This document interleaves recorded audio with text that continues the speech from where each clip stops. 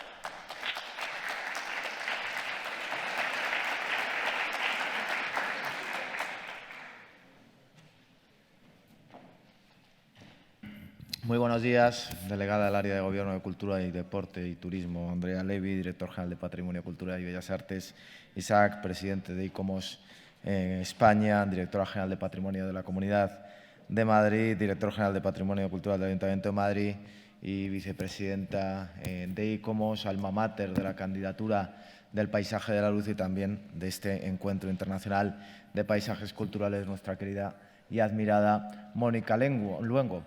Inauguramos este primer encuentro internacional de paisajes culturales y creo que podría haber o hay pocos lugares mejores precisamente que este Palacio de Cibeles por muchas diversas razones para que se celebre este primer encuentro internacional. En primer lugar, porque creo que no hay un paisaje cultural en estos momentos que tenga la ilusión del paisaje cultural de la ciudad de Madrid, que tenga la ilusión y la pasión que tenemos los madrileños. Hace apenas un año tuvimos el honor de aquello que estaba en nuestro corazón y que sabíamos de ser reconocido formalmente como Patrimonio Cultural de la Humanidad. En segundo lugar, porque este Palacio de Cibeles es el epicentro de ese paisaje de la luz. Y en tercer lugar, porque las características propias del paisaje de la luz, de este extraordinario lugar, de esta primera alameda urbana en la que se mezclaban personas de toda clase y condición y que con el paso del tiempo se fue enriqueciendo tanto desde el punto de vista natural, desde el punto de vista cultural, desde el punto de vista urbano y que en estos momentos también supone el gran reto que tenemos en el Ayuntamiento de Madrid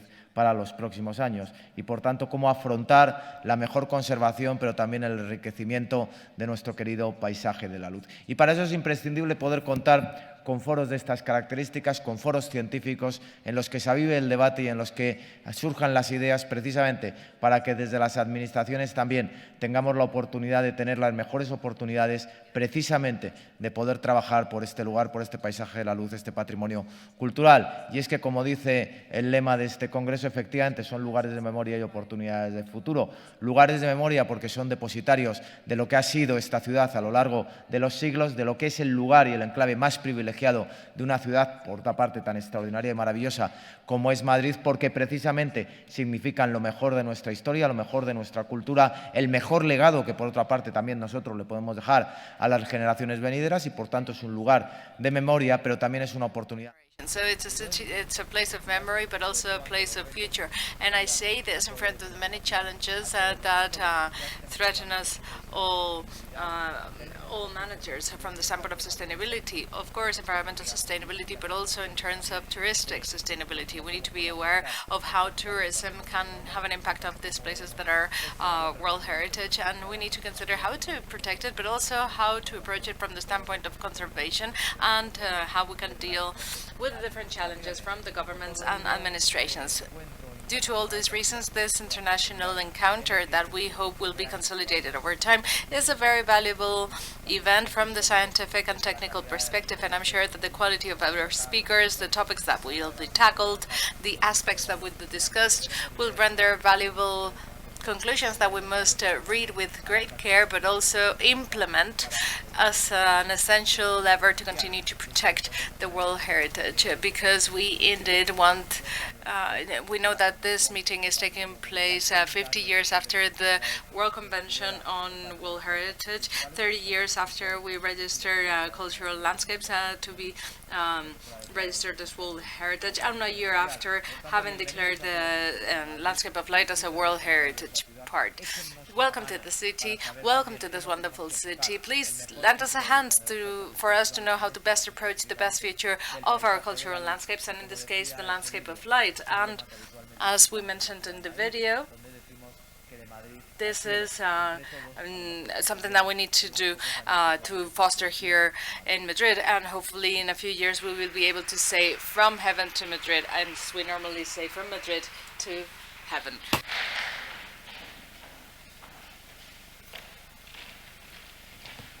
Gracias, señor alcalde.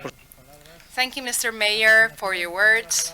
Now we're going to give the floor to Mónica Luengo, Vice Chair of the ICOMOS Spain, and in this case we are going to give the floor as a coordinator and organizer of contents for this Congress and this meeting. You have the floor.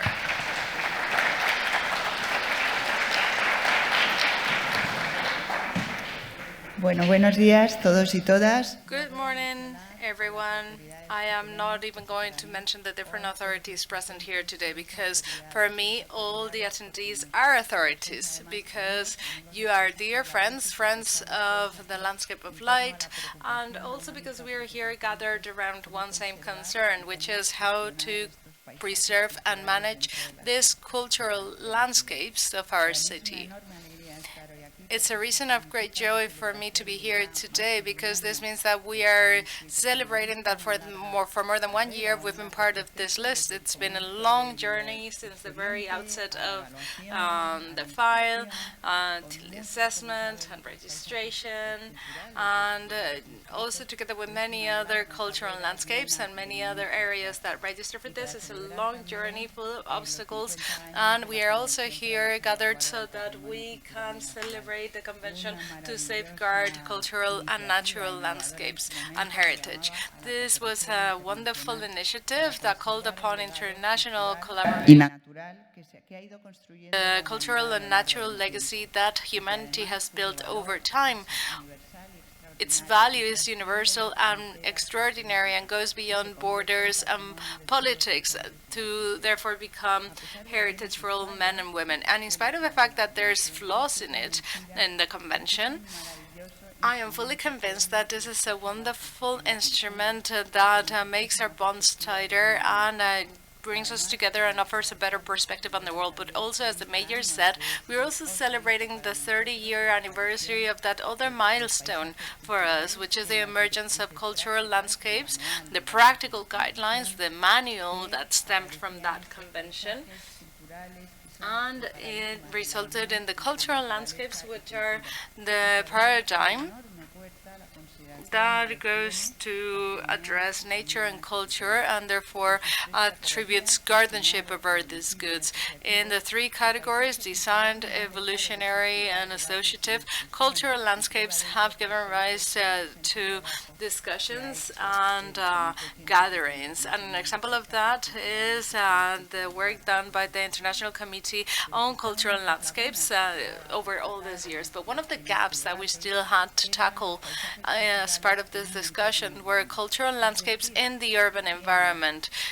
That would mean that we translate the green historical heritage of city or historical centers. It's funny that in the World Heritage List there's only 2 urban cultural landscapes, Rio de Janeiro and the recently registered the landscape of light. Our landscape of light. There's many other gardens and cultural landscapes that have registered and that are found in cities. Just to mention one Spanish case, Park Well. But there's many examples across many historical centers, but never before had we approached registration in the list from the standpoint of registering a landscape as its value as what used to be called a monument. It's not just a green area, an urban area where we go to enjoy ourselves, which we have so much needed, which were so much needed during the pandemic, but as something that goes beyond that, because its historical values, its natural value also has a different set of values, that of memory indeed. But in addition to the convention and the guidelines, we also added in 2012 the recommendation of historical urban landscapes, an innovative tool to also manage cities. Understanding that from a lively and dynamic perspective with the overlapping of the different layers of the city's evolutions. Therefore, amongst the objectives of this meeting, we have the management, the guardianship, and ownership of these landscapes, but also heritage, diversity, urban heritage, and the preservation of the green historical heritage, and many other topics that will be really concerning going forward, for instance, that of climate change. Indeed, we have come up with the title for this event based on that, because these are poetic areas that make us dreamy, but also require multiple and specialized knowledge for their conservation. These are a crossroads or material and immaterial aspects where nature and culture are intertwined together and grow together, and where time becomes a protagonist.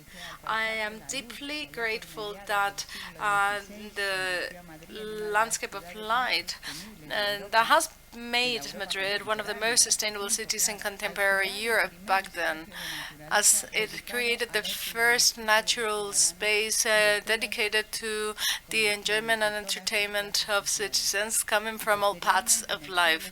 And later in the 18th century, precisely, it brought to this place of enjoyment science and innovation with an aim to democratize knowledge and make it available to all citizens. Having it once again become the stage for this discussion and therefore keep with its spirit, it's a true pleasure. This is why I'd like to especially thank the City Council, but also those that have supported us in organizing this event, like the Regional Government of Madrid, the Ministry of Culture and Sports, and ICOMOS, for having made this possible, having made it possible for us to get together here again today, so we can hug each other finally in this place of encounter, which has always been the landscape of light, and also for those who are following us over the streaming. And I'd like to thank our speakers for having accepted our invitation without hesitation. Very dear friends, many of them, who have responded with great loyalty. Thank you very much, because your experience and knowledge are going to be essential. And of course, I'd like to thank the working group that has made this possible, working tirelessly, and Carmen, Pedro, Enrique, Paloma, José Luis, Álvaro, Marta, Maria, Laura, and many other people that I cannot mention, who have made it possible for all of us to get together here today to discuss these very important topics. Thank you for your dedication and effort. And of course, thank you to all attendees, because without you, this wouldn't make sense. We hope that our sleepless nights help us learn and enjoy ourselves, and especially improve the quality of our green heritage and life in our cities, so that we can get these parks, gardens, alleys, and roadwalks or boulevards, all so we can get all these areas to become really the place for humankind to enjoy itself. Thank you very much. Muchas gracias, Mónica. Thank you very much, Monica. And we would like to personally thank you for the work and dedication that you have devoted to this over the last few months so that we could organize this first meeting. Now I'm going to give the floor to José Luis, rather Jordi Tasorra, President of the National Spanish Committee of ICOMOS. Jordi, over to you.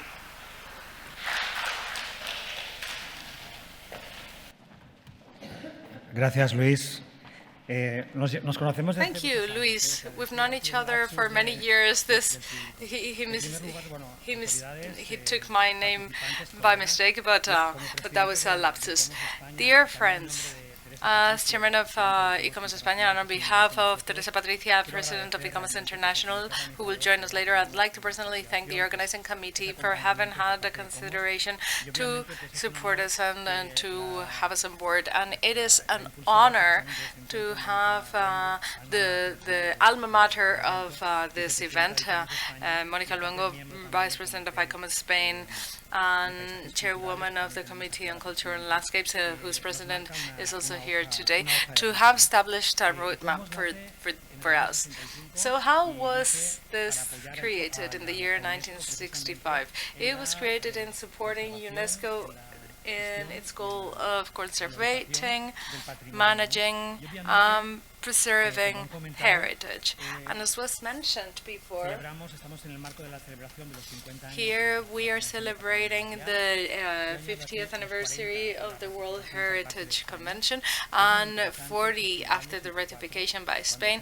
And this is very important because when the first list was created, the Prado Museum and its environment was included in the list. So back then, when we weren't yet talking about landscapes, the Prado environment was included. And this is very important because there were 10 Spanish places included initially. Then it was extended to 15, and they thought that Spain was no longer to propose anymore, and we're at 49, almost 50. So back then, it was included. The Prado Museum. The Prado Museum was included, and also its environment. And we are now celebrating that the landscape of light has been included. And as Monica mentioned, it's been 11 years since the recommendation of urban historical landscape. A few weeks ago in Cordoba, there was a meeting precisely on this subject matter.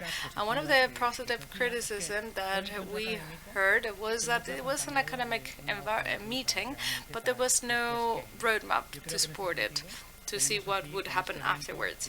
So from that perspective here, in this event, even though it's the first time it's organized, our will is to organize this every 2 years so that Madrid can become a lab, so that we can discuss urban historical landscapes.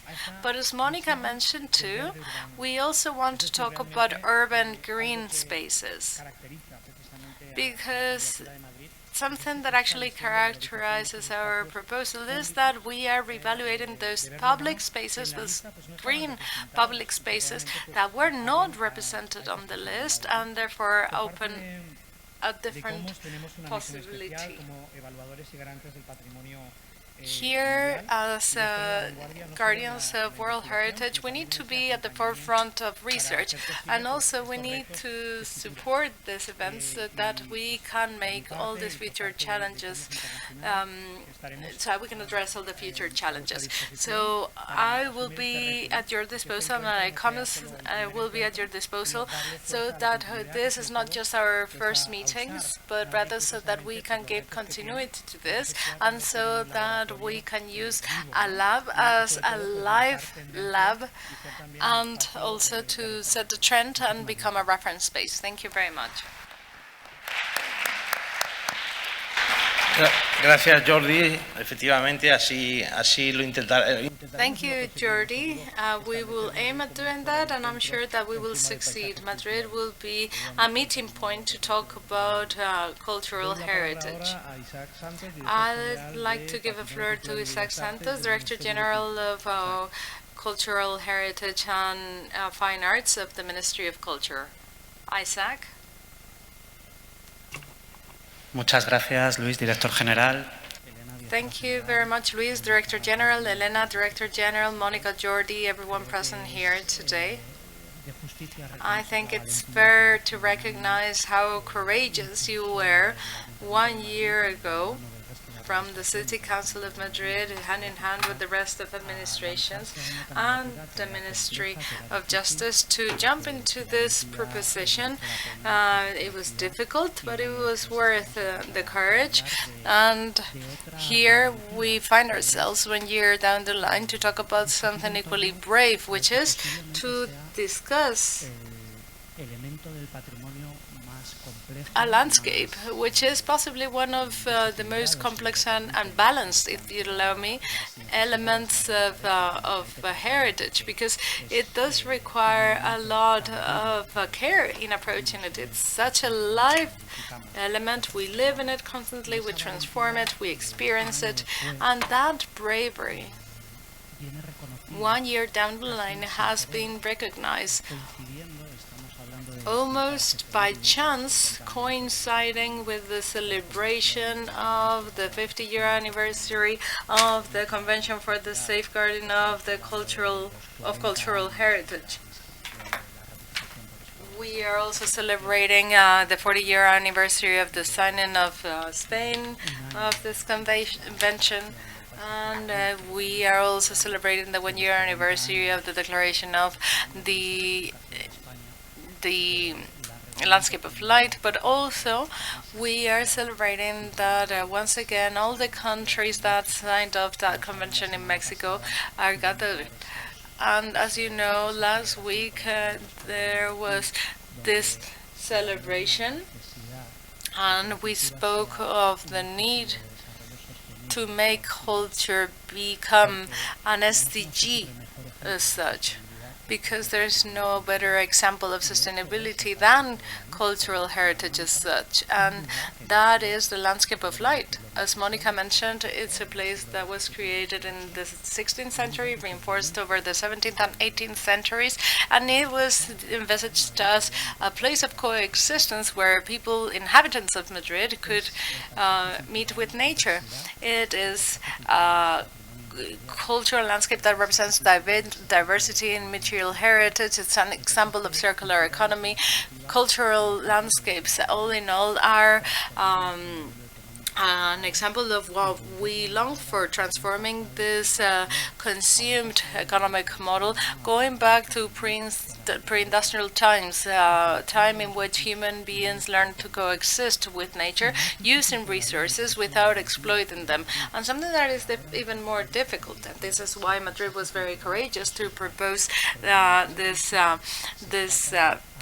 inclusion.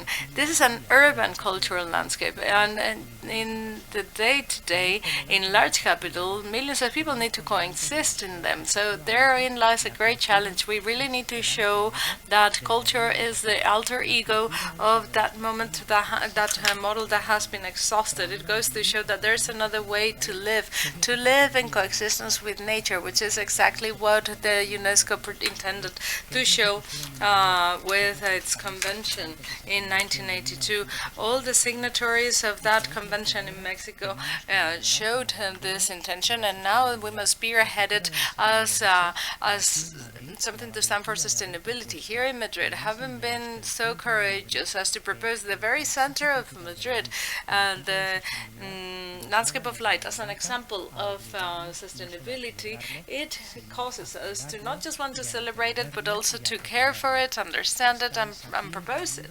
You are going to be gathered here over these sessions to become a lab, as Luis mentioned, but also to become an example of how this model can function, how this model can be useful. Lots of luck, but most importantly, lots of gratitude. Thank you, Monica. Thank you, Jordi. This is the way forward, and the Ministry of Culture and Sports will be standing by you. Thank you. Gracias, Isaac, por tus palabras. Thank you, Isaac, for your words, and also thank you for the support that you're giving us from the ministry at all times with everything that regards World Heritage. And to finish off this opening remarks, I will give the floor to Elena Hernando from the Culture Department of the region of Madrid.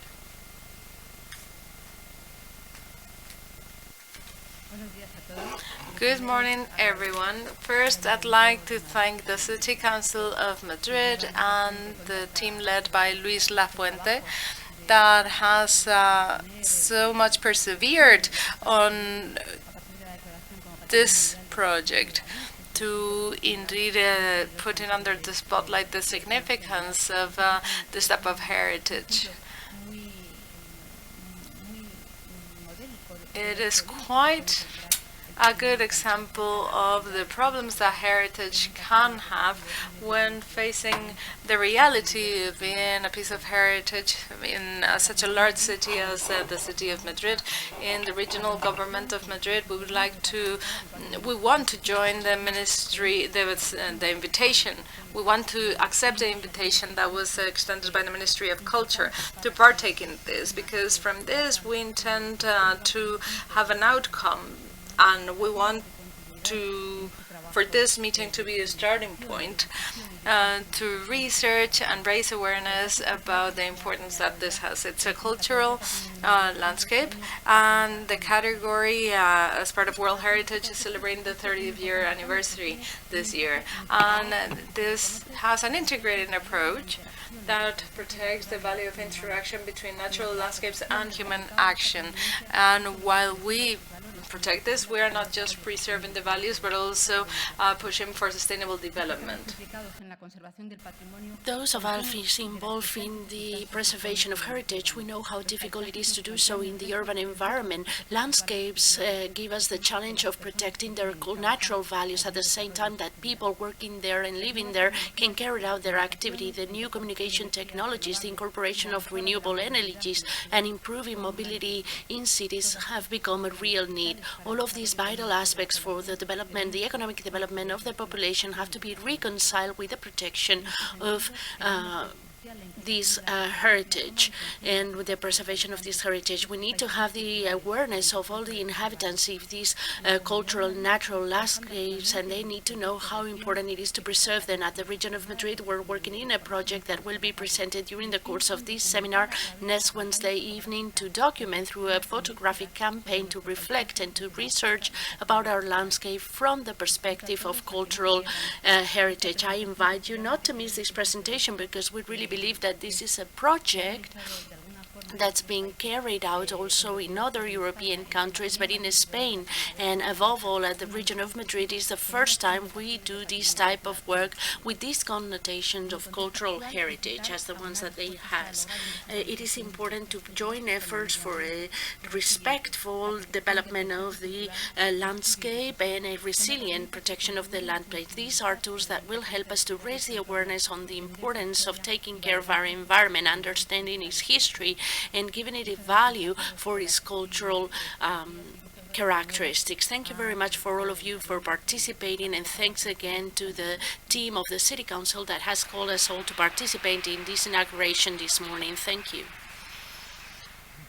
Thank you very much, Elena. And it is true that when the ICOMOS evaluator came here to evaluate our candidacy for the landscape of light, one of the things that he was shocked about was the very close collaboration between the three administrations, the city administration, the regional one, and the central administration, that during the 7 years in which we've presented our candidacy has changed political parties ahead of it, but it's been clear the good coordination and the clear support of the three administrations in this candidacy. And this was reflected in the report of the evaluators. And this is proven today not only by the general managers of the regional government, the Ministry of Culture, Central Administration, and the City Council, the very clear participation of the City Council in the development of the event. So thank you very much to those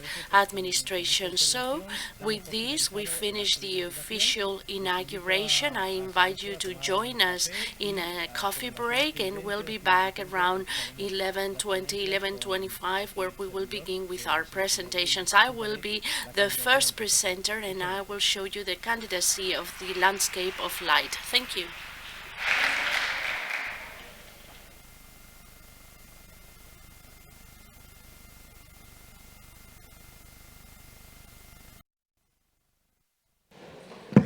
Hola, buenos días. Hello, good morning. Good morning, everyone. From this moment onwards, I'm going to become a very strict moderator so we can follow with our program and abide by the timings. We have a really tight schedule during these coming days, so I beg you to be punctual so we can begin in time, and we can have our Q&A sessions, and we can give our speakers the time that we've allocated to them. So we're going to begin the day with a special presentation. Is different. It's not within the specific presentations on the topics that we had on our schedule, but we wanted for those who came from abroad to let you know a little bit better about the candidacy of the landscape of light. Not the candidacy, but it's already been approved as a World Heritage place. So we've spoken about candidacy for so many years that we're accustomed to talk about it as a candidacy, but it's become a reality. And to explain this, we have Luis Lafuente, who is the General Manager for Historic Heritage at the City Council of Madrid. He's a civil servant, and we all know him because he's been dealing with historical heritage throughout his entire career, 28 years already, as he's mentioning, and he's holding several positions. He's held several positions. He's been general manager for historic heritage until 2009. He survived all political changes. He was also in charge of the dissemination of historical heritage for the regional government of Madrid, and then he returned to the Ministry of Culture as a general director for the fine arts, and he's right now holding the position of director for cultural heritage at the City Council of Madrid. He's been the person who fostered the definitive candidacy for the City of Life so that it was declared World Heritage, and no one better than him to describe what he did. You've only got 20 minutes. 25, you said? No, 20. It's only 20 minutes. I'm going to be a very strict moderator, as I said before. So thank you very much. I'm going to give you now the floor. Hello, good morning, everybody. Well, I've been working practically my entire career as a civil servant in the topic of management and legal protection of the historical heritage, both for the central administration as well as for the regional and local administration, especially now at the City Council of Madrid. And one of the peculiarities that I find, or that I found when I started working in the landscape of light, is that I started following this at the region of Madrid in 2014. Then in 2017, I moved to the central ministry, where we played an essential role so that the landscape of of Light became the Spanish candidacy so that it could enter the list of World Heritage. And in the final sprint, in the last years, I became the general manager for historical or cultural heritage at the City Council of Madrid. And I was chosen for my experience in this candidacy. And it's not been done only by myself, because we have a large group of technicians here at the City Council of Madrid, and the work that they did, the interest that they had, and the work they did in order to achieve the acceptance of the landscape of light as in the list of World Heritage was tremendous. And the candidacy was called Paseo del Prado and Buen Retiro, the landscape of arts and sciences. And we did so based on the Convention of World Heritage. We identified the sites that we wanted to register, Paseo del Prado and Buen Retiro, but at the same time, we spoke about these typology that was emerging amongst cultural landscape. We call it landscape, but it was a special landscape that has to do with the arts and sciences. That's why we gave it such a complex title, and with this long, complex title drafted in a way that was mentioning the Convention of World Heritage and the rules of the game of the Paris Convention, we needed a tagline, a more impactful and shorter title that will reach everyone, where we got the logo of the candidacy, the 6 columns with the L as in light at the very end, but also the branding, the landscape of light, because Madrid has always characterized for having a very bright light, and it had to do with the lighting area. And we thought that the landscape of light was the appropriate brand to designate this candidacy. The location, obviously in Spain, Madrid is at the center of the Iberian Peninsula, and within the region of Madrid, this triangular shape that you can see in the map, capital city, is also at the very core of it. And at the same time, Retiro and Paseo del Prado are at the very core of the city. You see here the borders of the landscape of light. As you see, we've not only included El Retiro Park, this green shape with all the trees that we have in the historical park of El Retiro, but we also have this El Prado Boulevard in this left-hand boulevard with the Botanic Garden and the urban gardens that we have. And at the end, this candidacy has 75% of green areas. So 75% is made up of vegetal heritage. That's why it's considered cultural landscape. Cultural landscape, obviously, we're going to see that it is affected by other elements, scientific and cultural elements, that made of it a very specific landscape. The historical evolution of the site, well, first of all, it was due to a town planning reform of the old Prado that took place in 1570, fostered by Philip II, that in 1561 had established the court in Madrid. It used to be an itinerant crown. It went through different places, but as from 1516 onwards, the kingdom had its place in Madrid, and it became the capital of the kingdom.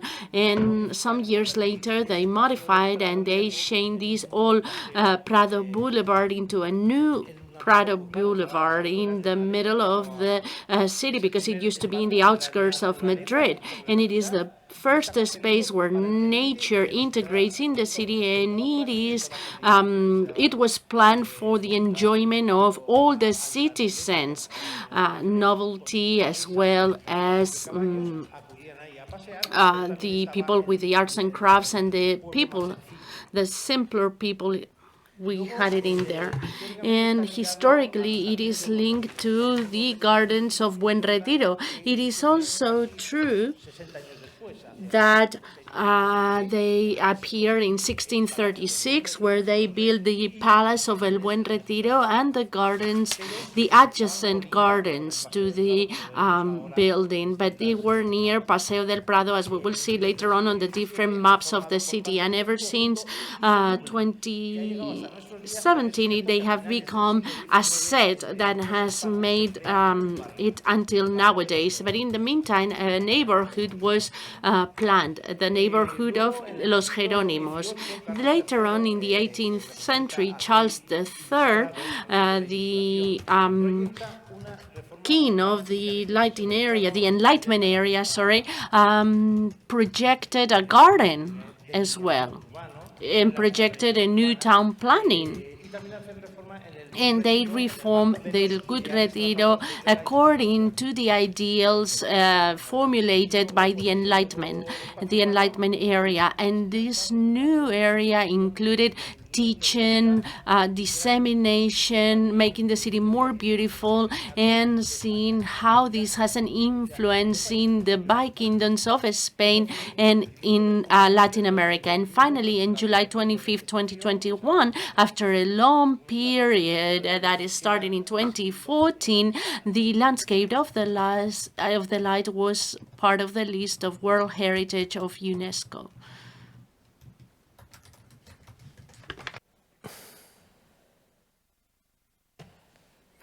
Bien, la evolución. As to the historical evolution, you will see some paintings here. This is an 1886 painting, and you see 1686. Sorry, apologies. And you see the large number of carriages and these buggies, and we'll see how they enjoy their daily walks. And I don't know why this isn't working. And you can see this space, this boulevard, that it was not only for walking, but it was also for enjoyment. This is a tower of music in this 17th century painting, where there were musicians along the boulevard so that people can walk and enjoy their time.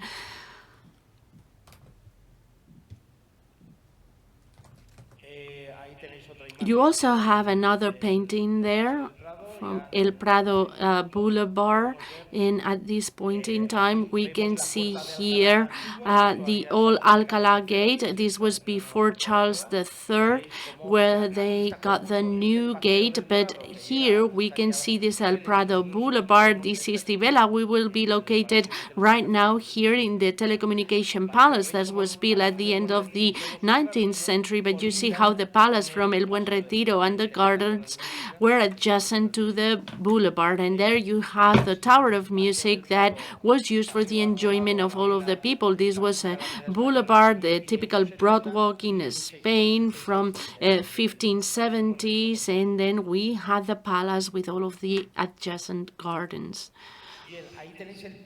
And you can see here Teixeira's map that is from 1636. It's one of the more reliable maps of the time, and you can see the set here.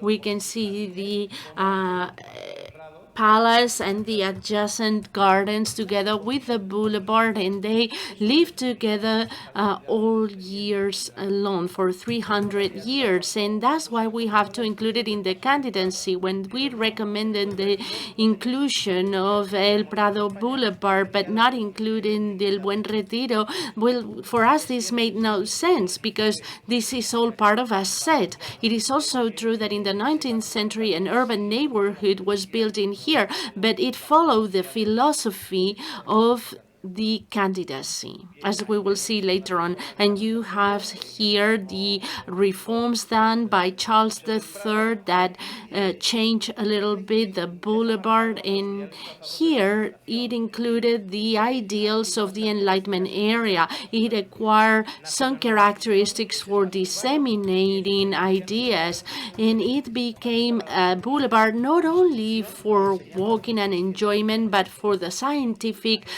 teaching and learning of people. So people will not only walk and enjoy, but it will also learn. This was part of the Enlightenment principles.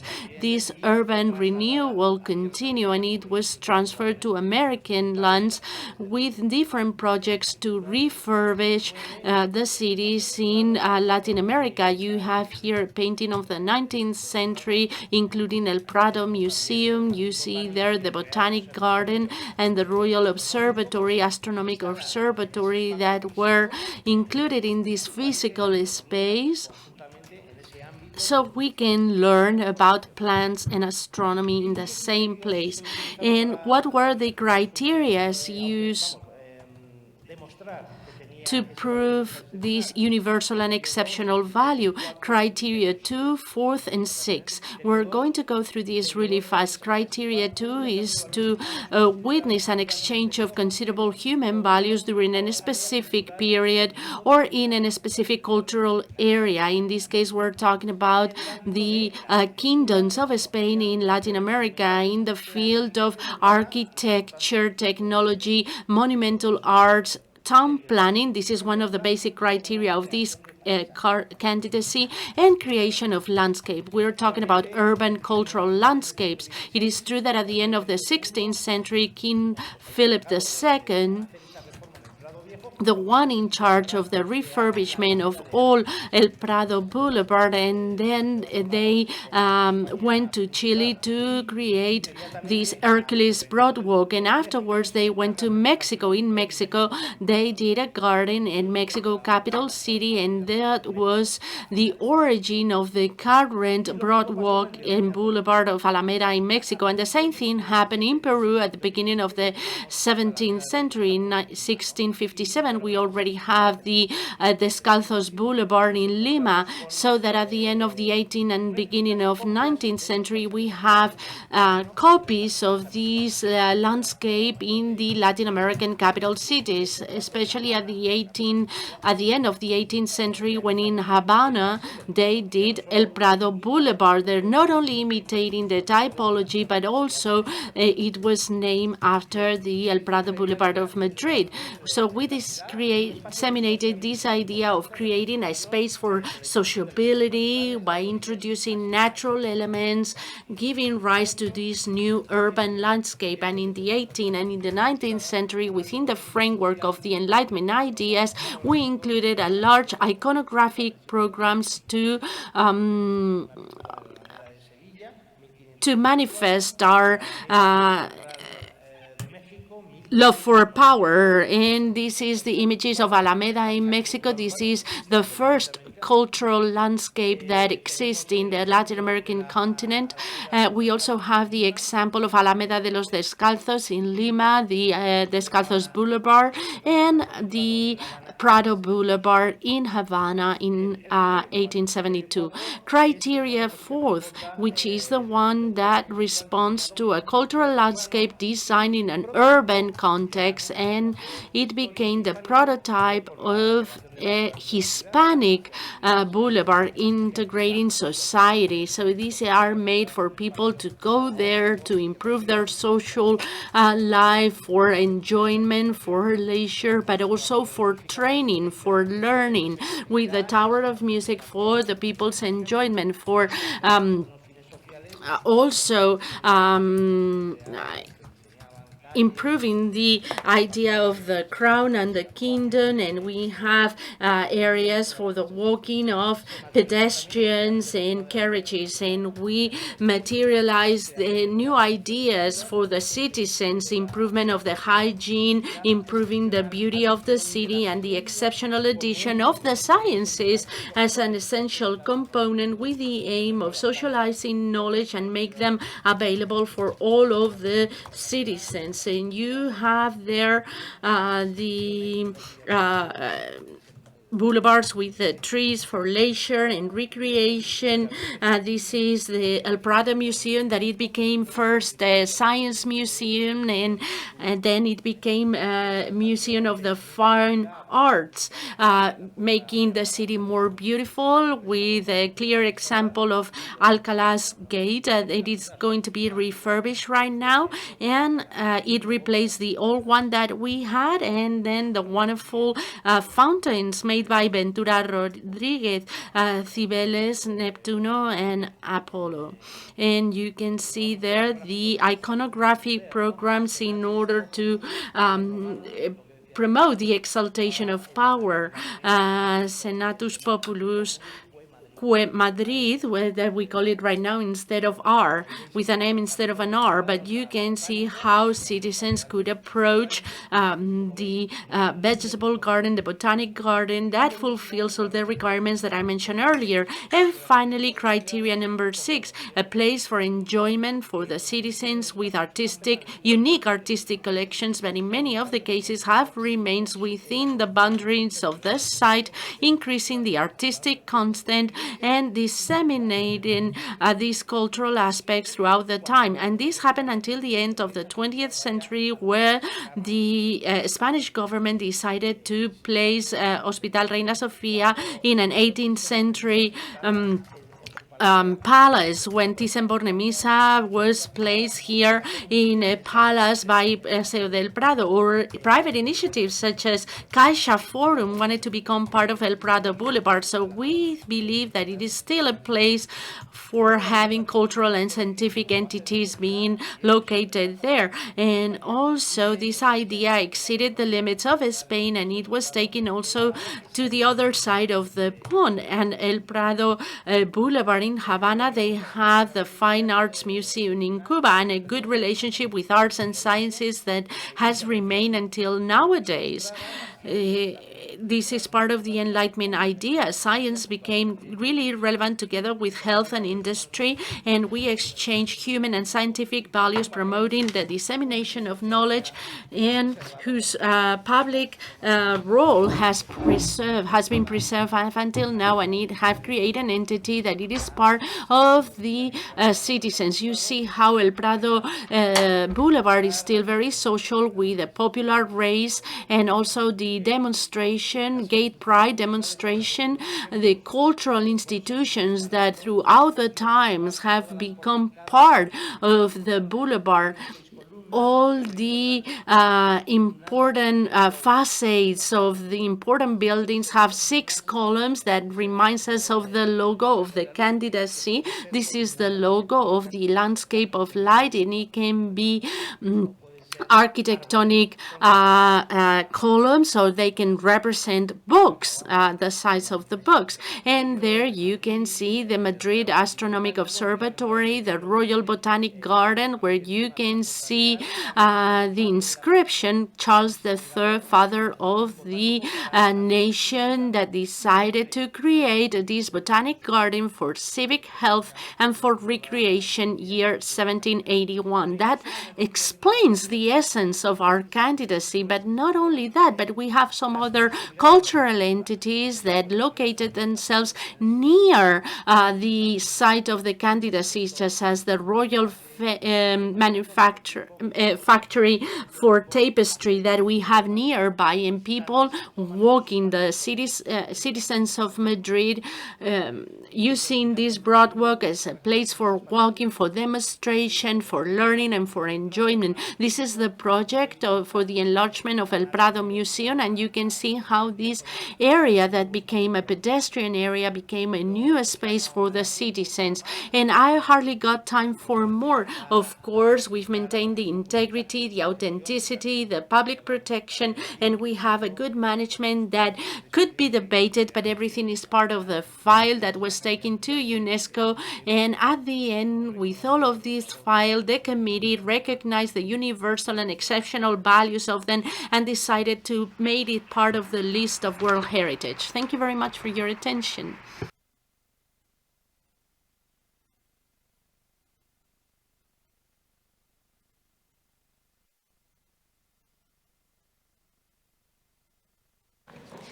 Bueno, muchas gracias, Luis. Thank you very much, Luis, above all for abiding by the time allocated to you. Now we're going to see if we can catch up a little bit with our agenda, and we'll explain the dynamic that we're going to follow next days. We'll have some coordination tables, and we'll have Tener un documento.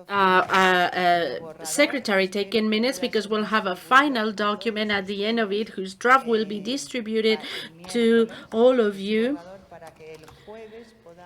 So we're going to have some rapporteurs that are going to be taking notes, and the draft will be discussed in the final session. During the different sessions, we'll have a rapporteur that will be taking notes and will summarize conclusions and main aspects that have been discussed throughout the day, throughout the session, and those conclusions will be distributed on the very last days and will be incorporated into this document, these minutes that luckily will show a consensus of the debate that we will all have. Also, the people following this online. Now I would like to introduce Kirsten Muth. She's going to be our rapporteur. She's going to have to be very attentive to all the things that we say throughout the session. She's worked for more than 15 years in the topic of World Heritage as a specialist of the program at UNESCO Paris and as a head of division of the German division for UNESCO. Right now, she's an independent consultant working with UNESCO and other institutions. Her work have to do with strategic planning related with World Heritage, sustainable tourism, and the integrated management of cultural and natural landscapes. During her stay in Paris, she was in charge of Spain and Portugal. She speaks perfect Spanish, and she will be taking notes so we can reach very good conclusions at the end of this seminar. And without further ado, Kristen, we're going to go into the presentation that is going to be made by Patricia O'Donnell. It is a great pleasure for me to introduce you to Patricia, who is right now the chairwoman of the International Scientific Committee for Cultural Landscape, ICOMOS. She's an architect, a landscaper. She's an honor fellow of ICOMOS, United States, and she's mainly dealing with the preservation and of town planning and landscapes, and she has her own Heritage Landscape Studio. She did so in 1987. Ever since, she's tirelessly working on projects as important as the mall. Am I right? The Washington Mall, just to mention one of the ones she's made. She's also worked very frequently in topics that have to do with ICOMOS. She's a true expert in World Heritage. She's had some consulting missions, she's done reports, she's participated on expert missions, and she's also contributed to a great extent to the tentative list of World Heritage in the United States. She's going to tell us about Central Park, which is in the candidacy list, and of other world landscapes that are in the candidacy list. I don't have to tell her anything about the timing, but I know she's good at abiding by it. Don't have to use my outdoor voice. Here we are.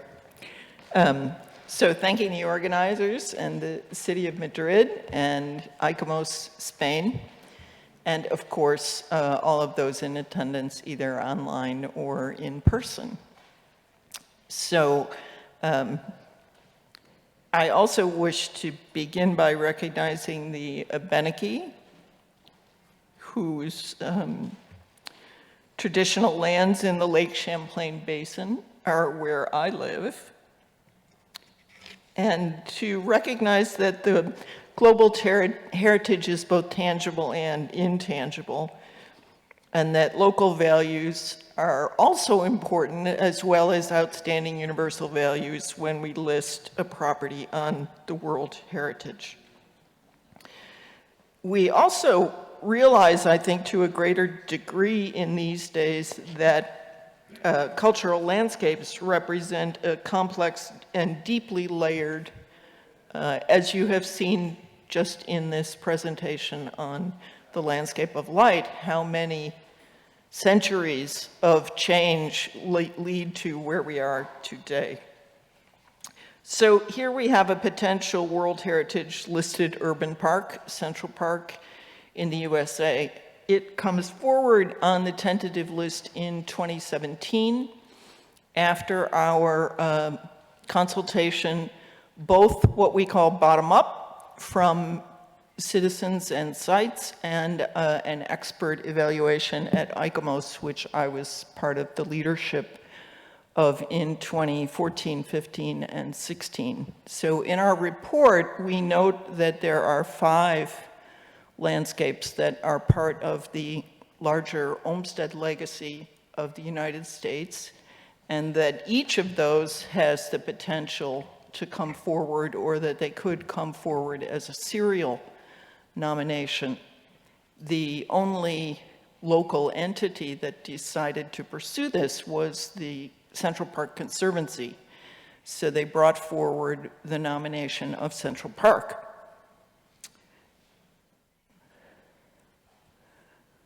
The meeting here today has 3 purposes: cultural landscape within the heritage of cities, bringing forward management and good practices, and focusing on future opportunities in times of rapid change.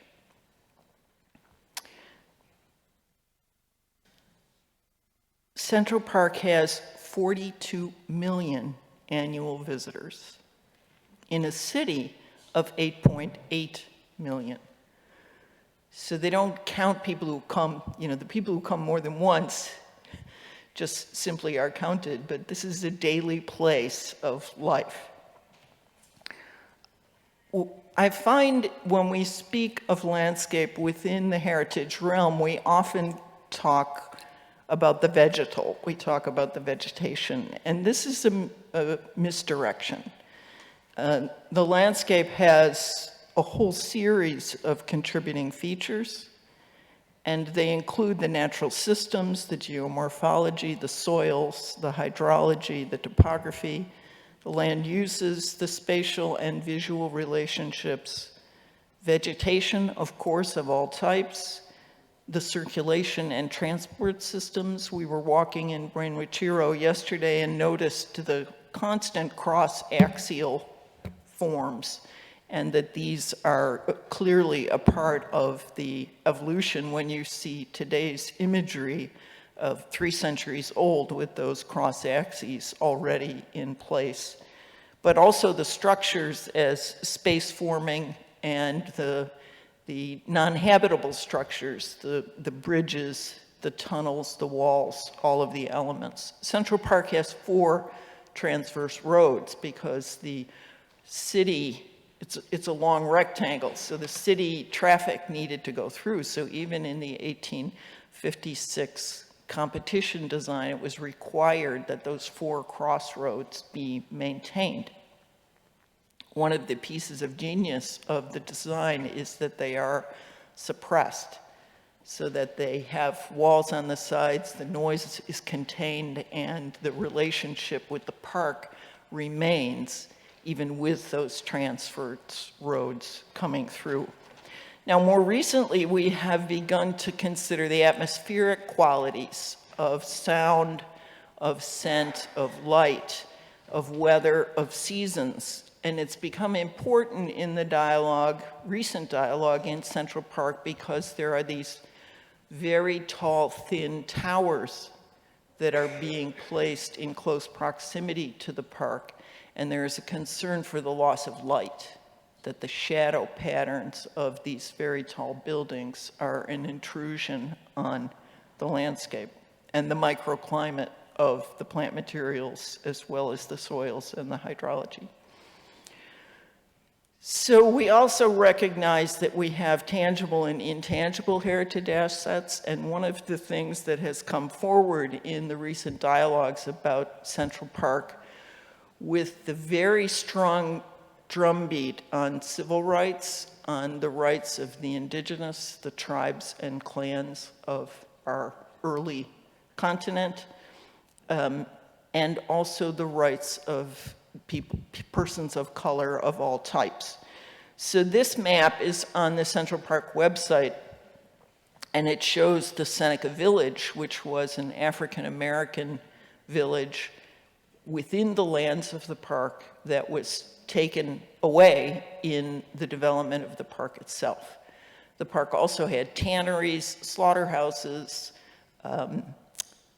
temporary, very thrown up living spaces for homeless people in the city. So all of this was removed as the park was built. And we have to recognize the heritage that remains there is no longer visible.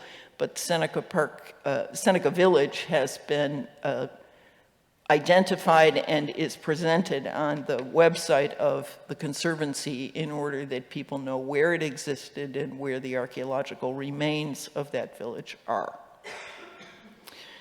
In the development of the World Heritage Convention, one of the articles, Article 5, is to give cultural and natural heritage a function in the life of community. So we recognize how many inscriptions we have around the world. It's interesting to note that the 1,154 inscriptions, many of these, you see the imbalance, culture to nature, 897 and 218 natural.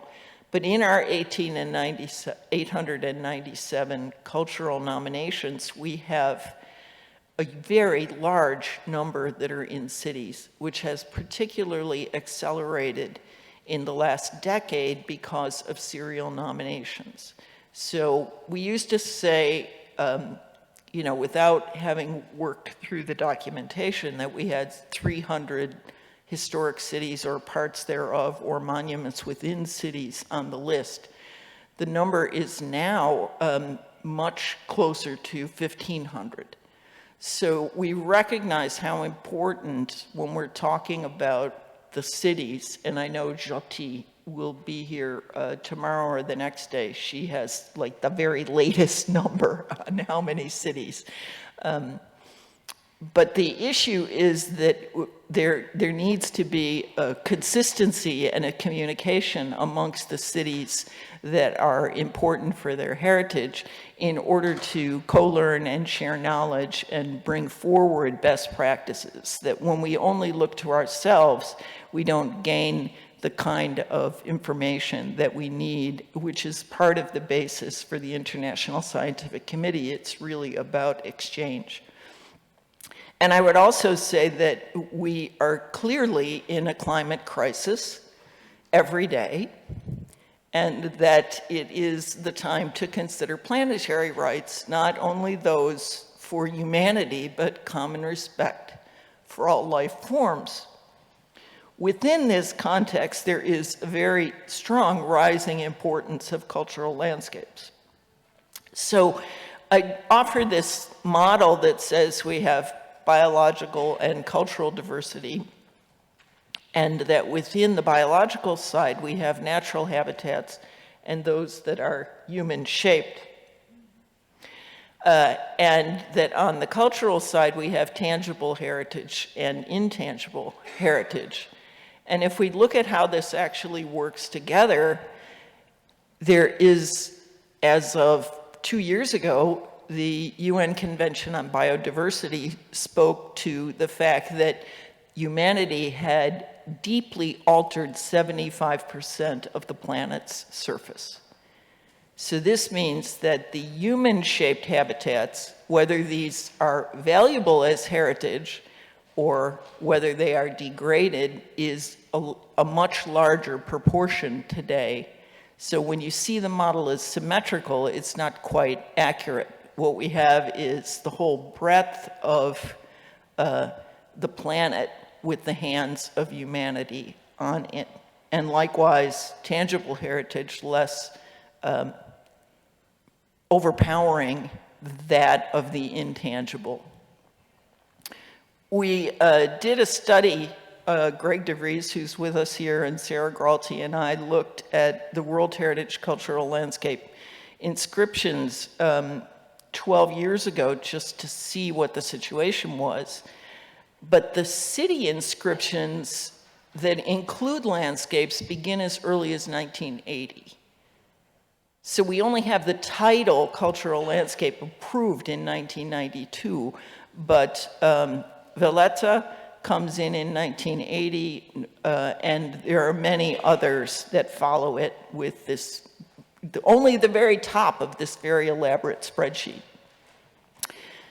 I looked at the current list of what the 121 properties that are currently listed under the type of cultural landscape. And these are the ones that actually use the name in their inscription. So there are many others that do not use the name in the inscription.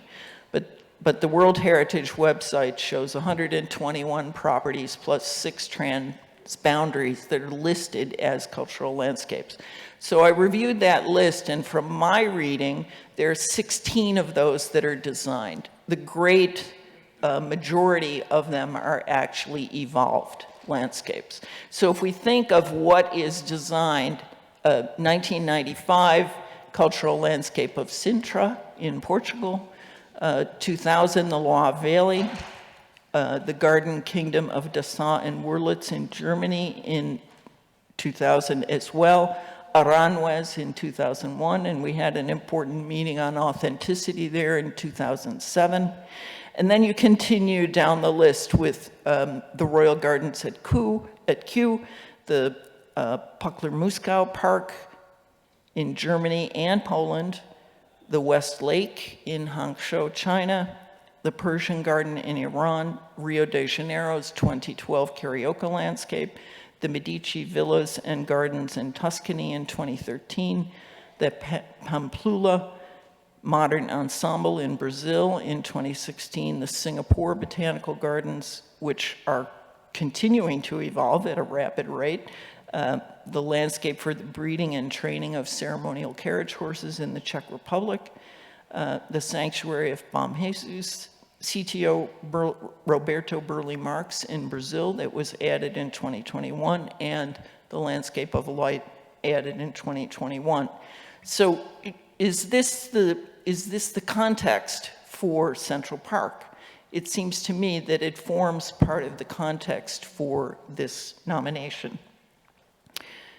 The Prado and Buen Retiro have this clear understanding of a tree-lined street and a park, and the criteria has been described, and I was happy to see that the plan also came up on the screen.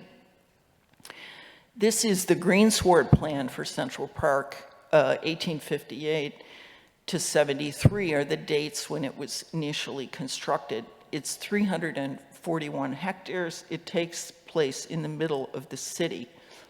It's a co-plan of Calvert Vaux, trained UK architect and landscape architect, and Frederick Law Olmsted.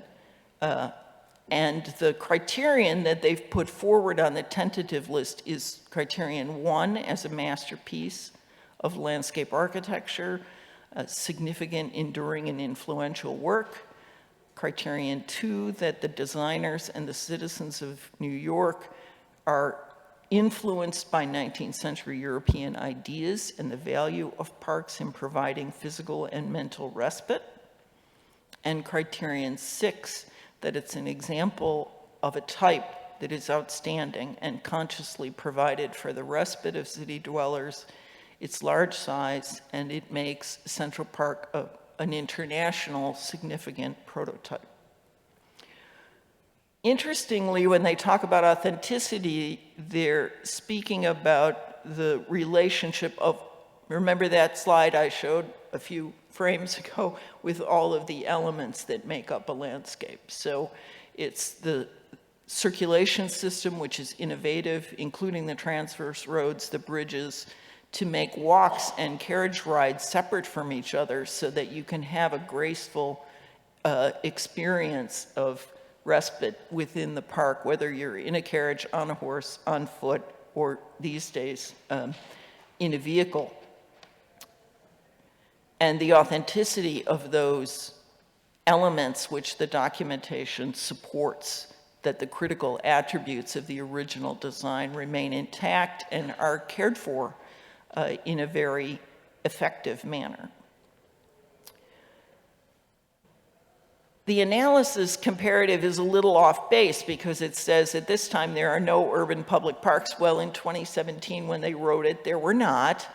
But in fact, in 2012, the Rio de Janeiro nomination includes the Burley Marks 2 beaches and the museum landscape at the edge of the sea, the Tijuca forest, and the botanical garden. So there are a series of designed landscapes that occur within the Rio nomination of 2012. So perhaps the biggest lack in the tentative listing is this understanding of what the comparative analysis, which we know is very important in a World Heritage process, should be for Central Park.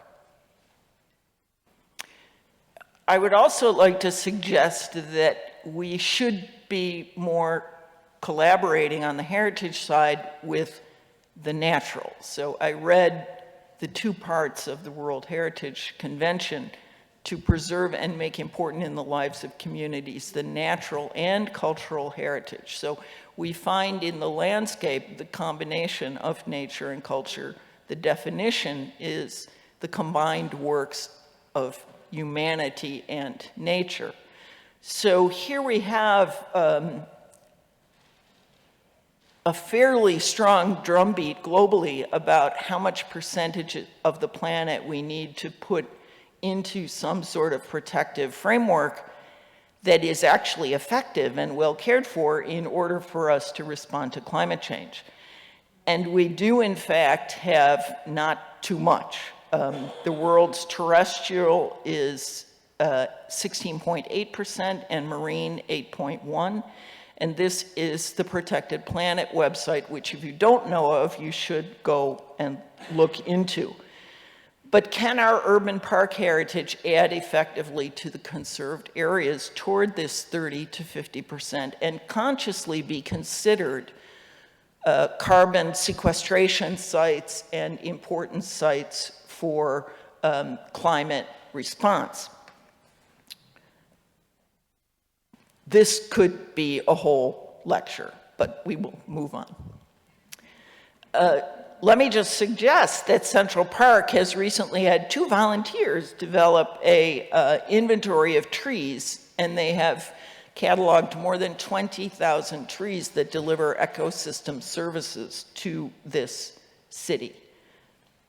And you saw those fabulous views, the Getty images with the city framing the park. So we have this notion of ecosystem services that are being provided by our cultural landscapes.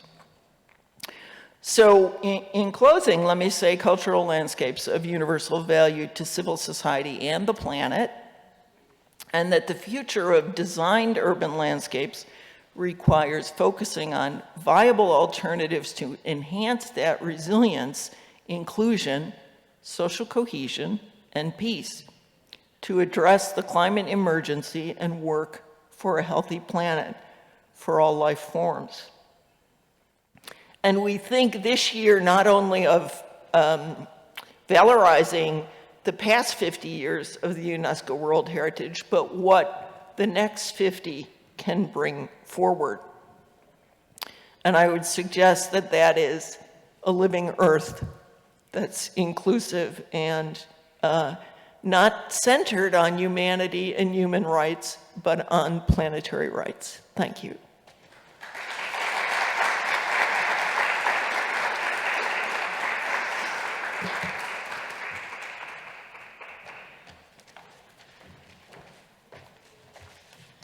So, thank you. Patricia, creo que has subrayado algunos.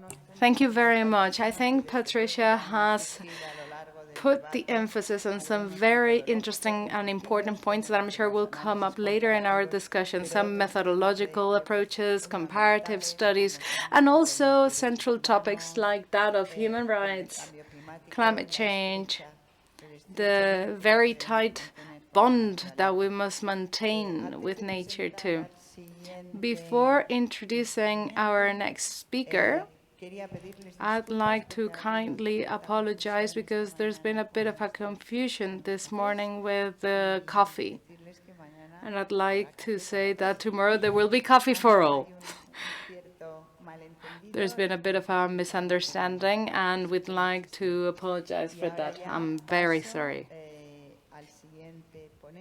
And without further ado, I'm going to give the floor to our next speaker, Wataru Ono, who has traveled from Japan, most relevantly, to talk to us about the Kyoto Gardens as a World Heritage Site. This is an example of the cities that have been listed in the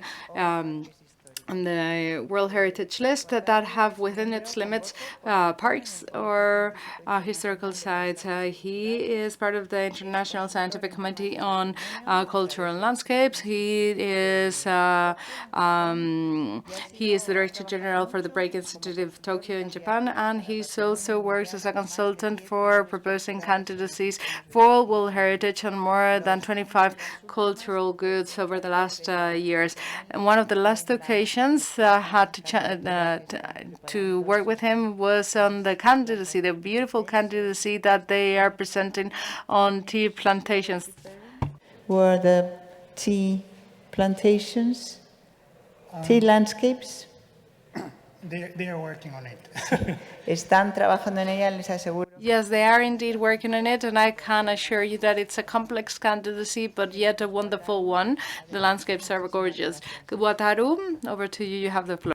Thank you very much. Could you show my presentation on the screen? Does this work? No. Okay. Thank you very much.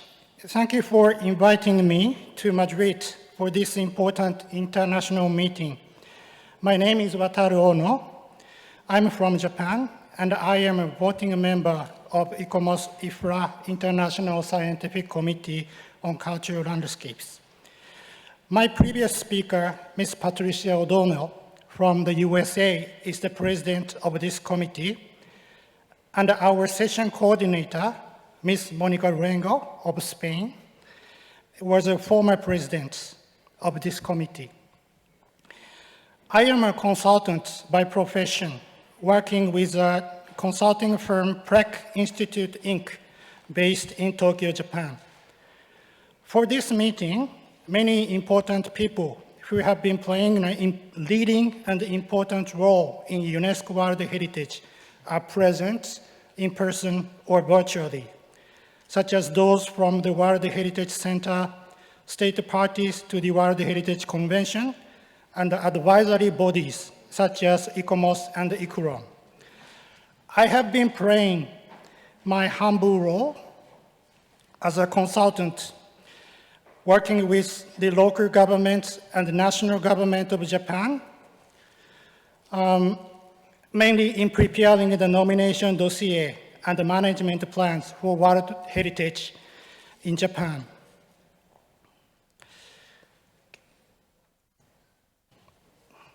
And let me congratulate first from the bottom of my heart, the city of Madrid, people of Madrid, and the Spanish government and the people of Spain on the successful inscription of Paseo del Prado and Buen Retiro on the UNESCO World Heritage List last year. I remember attending a meeting in Madrid in 2014 to discuss the value of Paseo del Prado and Buen Retiro. This photo is from that time. I took this photo. Since then, it took 7 years, and many people must have been working hard for many years at that time already. And it is the first World Heritage property in Madrid, if I'm not mistaken. Congratulations, felicidades. I am also happy that it has been inscribed on the World Heritage List as a cultural landscape. At the last session of the World Heritage Committee, a total of 7 cultural landscapes were inscribed. Paseo del Prado and Buen Retiro were one of them. And it is the 5th cultural landscape for Spain, if I'm not mistaken. And as previous speakers already pointed out, this year marks the 30th anniversary of cultural landscapes in the World Heritage. So far, a total of 121 cultural landscapes have been inscribed, which accounts for 12% of cultural heritage and 26% of mixed properties. On average, 4 cultural landscapes are inscribed every year. Since 1995, at least 2 cultural landscapes have been inscribed at every session of the World Heritage Committee. Even so, it must not have been easy to get urban cultural landscapes such as Paseo del Prado and Buen Retiro inscribed successfully.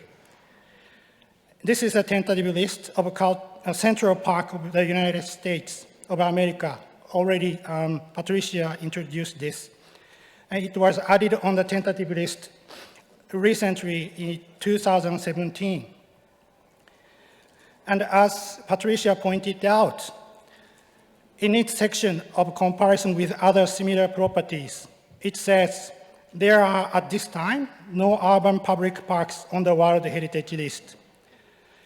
If this is true, in my view, Paseo del Prado and Buen Retiro might be considered to be the first example, or at least one of the first examples, early examples, of such urban public park on the World Heritage List. The successful inscription of Paseo del Prado and Buen Retiro is indeed epoch-making for urban public parks. I understand that it has conservation challenges, of course, but I hope it will set examples for conservation of urban public parks, not only World Heritage candidates, but also for other urban public parks.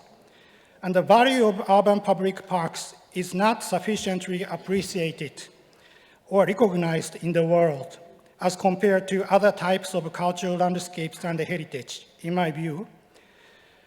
Urban public parks are also vulnerable to urban development pressures.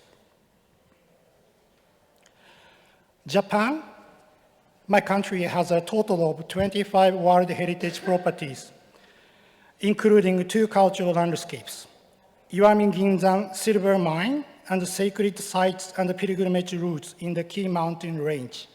But they are not urban heritage. One is a mining landscape, and the other is what we call an associative landscape associated with sacred mountains in this particular case. And Kyoto is probably the most world-famous historic city of Japan.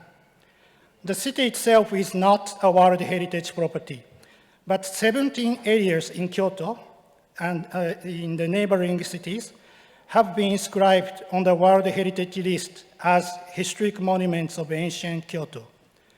The property was inscribed back in 1994.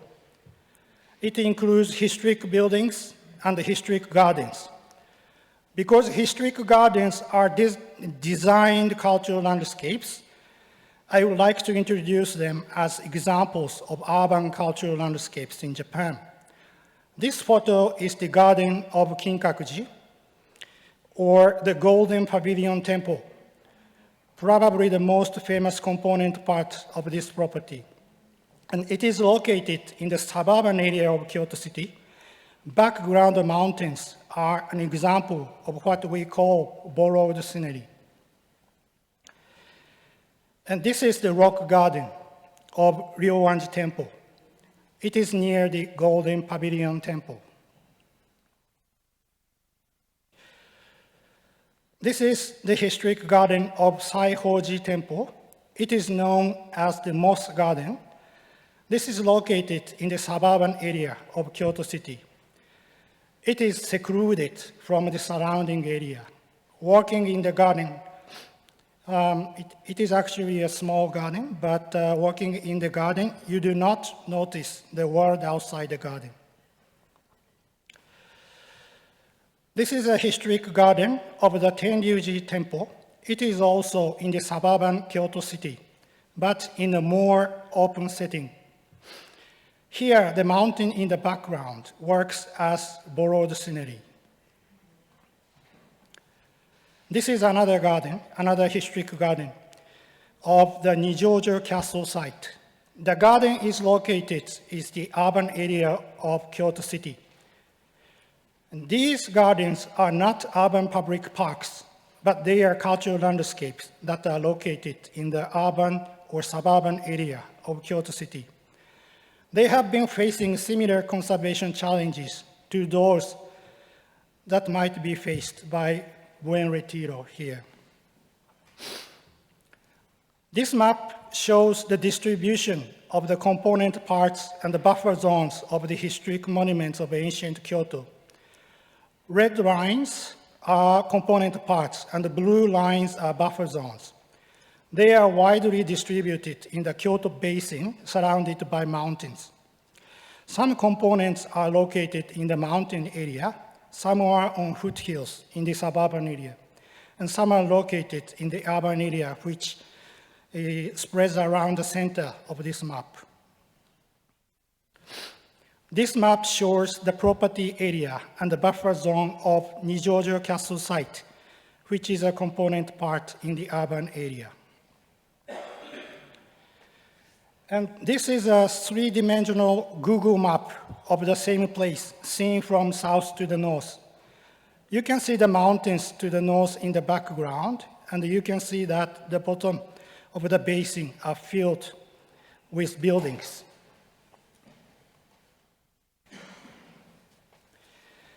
And this garden is located here. And this view is from east or the right side of the image, facing to the west or the left side. The property itself is strictly protected by the Japanese law for the protection of cultural properties. However, the conservation of surrounding views in the urban area is not easy in Japan. In Japan, we do not have any legal background for the buffer zone of a World Heritage property.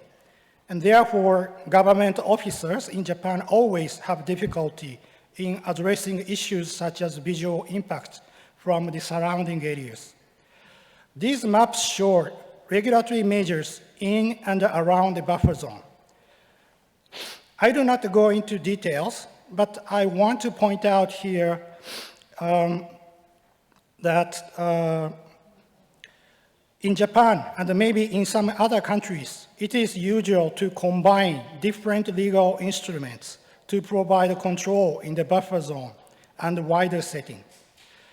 The figure on the left shows building height control. In the blue area, the height limit of 15 meters is imposed. In the red area, the height limit is 31 meters. The figure on the right shows landscape conservation zoning, which control other visual factors, such as design and the color of a building. Another thing I want to point out here is that these control measures are not limited to the buffer zone. It is because these control measures are not targeted at the World Heritage alone. They are designed for the entire city. Even after the World Heritage List inscription in 1994, Kyoto City has continued to work for conservation of views and landscapes, fighting against development pressures. This map shows areas where they strengthened the building height control after World Heritage List inscription. Different colors show different degrees of height control changes, but all colored areas were put under stronger control. This is something unique in Japan. that Kyoto City has introduced to protect views that provide visual backdrops to scenic spots and borrowed scenery to historic gardens. Depending on the distance and location from designated viewpoints, additional control measures are applied. This is related to the previous control measures, but another unique procedure that is in place in Kyoto. For example, imagine that the red area is a protected Buddhist temple, which is also a scenic spot itself.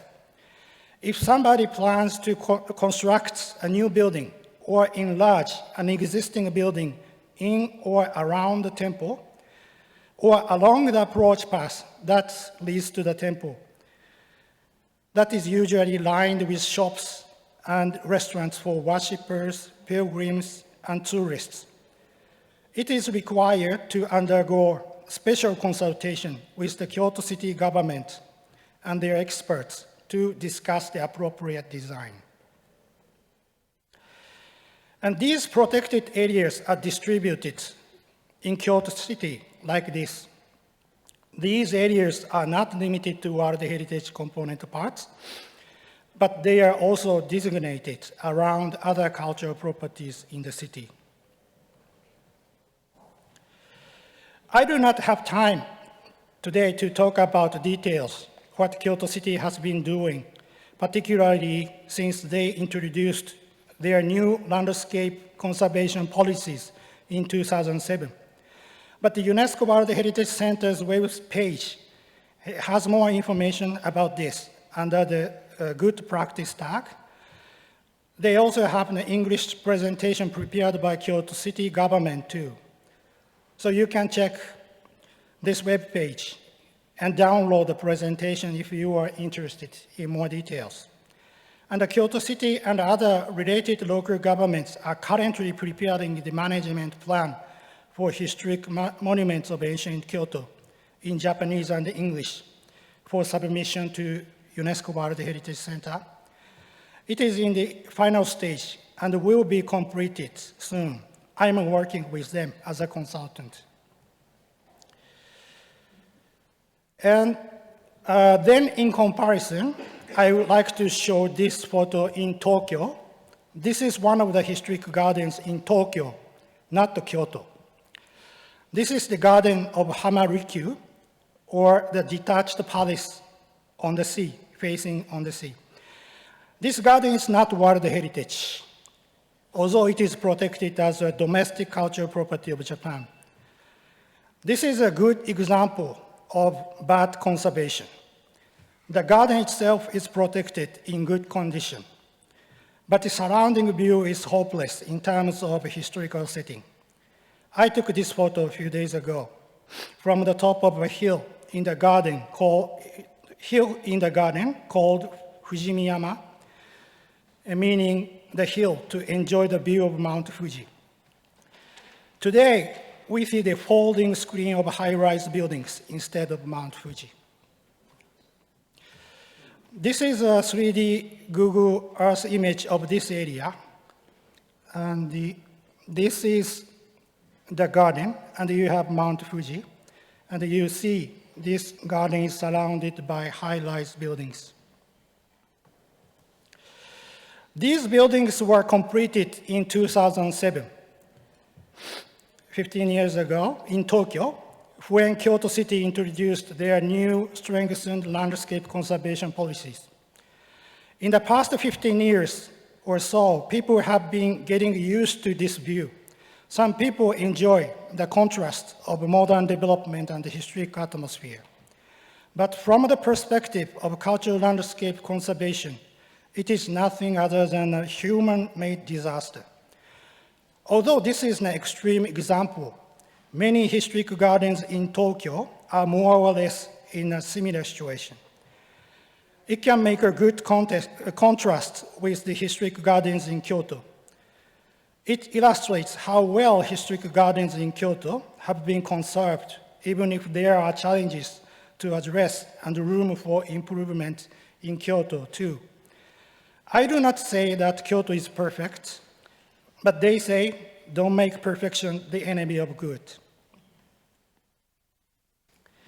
This is a Google Earth satellite image of central Kyoto. It's Tokyo, not Kyoto. And the Hamarikyu Garden I introduced is located here. And I also highlighted major green spaces in Tokyo. I want to point out here that historic gardens, urban public parks, and imperial palaces provide precious green spaces that have survived development pressures themselves in Tokyo. This is Tokyo, not Kyoto. And this is Meiji Jingu Garden, urban public park in Tokyo. It was completed in 1926. It is an important work of modern landscape architecture in Japan. You can see a new stadium, National Stadium here, which was the major venue of the 2020 Tokyo Olympic and the Paralympic Games. This urban public park is not World Heritage, and it is not a protected cultural property of Japan either. In terms of land ownership, it is the private land owned by Meiji Jingu Shinto Shrine. The park is open to the public and historically accommodated sports facilities such as a baseball stadium and a rugby stadium. And the front street lined with ginkgo trees is a popular scenic spot, especially in autumn. This ginkgo tree street celebrates its centennial next year. But this view and the urban public park is currently threatened by development pressures. This is the new development plan to be completed in 2036. You see a new baseball stadium and a new rugby football stadium. You have high-rise buildings in the immediate surroundings. We already have high-rise buildings in the surrounding area, but these new buildings could be double the existing height. And although the project proponent has promised to protect the Ginkgo Street for eternity, that is a good thing, the new baseball stadium is planned too close to the ginkgo tree. Professor Mikiko Ishikawa, who is a member of ICOMOS-IFLA International Scientific Committee on Cultural Landscapes, has been working very hard to attract public attention to the threat that this project poses. It might destroy this 100-year-old ginkgo street and the important work of modern landscape architecture in Japan.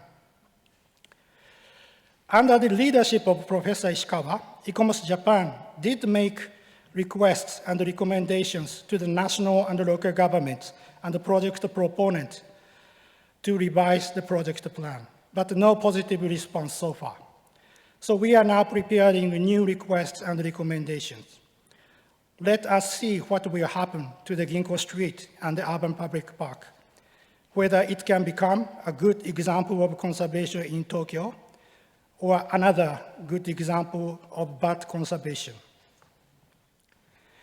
And this document was adopted in the ICOMOS General Assembly in 2017, held in Delhi, India, which was made possible to the work of Mr.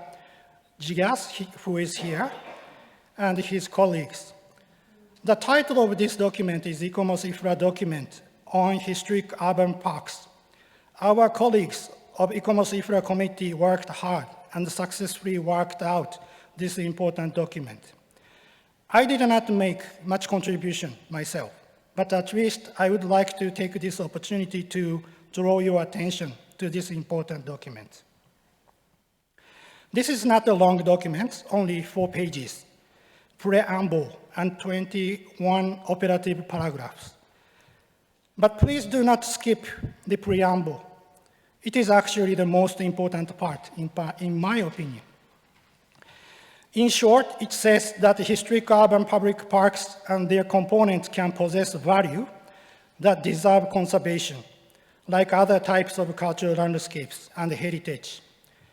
One of the reasons why conservation disasters take place, such as those that happened and are happening in some places in Tokyo, I think, is the lack of such recognition in society. This document also provides some guidance for conservation, practical conservation of historic urban public parks. I hope that the inscription of Paseo del Prado and Buen Retiro on the World Heritage List draws public attention to the value of urban public parks around the world, and it sets a good example from which we can learn for conservation of other urban public parks. Thank you very much. Gracias.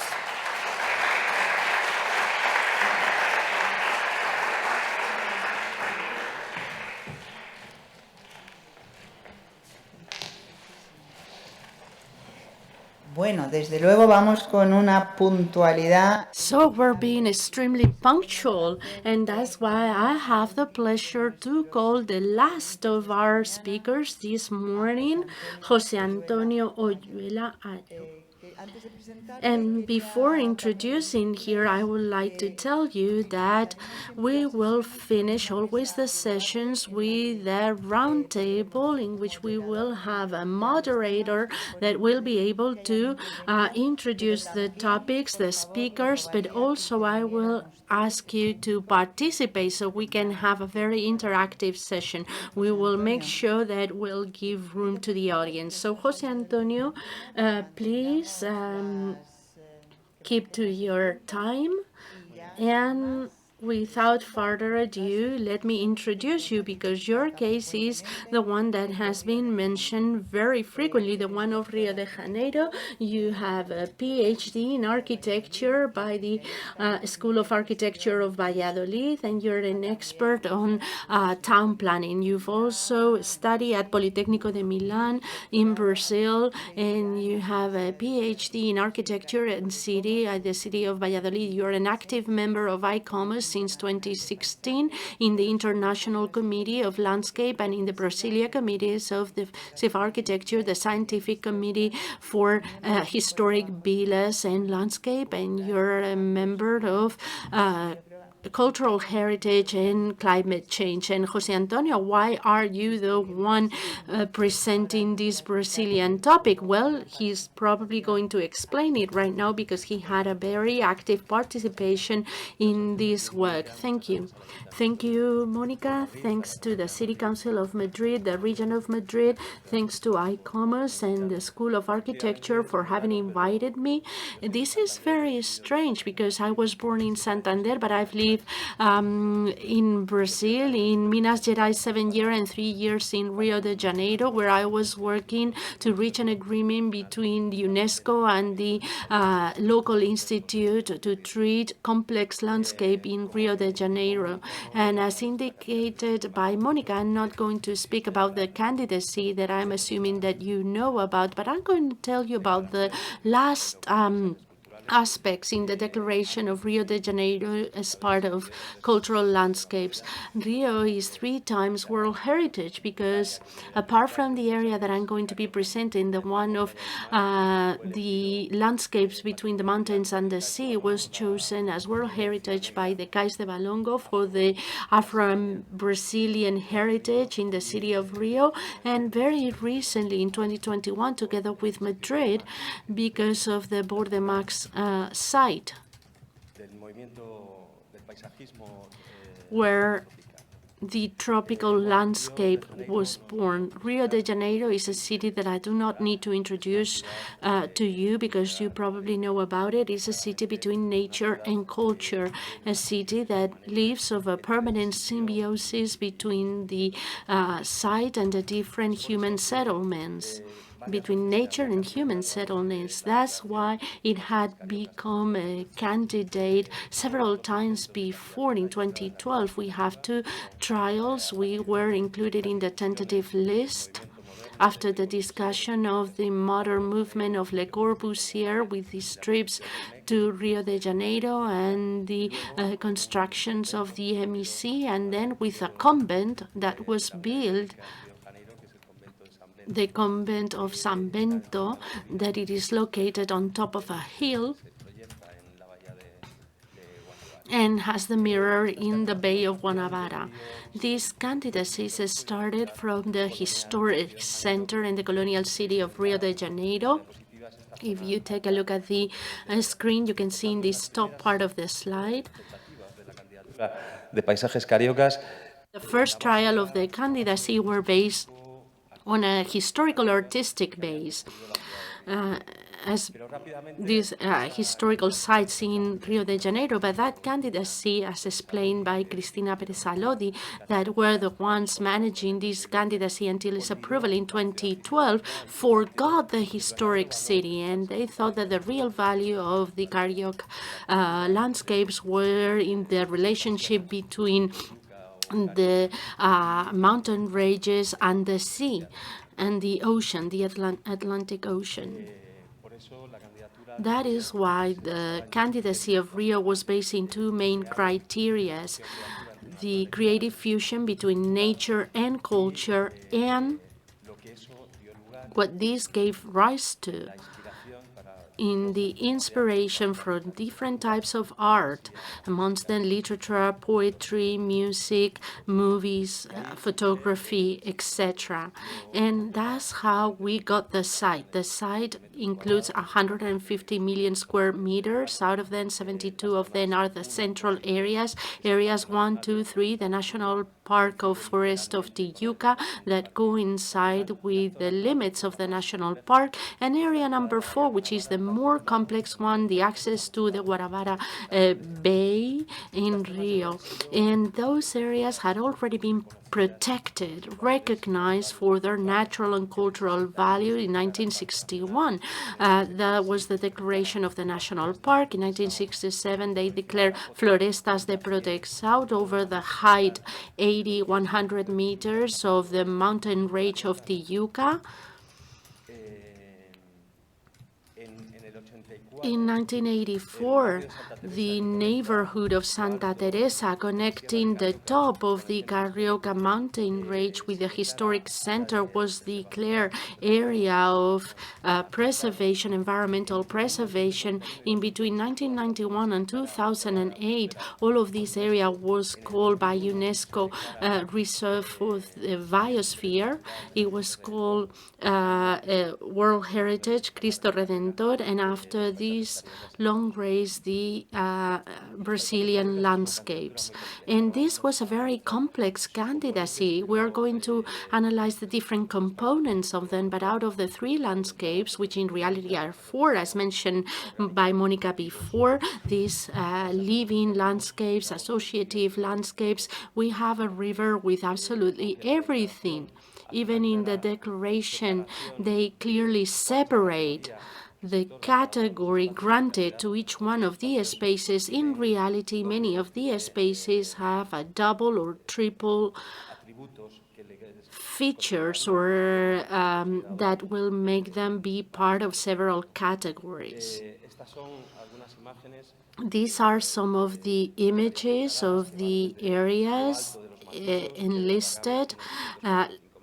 Pedra da Gávea, Pico da Tijuca, 1,021 meters right by the sea. So this area, these mountains that you see, and the seashore, the connection between the city of Rio and the sea, but not the part that was built, which is within the buffer zone in this band, approximately between Sierra de Carioca and the Guanabara Bay or Copacabana Beach.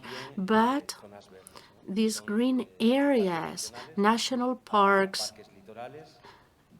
seashore parks, natural monuments, beaches, broadwalks such as Copacabana, designed by Buldemax, and this is the only historic components within cultural campus. The forts at the access of Guanabara Bay, these are Santa Cruz and São João forts. So this is a candidacy that includes amongst its many challenges to maintain this good relationship between culture and nature in a harmonic way, finding a difficult balance between the activity of man, the action of man, and the natural landscape. Spaces that in some cases have 500 million years, such as these granitic areas in Rio de Janeiro with more than 500 million years of history that has been speeded up since the end of 19th century, when in Rio de Janeiro we have 500,000 inhabitants. Nowadays we're close to 6 million inhabitants, are growing at a very fast pace. I would like to highlight that the candidacy does not coincide with the historic site. As you can see in the image, the points of cultural goods, national, regional, as well as local, are developed in the buffer zone or in the northern zone, but outside of the scope of the carioca landscapes. The carioca landscapes concentrate in the natural spaces, in the green area, or the water mirrors. The areas of Botafogo Bay, or the access to Guanabara Bay, or by the beaches of Copacabana that were also included. And this historic area is totally out of it. However, in this historic area, we understand, as it happens in Rome, that nature, more specifically the central parts of the city of Rio de Janeiro, are part of the history from the very beginning, or are part of the landscape. This is so much the case that they were protected in 1938 by the National Historic Institution, and these areas, these hills, were protected because of their historical interest and artistic interest. And I'm speaking only about the topography of the different hills. Some years later, they decided to protect also the hills in the southern area, but for a different reason. It is not a historic protection, but a landscape protection for the environmental values and the values within the skyline of the city of Rio de Janeiro. And this makes nature to become the protagonist, even from the perspective of the cultural landscape. Biological elements, the Carioca River that was recently declared cultural heritage, the hills or the national park have always been interested from the cultural perspective, also supporting tourist activities, and also important for the activity that this heritage generates as a resource.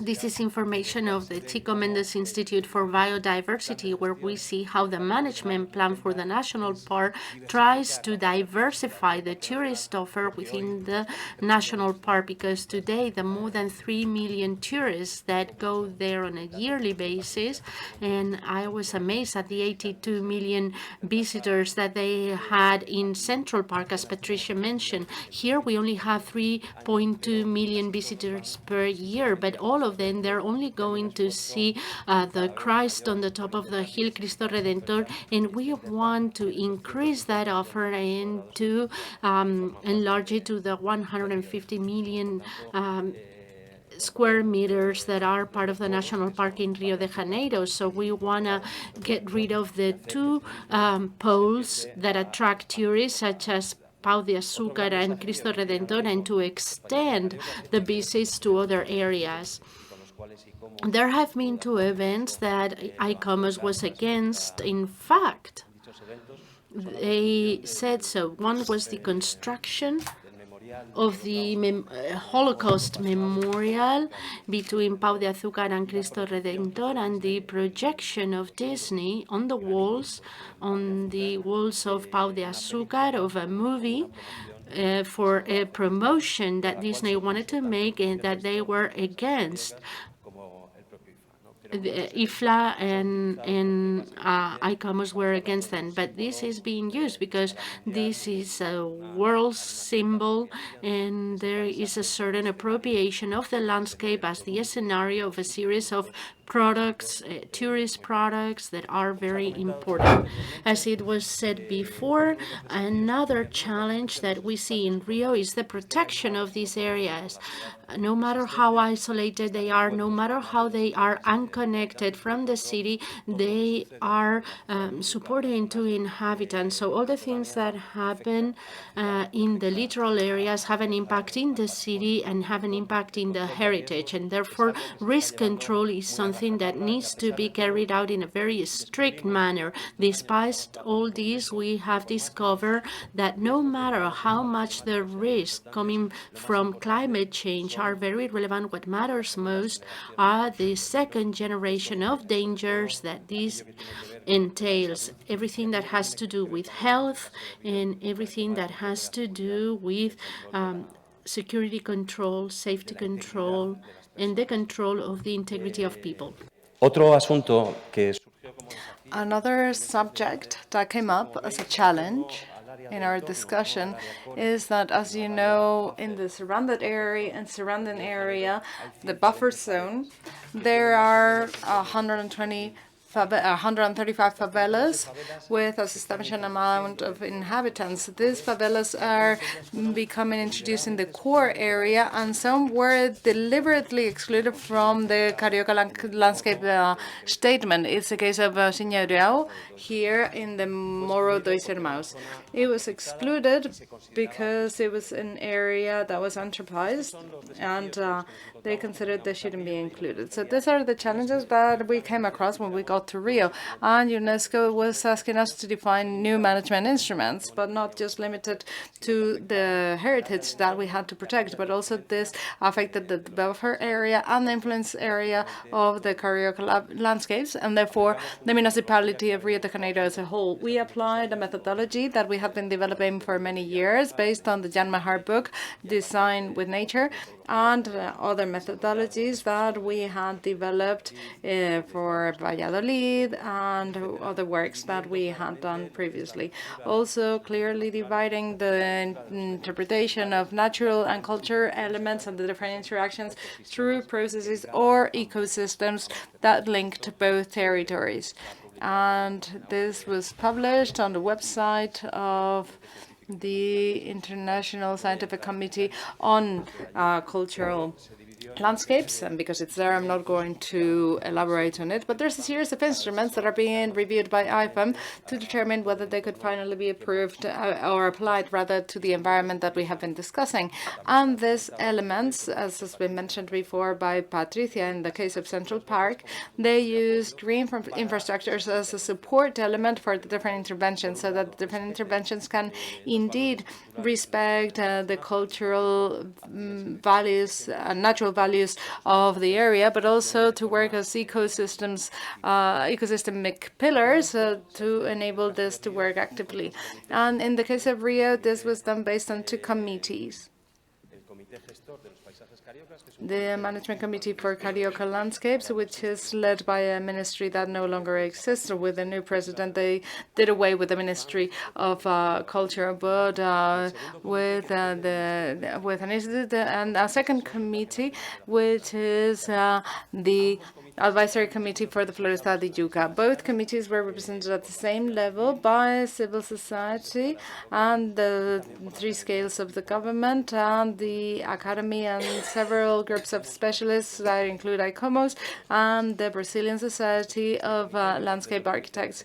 This committee, and in particular the Management Committee for Carioca Landscape, in 2014, 2 years after the declaration, they developed the first management plan, which is still being applied for Carioca landscapes, and which is subject to discussion in the context of this committee. A management plan which I consider to be quite comprehensive and detailed, and it touches on the different heritage and cultural values, but not just on those, also urban values, environmental and specific values that may affect this good directly or indirectly. Another point to highlight with regards to planning and as to how carioca landscapes are included in the planning of Rio de Janeiro is the permanent coordination that exists between the PDU plan, the urban steering plan, and the team of the board of the National Park of the Flores Carioca to determine the occupation areas in the steering plan. That's to say, the urban guidelines that are under the approval process.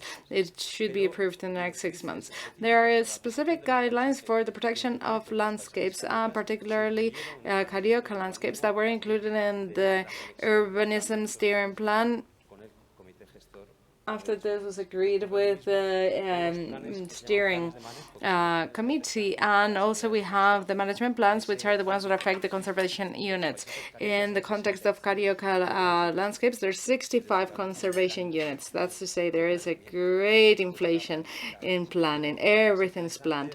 But something that is interesting is that there is a direct interconnection between environmental plans, urban plans, and plans to protect the different carioca landscapes. So which are the true challenges that we have right now?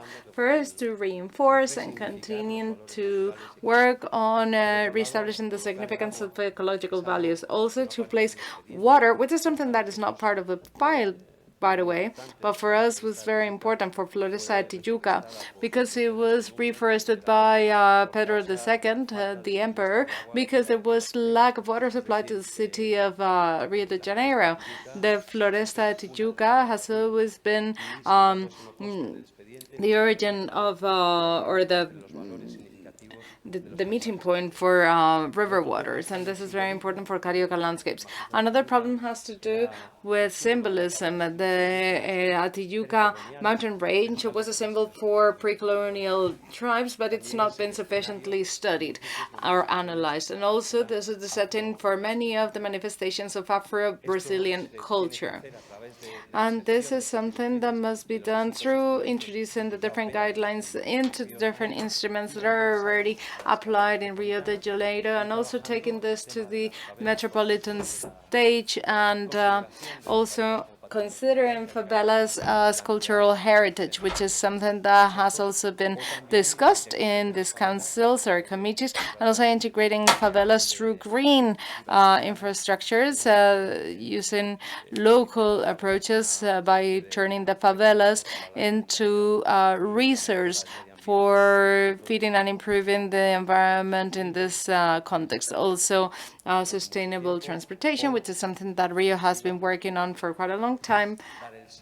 And finally, going from those green and blue landscapes to a perspective and an outlook on landscapes which is more integrated, whereby the historical city would be at the center again and recover its protagonism as part of this candidacy. And by the way, I'd like to share that when I got to Rio in 2017, there were 3 spatial data infrastructures in place. The amount of information which is available for free on Rio de Janeiro and Niterói, and at the state level and at the federal government level, that is outstanding, and that helped us produce everything that you've seen till now. So without further ado, I think I met the time that was allocated to me, and that's what I wanted to share. I'm available for any questions that you may want to ask. Bueno, pues debo haber metido muchísimo. Great. I think I instilled fear in all of our speakers because everybody did abide by the time that I gave to them. Thanks for that. So we're going to begin our roundtable. It's going to be moderated by Alfredo Conti. Please remain here with us. Alfredo is an architect specializing in conservation and management, and I think he's been the face of ICOMOS on World Heritage for very many years. He's coordinated activities related to the valuation of nominated sites. He's been part of the panel, and actually he has led it too. Since 2000, he's been representing ICOMOS in assessment missions in Latin America and the Caribbean. Also, he's been part of the creation of this indicative list. He works for UNESCO, also on World Heritage, and I think he's one of the people in the world who knows most about World Heritage. He is going to lead and moderate this roundtable with our morning speakers. And of course, you will have the chance to also intervene, if you will. And in this morning session, we've talked about topics as interesting and relevant as climate change, human rights, intensive tourism, the link between natural and cultural heritages, resilience, different topics that, of course, have to do with Madrid and also the rest of cultural and natural heritage sites and the very many problems that they all share. Bueno, tengan todos muy buenos días. Good morning, everybody. Actually, good afternoon, given the time of the day. Thank you very much, Monica, for the introductions, but I would like to especially thank you for having been so kind as to inviting me to facilitate the panel, which is about to begin now. And it's very significant, not just because the subject matter that we are about to discuss now and over the next few days, but also in my case, it's very significant because after 3 years of not having been able to see my dear friends directly, face to face, and many other people who are part in the audience. So thank you very much. Thank you very much to the organizers. Thank you very much, Monica, in particular, for having arranged this meeting and for having us all here gathered to address these topics. We have just heard 4 excellent presentations referring to 4 sites that have already been registered on the World Heritage List, and one that will hopefully soon be Central Park. We hope that it'll be part of the list soon too. One of the interesting aspects of these presentations is that there is a common denominator from one perspective, but from a different perspective, each and all the different sites are different and have their nuances. Chronologically, one was registered in 1984. At that point in time, we weren't even talking about cultural landscapes as a heritage category. And actually, the requirements to be listed were different to what is considered today. Madrid's case is very recent. It dates back just to last year. So there is quite a big time difference between one inscription and the other. And there are differences in the very nature of the sites, too, irrespective of the fact that they can all be considered cultural landscapes located in the urban environment. Once again, the case of Kyoto includes basically gardens that are linked to temples or castles. And in the other extreme, we have Rio de Janeiro, where we have a vast territory that is practically fully registered in the World Heritage List. So by way of introduction for this discussion, and by the way, we will have room for questions afterwards from our audience. We have about 1 hour and 15 minutes for this panel. So I'd like to recall something that was mentioned before. An inscription in the World Heritage List also entails, firstly, proving that the site that is being proposed has exceptional universal value. That's to say, it's a site which values go beyond the borders of the country where it's located, and that it is also important for humanity as a whole. And in addition, it also brings about a very specific challenge, in particular for the country that proposes that site, because the objective of the World Heritage List is to protect and preserve sites through the preservation of the attributes that convey those universal values which are exceptional. In some of the presentations, we've heard clear references to these aspects. I wanted to propose a trigger question, so to speak, so that we can have a bit of an exchange between us and so that we can later on give the floor to the audience that is here with us today. So firstly, which do you consider the greatest challenges that were posed by these candidacies to be registered in the list of World Heritage Sites?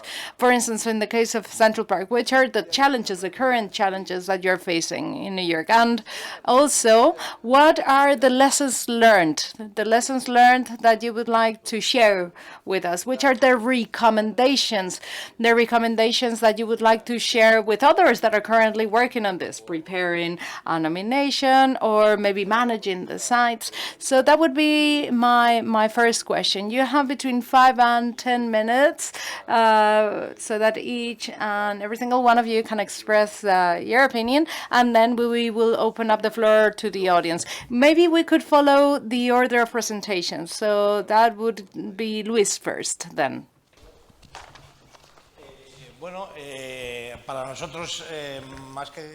For us, well, rather than talking about the challenge, we're newcomers to the list, and I think we are very early in the development of the candidacy, so to speak. And in preparing the file, we did ask ourselves these questions. We're obviously not the first landscape to be included in the list, but there is a peculiarity because we are the first to be registered as such, and that's a bit of a nuance. But we were concerned about many aspects preparing the file. For instance, conservation as such, the conservation of the green spaces that make up the site too. And there is a legislation in place about preservation in Spain, but there's also teams and departments that are in charge of such conservation from the standpoint of natural heritage and also that of cultural heritage. Coincidentally, in Spain, there's 3 administrations that play a role here: the local, the regional, and the state administrations. So we were concerned about how to coordinate these administrations in this context. Just by way of example, with everything that pertains to urban aspects and the conservation of the Retiro Park or the trees in Prado Museum, that's in the hands of the city council. But then there's regional competences. They don't depend. Also, there's other responsibilities that depend on the central authorities: Museo del Prado, Rio Museum, the Naval Museum, and other institutions which are independent from the administration, but also the Bank of Spain, the Royal Academy of Spanish Language, the stock market building. And finally, the regional government. Even though they don't have institutions placed here, they are also competent to protect and preserve the heritage. It's a general competence too. So there's 3 administrations that play a role. These are autonomous bodies, and they had to be coordinated. And that's foreseen in the management plan, the coordination between all deciding bodies and entities. But also, in addition to that, we also tried to create an entity whereby people could participate. We know that UNESCO has this as a priority. It's a priority criteria to have citizens and the communities participate. so that their voices can be heard and so that they can hear all the different proposals made about this good. So this is how we came up with a civil and social council that encompasses all the different institutions, and not just the institutions that are located as part of this good, but also other institutions that have a legitimate interest to participate. For instance, the School of Architects or the Royal Academy of Fine Arts of San Fernando. They are bodies that are interested in participating in this, even though they're not placed where the site is. We allowed them to participate, and in this council, which is made up by more than 120 institutions, and by the way, now we have individuals partake in this council too.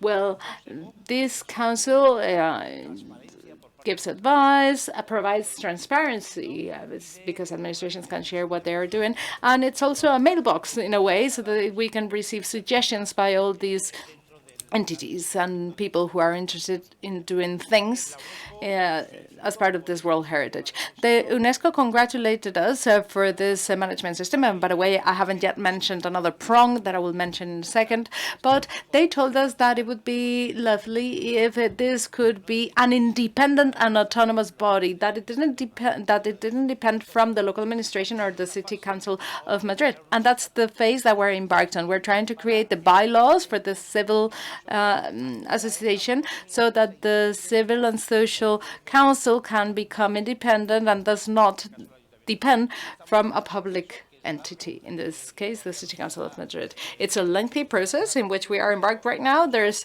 a lot to do still, but we've made significant progress so far. And we have the draft bylaws already, and we have to discuss the bylaws and agree them with the different parties, because the parties will continue to be indeed part of this association. And the third body that we needed to have was an expert committee, a committee of experts made up by 14 experts to provide advice on the different actions and, most importantly, on the works, the big works that need to be done within this site. And we're not just talking about conservation and preservation works, but also large works, like, for instance, the extension of the Prado Museum, which is going on right now, and other works that could be foreseen as part of the file, expanding the sidewalks along Prado Paseo. We need experts to advise us on how to proceed, and that's what we're doing. And that's all part of the file, and I think we've done quite well because we had a positive position after the assessment and by the committee, and we're happy because we were last to the party, and we could draw from the experiences had in other files to successfully go ahead with it. Thank you very much, Luis. And as you mentioned, you have been able to harness from previous experiences, and it's very interesting what you've done, right? And it provides for other governance schemes, which are chiefly participative, and that's very interesting. Now we're going to move on to New York. Patricia. Thank you, Alfredo, and for the very informative comment on the landscape of light. I was not involved in the tentative list narrative. Central Park Conservancy took the lead. I think there are maybe 3 aspects to comment on. One is the statement about standing universal value needs work. It doesn't seem to be centered on the criteria, and it doesn't seem to be strongly encompassing why Central Park should be listed. The criteria is point 2. There appears to be, in the writing of the criteria and matching the criteria with that narrative now, a degree of overlap that is inconsistent. I mean, I know when ICOMOS does an evaluation of a nomination, they sometimes say, okay, criteria 1, masterwork, oh, we understand this is fine. The criteria on exchange and the relationships may, for Central Park, be the strongest. because it's inspired by the early parks and ornamental farms in Europe, and then it becomes inspiration for other places across the United States and around the world when it is built up. It has a central focus in the original purpose that is perhaps less spoken to in the tentative list now. The social purpose of the park at Central Park and the social purpose of many of the parks that came from it is about a place of respite in the city. I mean, they knew that the cities as developed in the industrial times were unhealthy. They also knew that the working class in these cities was poorly and unhealthily lodged. Their homes were not so healthy. So the ability to bring the people out into an open space, even then, was suggested to have three types of influence. The social, meaning the ability to welcome everyone and be together in the same space, which Olmsted wrote about and called the gregarious use of the park.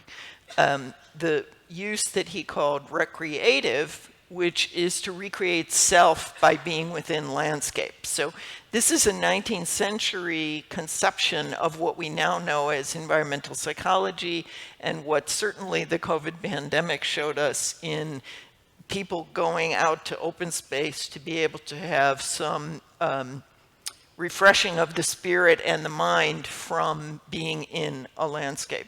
And the third is healthful exercise. So to actually sweat, to have your heart rate go up, and to actually have a good exercise condition. Later in the development of parks, there also came educational uses for the parks, which we now talk about as learning and co-learning. So these four primary purposes of the parks are not really integrated in the tentative list nomination, and there is this overlap between the descriptions of the criteria that certainly the ICOMOS evaluation will pinpoint. So just so we're clear, it's okay to be inscribed under only one. You don't have to put three in and defend all three. You can say, okay, my strongest place to be is this one. Let's really put everything here. This is what happens when people tell you that you really should put it all the way through your sleeve. But the other important issue with Central Park, which I think is a constant thing in World Heritage nominations, is management planning. So let me give you just a short relationship of this park. In the early 70s, essentially at the time when the World Heritage Convention is being approved, they begin to recognize Central Park as a heritage asset to the city. They start with a curator.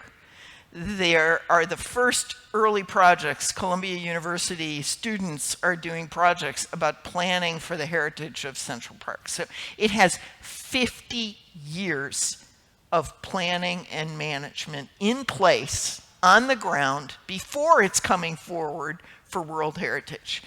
They have progressively improved the planning and the management. They created, shortly after the original curator, the Central Park Conservancy, which is the private partner, and it is the flagship of private partners. They have raised so much money, and they have done so much for the park, and they have progressively changed their agreement, their memorandum of understanding, and their responsibilities in relationship to the city of New York, including indicating that the city will not unequally withdraw support from this park because it has private support, which is a key point. I mean, if the city experiences a recession, as all cities around the world did in the 80s, you can't take more money proportionally away from that park than other parks, so that you're basically placing a stronger burden on the private side. So it comes into a World Heritage process with a long evolution of effective management planning. for the park itself. Now, if you go beyond the boundary and you're looking at the buffer zone, which has not yet been defined, the buffer zone is probably the entire island of Manhattan and the surrounding rivers. But the question of what it is you need to control comes into what is the buffer zone supposed to do. There are prescient statements in the original development of the park that say there will come a time in the future when the park is walled with large buildings, and it will be the green space in the heart of the city. So perhaps the buffer zone is not about controlling the view to Mount Fuji, for example, or the view to the East River. It's about having the park itself maintain its character, maintain its features. And I would suggest that that is in a good position today. Muchas gracias, Patricia. Thank you very much, Patricia. And I think with these last words, you've introduced some questions as to how to go beyond the low management of Central Park and some of the challenges that some of these urban parks face, not only when they are in urban environments, but also when they are in large cities. And now with this, we're going to give the floor to Wataru. Thank you very much. I hope my microphone is working, right? Not yet. No? Not yet. Use your green light. It's coming, right? Because I listen to my voice. Oh, sorry. So in the process of nomination, based on my experience, personal experience, I have been involved as a consultant, as I explained in my presentation, in the preparation of nomination dossiers of more than 10 World Heritage properties from Japan over the past 25 years or so. So there are many people involved in that process. I'm just one of them, and I'm just a consultant. But in the nomination process, it has been always difficult to find the right justification of the outstanding universal value. Even if I have experience of working for more than 10 World Heritage nominations from Japan, each nomination is actually new nomination. Of course, I can use my experience to minimize the maybe administrative or technical burden, but it has been always a new challenge to develop the statement of outstanding universal value, which is really universal, not only national. We often say that this could be only a national outstanding universal value, but this should evolve to outstanding universal value if you are really to move forward for World Heritage nomination. But many years ago, we didn't have things such as outstanding universal value. Like Kyoto, they didn't have statement of outstanding universal value at that time. But in the process, the World Heritage people found that it is necessary to define clearly what is the value for evaluation and for conservation.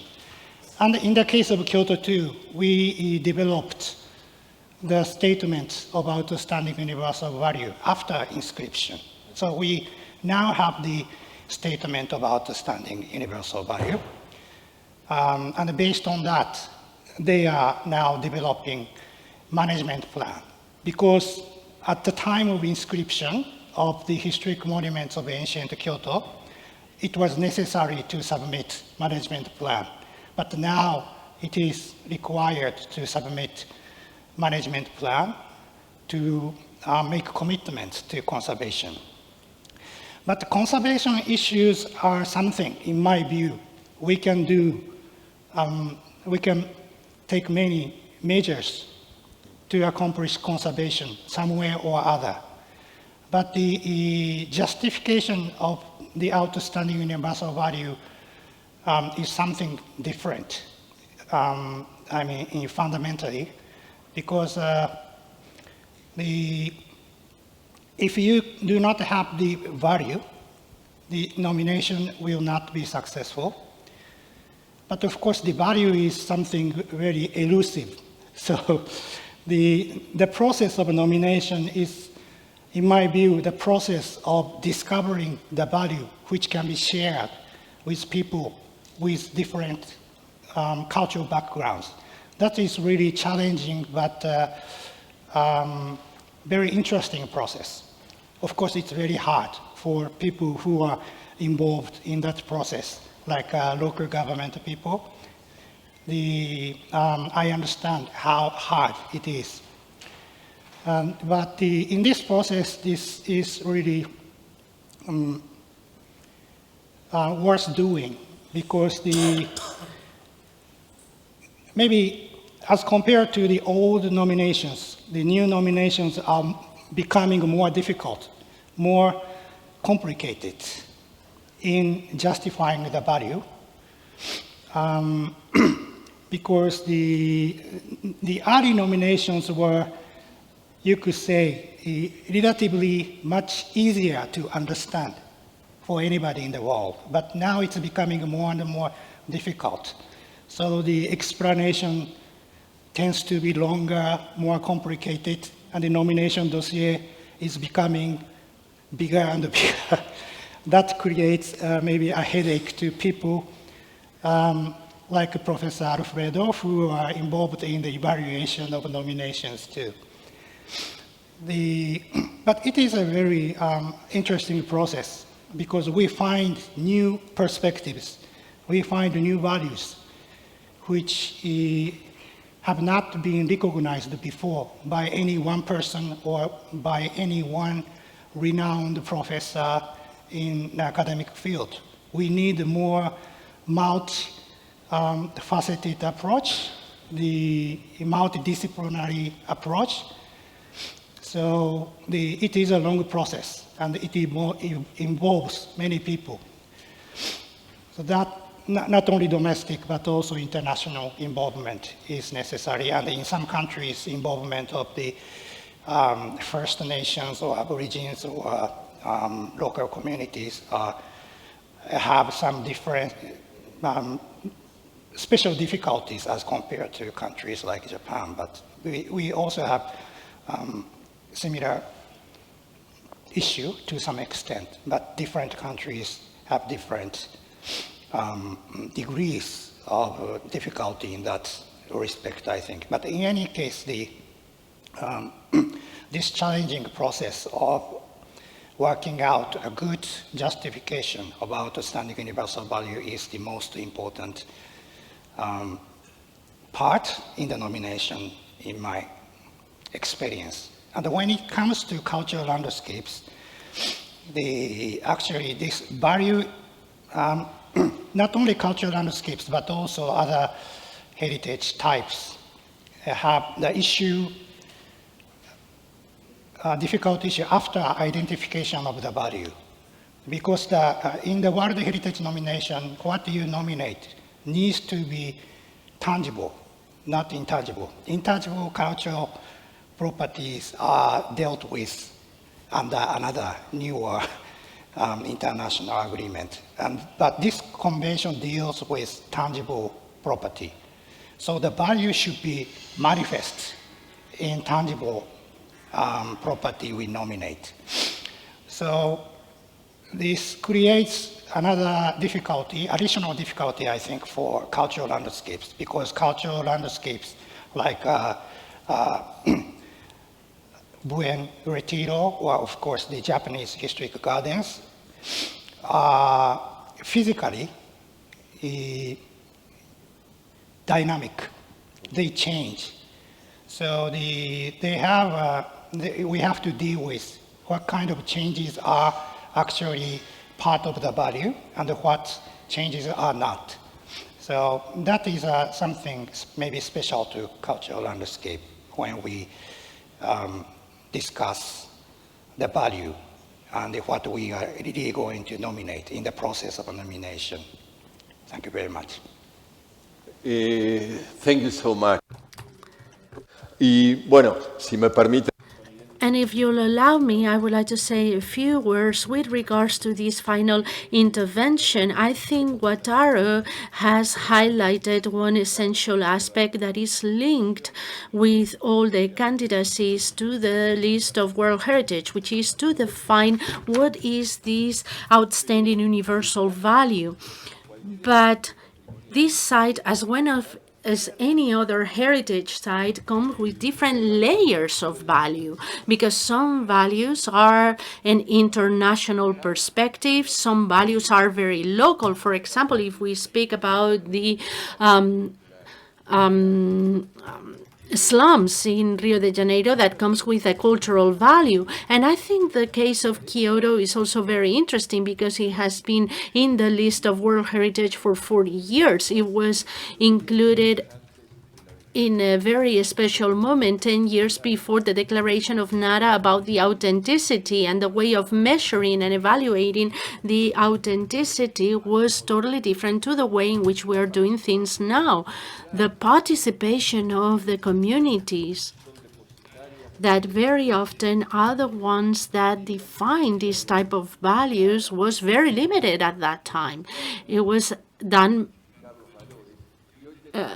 fundamentally by experts. They were the ones that were defining the values, whereas now we're trying to include the communities. And that has made things more complex, but at the same time more exciting. And as Wataru was saying, this is even more relevant where we're talking with a category that it is as complex as cultural landscapes. Now we're going to give the floor to the final intervention, and afterwards we can go into the Q&A so we can summarize this roundtable. So I give you the floor now, José Antonio. Thank you very much.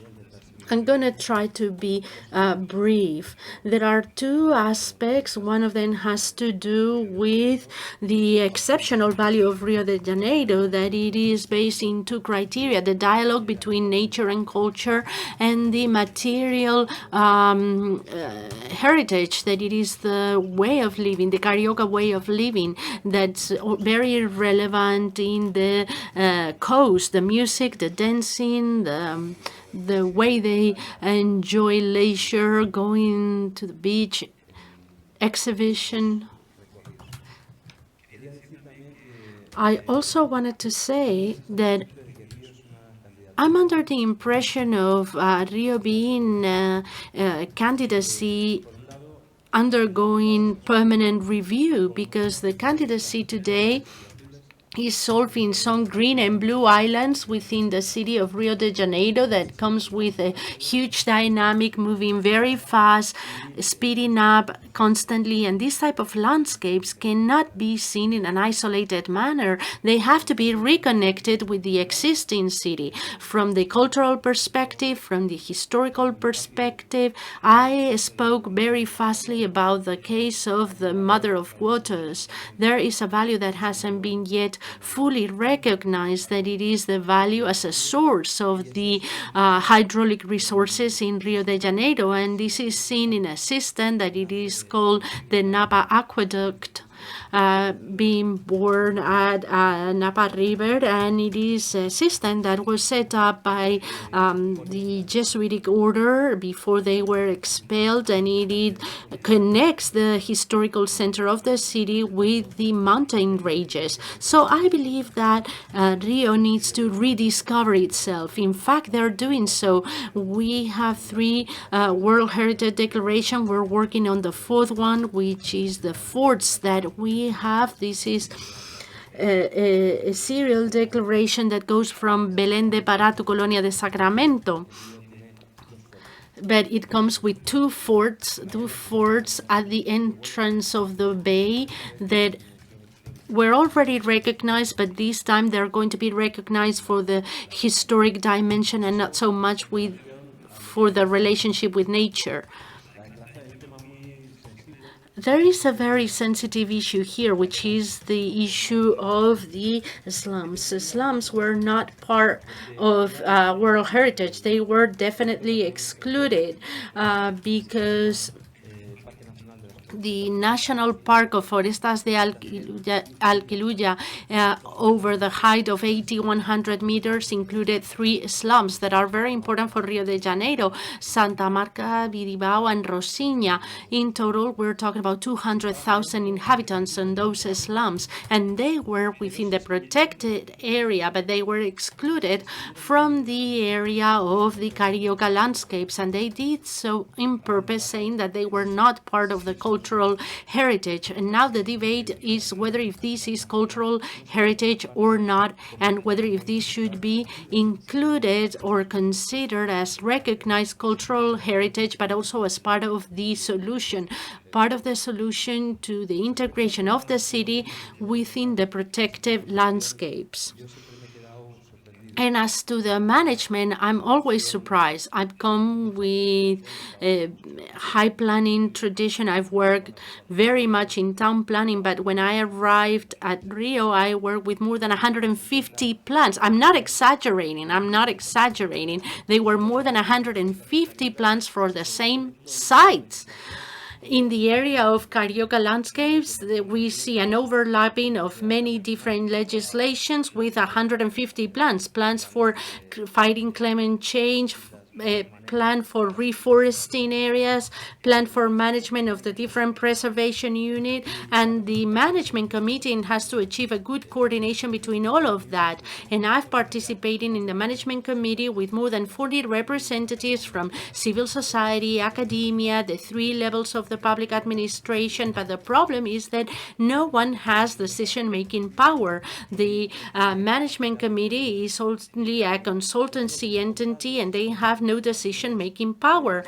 All the things that I've mentioned, the personal relationships that are happening between Isabel de Curi, who is the director of the management committee, the director of the town planning plan, are personal relationships that are very fruitful and that produce very interesting proposals, where landscape, it starts being part of the environmental planning or in landscaping, and they contribute to the preservation of the values acknowledged in the declaration, but casually, in an accidental way, and it should be done in a more formally manner. Not to say that in the last years in Brazil and in Rio de Janeiro, they have been very complicated, not only because of the pandemic, but also because of the political crisis that they have in the country, and they ended up dismantling IFAM, which was the governing body. So they need to institutionally reinforce things so that the management committee becomes operational, because this is not a meeting of friends in order to discuss relevant aspects of the carioca landscape, but they should be activated in order to make decisions like the ones that I've just mentioned. The one of the not construction of the Holocaust memorial, or all the interventions that have been made by large corporations such as Disney or other companies that are working in the field of sports. I think Rio, it's work in progress. We're taking a very close look at mandating proposals. I am happy to meet him, because in all the ICOMOS meetings, we work on historical journal landscapes, and Rio can be adapted to that idea, because the historical, cultural, and heritage values within the built city, as well as the natural values that they have within the context of Rio, this out-of-scale nature that needs to be under control, because they're always demanding, answers from us, and Rio can become a paradigm in Latin America of the good relationship between nature and culture. And another thing, in order to wrap up, has to do with material landscapes, not only at the level of the slums, but also at the level of the relationship with pre-colonial cultures and the native people. Carioca landscapes are the scenario of the African Brazilian culture from long time ago. Ever since the process of slavery started in Rio de Janeiro, when they used those spaces to represent African culture, and this needs to be rediscovered and it needs to be incorporated to the candidacy. So I believe that Rio is an candidacy under permanent review, under permanent transformation, and it requires some institutional reinforcement, because this is an initiative that is started working really well until someone needs to make a decision. Thank you very much, José Antonio. And I believe that with this last sentence, with this definition of candidacy under permanent review, you are putting in the table the problems typical of these places. A cultural landscape in the middle of a city, in the middle of the urban environment that evolves. And we've spoken about evolving cultural landscapes. We've seen changes over time, and there will be changes in the future. And maybe the greatest challenge that we find is to establish what are the limits for those changes that are admissible without destroying the essence of these values that we find. And I think it has also been interesting to hear this fact that you've just put in the table, not only considering immaterial aspects or intangible aspects, how Rio has inspired artists, musicians, filmmakers, but also the link with these immaterial aspects that are associated or intangible aspects related with the native people and the African Brazilian people that has impacted the culture of the whole country. So thank you very much to the four of you for this first round, because with this we've covered many questions that were very relevant with regards to each one of the presentations, and we have around half an hour, a bit less, available for Q&A. So we want to open the floor for the audience so they can ask a question or make a comment about the topics that we've been dealing with this morning. Por ahí veo una mano que... Give me a second. I see hand, and you will receive a mic. A ver, no veo... sí, lo que les vamos a pedir, por favor... We are going to kindly ask you, well, of course, if you'd like to introduce yourself, go ahead. But if you have a question targeting one panelist in particular, please do mention it. Please say whether it's a general question or a specific question for one of our panelists. I am going to very briefly introduce myself because I'm here as an attendee, not as a speaker. I'm a citizen of Madrid, and I live in the neighborhood of Retiro. So my question is for any of our speakers, because I think that all speakers have delivered wonderful presentations as to what universal heritage should be. Especially Wataru, I hope I didn't mispronounce his name, says the speaker. I think he very much illustrated the way I understand what heritage should be. We talk a lot about cultural conservation or preservation on the one hand side, and on the other side, it's heritage. So everything around it, it's also part of that heritage, what we inherit. So from that perspective, I'd like to know what you would prioritize. What would the priorities be from your own perspective?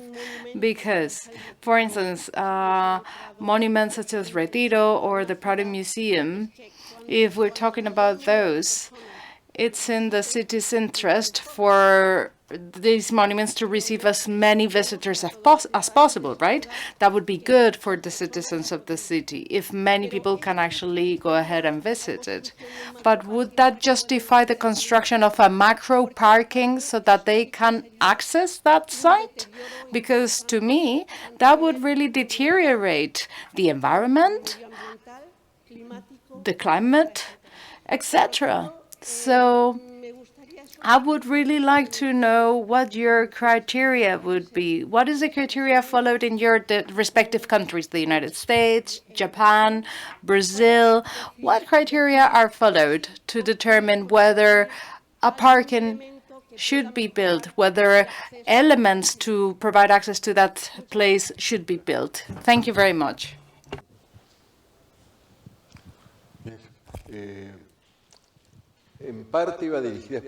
Partly, I think the question was for Wataru, but Patricia may want to add something too. I think it was a question for everybody. So I'd like you to be brief, please, but go ahead and make your contributions. Patricia, please. One of the things that's important is to recognize what, I don't think anyone has said this, what is the purpose of a buffer zone? The purpose of a buffer zone is protect the heritage. So if you very cleanly say the buffer zone has to protect the heritage, and then you want to make an intervention that is at the edge of the heritage or very close to the heritage or from the view of the heritage, and it degrades the heritage, you shouldn't be doing it. So I think your question about priorities is really a question about conflict of interest. Where is the conflict in proposing an improvement such as you spoke to, a macro parking?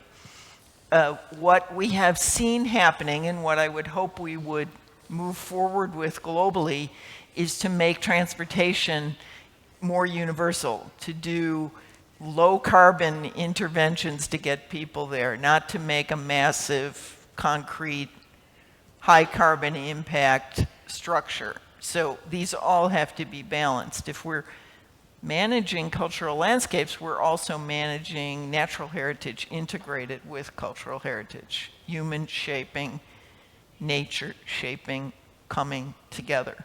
So I think, first of all, what's the buffer zone? Second of all, what are you doing to move people so that you can have the visitors without having a strong impact in the buffer zone? And the third thing, I think, is management continuity. The thing that's very tricky in World Heritage is changing roles of elected officials. Elected officials come and go. We have an experience here from Madrid. The gentleman who is the local expert has been on site engaged for several decades. So continuity of management is a critical piece in managing any type of heritage. And then I think if we pull in one further concept, it's, are we measuring the outstanding universal value in its physical form against how we think about it going to the future? So I would suggest that we do need a better understanding of the limits of change, but we must recognize that preservation is not about only continuity, it incorporates change. Thank you so much. Thank you very much. Would anyone like to add to this? Luis, Wataru, José Antonio, if any of you want to go ahead. Luis, go ahead. Yes, I indeed, and based on my experience working with the three administrations, I think that at the end of the day, on one hand, heritage must be preserved so that it can be enjoyed by the people, by the citizens. Indeed, the state law on heritage says that preservation is there so that a larger number of citizens can have access to that culture. But obviously, in many places, there are limits to be established because there's a duty to conserve and preserve. Altamira is proof of that. Altamira can only be visited by 5 visitors a week. So every morning there is a draw with the people that, including the people that have registered, and every Friday, I think it's 5 or 7 people that can physically access the paintings of Altamira. In reality, what do administrations do? Well, you know that the demand is very high, but you try to meet that need, creating a replica, a new cave of the original cave, done exactly with the same rock and geological material as the original one, and painted by contemporary artists, of course, but using the same paint with millimetrical precision. So that is a way to relieve that scarcity, so to speak. It's a way for people to actually see the Altamira paintings without disrupting the conservation of that site. The same happens here in the Alhambra. In Alhambra, you can admit at the most 1,100 people a day, and there's very high demand. And if people get a ticket, of course they can have access, but many people are left out and they need to buy the tickets well in advance. So there is a limit in terms of visitors, and we couldn't exceed that amount of visitors, otherwise it would be detrimental for this site. The parking that she's talking about is a project of the region of Madrid, not the city council, but it doesn't really have to do with how many people can visit the site. It's a parking place for a children's hospital that lacks parking capacity. Children and their parents come to the hospital and they have trouble finding a place to park and being able to take children to the different doctors' offices. It's true that capacity for patients and for workers is one, but the planned parking clearly exceeds the amount of parking slots necessary for the patients and for the workers. But this is the approach that they've taken. We, from the administration, at the local administration, what we want to do is to fulfill the convention. And the convention, actually, when enlisting the Retiro Gardens as part of the World Heritage List, first, we, of course, have recognition for our Spanish legislation. We have 49 sites, and none of our sites have been endangered. And the management that we do in Spain is highly recognized amongst European countries, too. So we're going to continue to apply the national legislation. We don't really have the project yet, so we don't know whether the project is good, bad, so. That project will have to be escalated to the local committee on historical heritage so that they make a pronouncement, and they're the ones that actually make decisions on everything that happens in the landscape of light. And once it goes through the commission, and the commission may come up with observations, comments, remarks, actually it could establish mandatory restrictions. So once that is done, we will apply the guidelines of the convention, the international legislation. And of course, once that's done, there shall be an environmental report, an environmental impact report. And that's not the only specific report that there will be. There will be reports on the impact on mobility too. But this hasn't yet been analyzed because the committee hasn't made a pronouncement yet, because the project is not there yet. So we will abide by the UNESCO. And if we can move forward with the project, we will. If it can be done in alignment with what's established with the committee and and if there's limitations, we will do it. And if it cannot be done, it won't be done. And that is what we have in mind right now. Obviously, it won't be the first parking area built at the buffer zone of a World Heritage Site. But we must make sure that this works don't impact the statement of outstanding universal value as listed. So we will make sure that that is the case, that it has no impact. Did you want to make any additional comments? Yes, Jose Antonio wanted to take the floor too.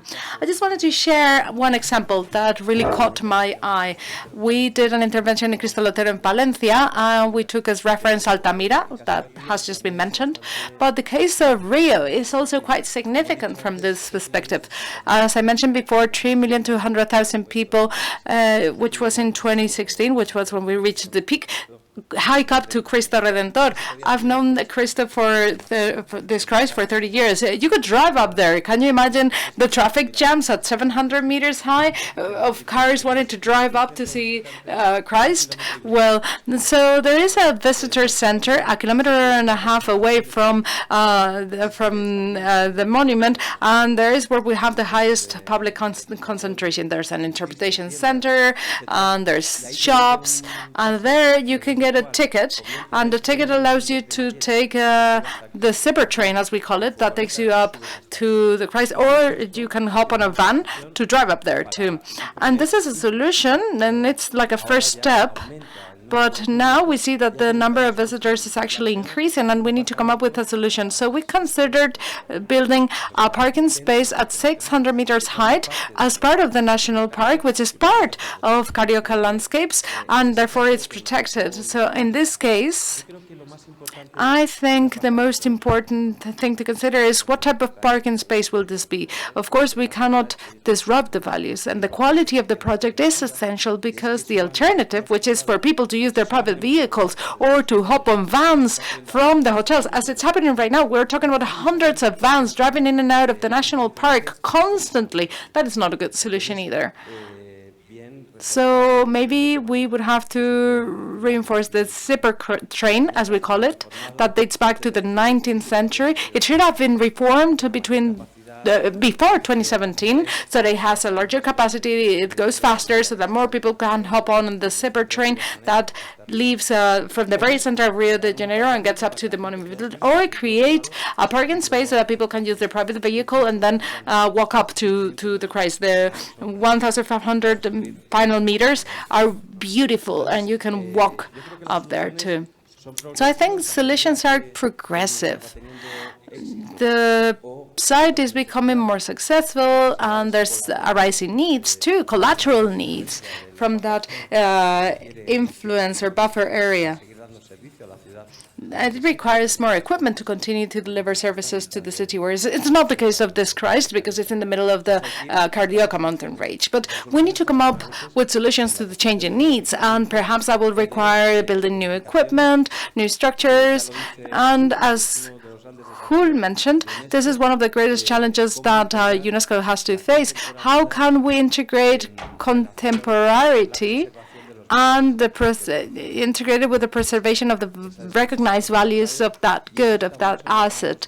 And this is actually in the hands of those who do the project, the architects or engineers that come up with the project, so that we can indeed guarantee that on the one hand, values are preserved, and on the other hand, that services are delivered adequately, and we don't do worse by the site, because right now in the case of the Christ, there's very long lines to go up there. They're horrible, actually, in terms of contamination, pollution, traffic, collapse. It's a bad service that's being delivered to the public. Thank you very much. Someone else had raised their hand, I think. I can't really see well because of the lights. Who was it? What is it? Is it Pierre? Carmen? Who is it? But there's more questions anyway. But we need to stick to the timing, okay? So we have 15 minutes from now. If you could please be very brief in asking your questions, and please, if you could kindly answer briefly too, so that we can allow the most people possible to take the floor. So who else would like to ask a question? Right here. Hello, I'm Antonio Zarate. I represent the Royal Geographical Society. Just a very brief and specific remark or question. I wanted to ask about the job that ICOMOS is doing in following up the different spaces that have been declared cultural heritage sites. bearing in mind that always there's a conflict of interest. Urban interests, and when I say urban interest, urban planning interests, I'm talking about real estate, they conflict with interest of conservation of that heritage. There's a perfect alignment between both interests when there is a proposal to declare World Heritage a specific space, because there's a propaganda effect. But then the day after, conflicts starts arising. And I'm talking specifically about one case, but I'm not talking only about the case, because it could happen anywhere in the world. It's the case of Toledo. Toledo, it's a city that was declared World Heritage a long time ago, and in the protected area, there's been very many actions in which UNESCO hasn't taken part, of course, because UNESCO just requests the administration to deliver reports. The reports always say that everything's peachy, but citizens, as often happens in many cases, because, by the way, cultural landscapes, and this hasn't been mentioned in the discussion, but cultural landscapes are identitarian. Generally, all cultural landscapes are identitarian, and it's an expression of its people, right? So, because there was a report because of looting to the Ministry of Culture. This resulted in a report, but after that moment, 2019, there haven't been any more interventions after that. In the case of Toledo, this is the problem that we have. But in the case of all the goods that are part of the list of World Heritage, I understand that the same situation possibly arises. Once a declaration is made, there is a management program, and in a way it's recognized, accepted, and valued, but there's no follow-up, typically not from UNESCO or from ICOMOS. Well, ICOMOS does relative follow-up, and in some cases this results in the fact that Liverpool, for instance, lost its situation and Dresde too in 2019. But anyway, my question is very specific, and it's especially for continuing, because my question is indeed, what is the capacity the real capacity that ICOMOS has to intervene once the declaration has been made? And in the best of cases, they have just come up with a report that has been left dormant in a way. And all cities, all spaces, be them cities or landscapes, have the obligation of presenting to the UNESCO all the projects that will happen within it, as has just been explained by the representative of the City Council of Madrid when talking about that parking space for the Niño Jesús Hospital. And possibly they're the first ones to report to UNESCO. They should be reporting to UNESCO. You can accept it or not, but the case of Toledo is a scandal, actually. Thank you. Thank you for your question. It's the question for ICOMOS then, I guess, in general. I'm going to try and briefly explain what the situation is. When a site is registered in the World Heritage List, the responsibility over its conservation and management is in the hands of the member state, the country that proposed it. One of the articles and the guidelines that we referred to this morning establishes that any idea, plan, project, work, etc., that may have a real or potential negative impact on the values or the worth of the site must be communicated by the member state to the World Heritage Center, supported by the necessary documentation. So, in case such a situation arises, that documentation is sent to consultative bodies. ICOMOS is one of them, working with cultural goods. That documentation is studied, technical report is drafted, recommendations are issued for the country, and the country in principle is obliged to bear them in mind, to take them on board. Now, when a potential risk is verified, the site enters a proceeding which is called the follow-up of the conservation state. Every year, reports are requested on the different aspects that could pose a risk for the site. In some cases, not always, but in some cases, the World Heritage Committee decides to send a reactive monitoring mission to the site to see what's going on. But eventually, recommendations are always issued, and the member states are to follow them, and they must report on how they are implementing them. In case it's verified that their response is not adequate, that there could be a real danger for the site to have its values challenged, then we have the list, the world list on endangered sites. And we actually have the extreme cases. This actually happened 3 times in more than 40 years. That sites have been eliminated from the list, and one of them was done by request of the member state. I must say that I don't really know the exact situation of the city of Toledo in particular. But I also think that it's very important to recall the following. Right now, there's 1,154 sites in the World Heritage List, and the real capacity of the consultative bodies and the World Heritage, I mean, it makes it impossible to do permanent follow-up on the different sites, on all sites. This is why every single year a group of sites are selected to be examined by the committee. In very few words, I tried to explain this, and it could take much longer to explain this. But in particular, and about your question, both ICOMOS arrives in case of natural sites, verify all the information provided by member states. They also draft recommendations. They double-check the answer, the response to those recommendations, always working with World Heritage Center, which is the secretariat of the committee, thus implementing the convention. I don't know whether I did answer your question. Did I answer your question? Oh, Jordi, did you also want to say something on behalf of ICOMOS Spain?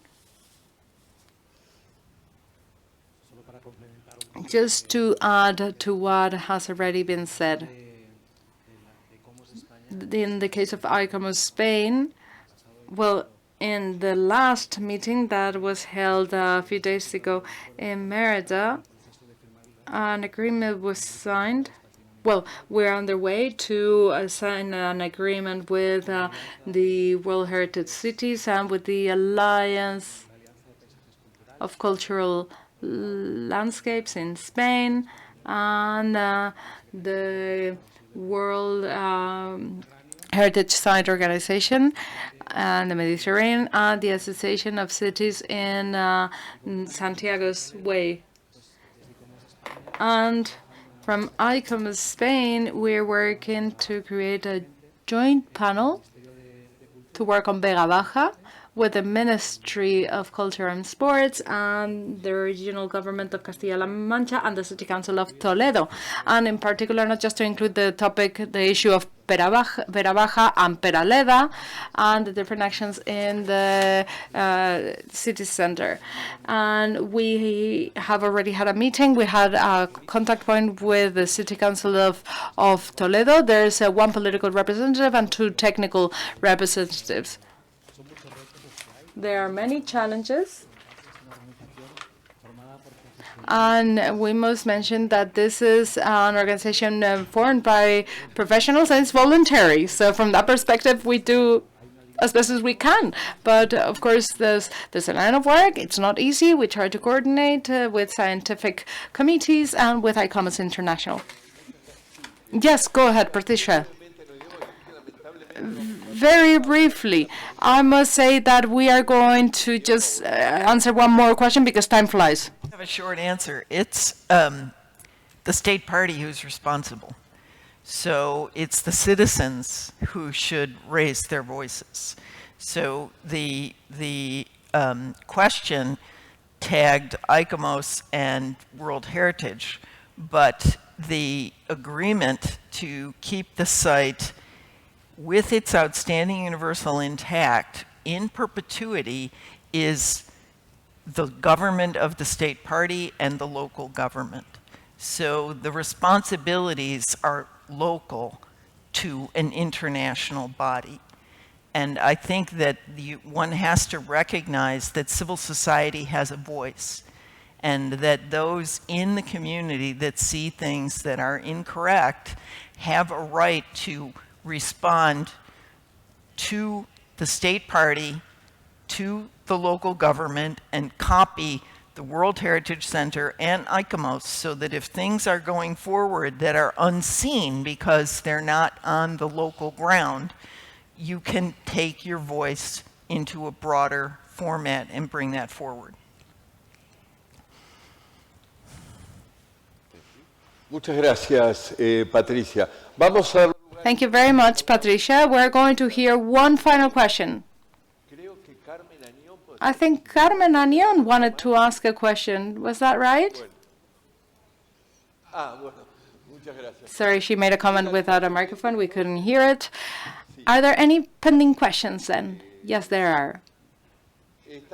This is the very last one, okay? Good afternoon. Rather than a question, I wanted to share a reflection. I want to see if there's support to my reflection too, because I think the way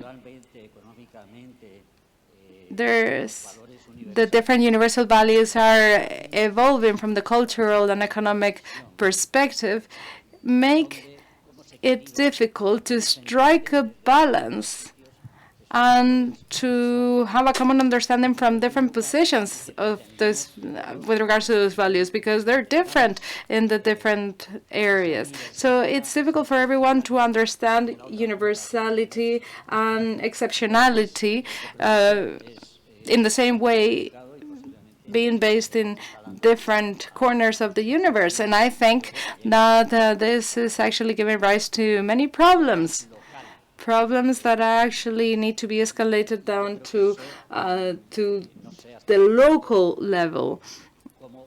And I mean, it's difficult to know how this is to evolve at the pace that's needed, because cultural landscapes need to be thriving, they need to be living, and they require updates. And the updates also need to be in agreement with what the citizens want, because they live and experience that. And perhaps citizens don't have the cultural perspective that experts have, but they know what they experience. They know how they live those sites. So how do we make those things converge?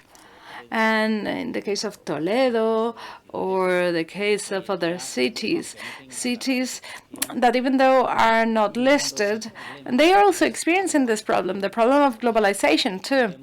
So we intend to have exceptional and outstanding values for humanity, but at the same time, there's this push for globalization. So I really don't know how we can strike a balance, how we can manage to do both things at the same time.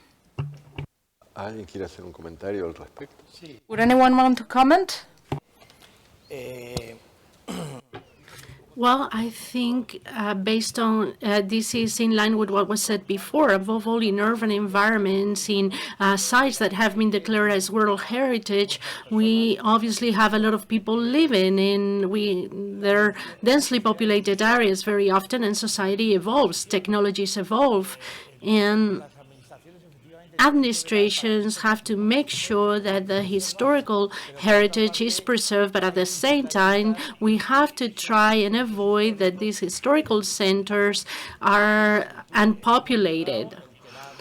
If you're going to go and live in the city center of a historical city, you want to have a digital antenna so you can watch TV. You want to have 5G devices. You want to have at your home the highest possible technology, and you want to get with your grocery shopping to the door of your home. You want that because those are conveniences that the rest of the citizens in Toledo enjoy. And I'm setting this as an example. So we start setting up limitations. What can happen?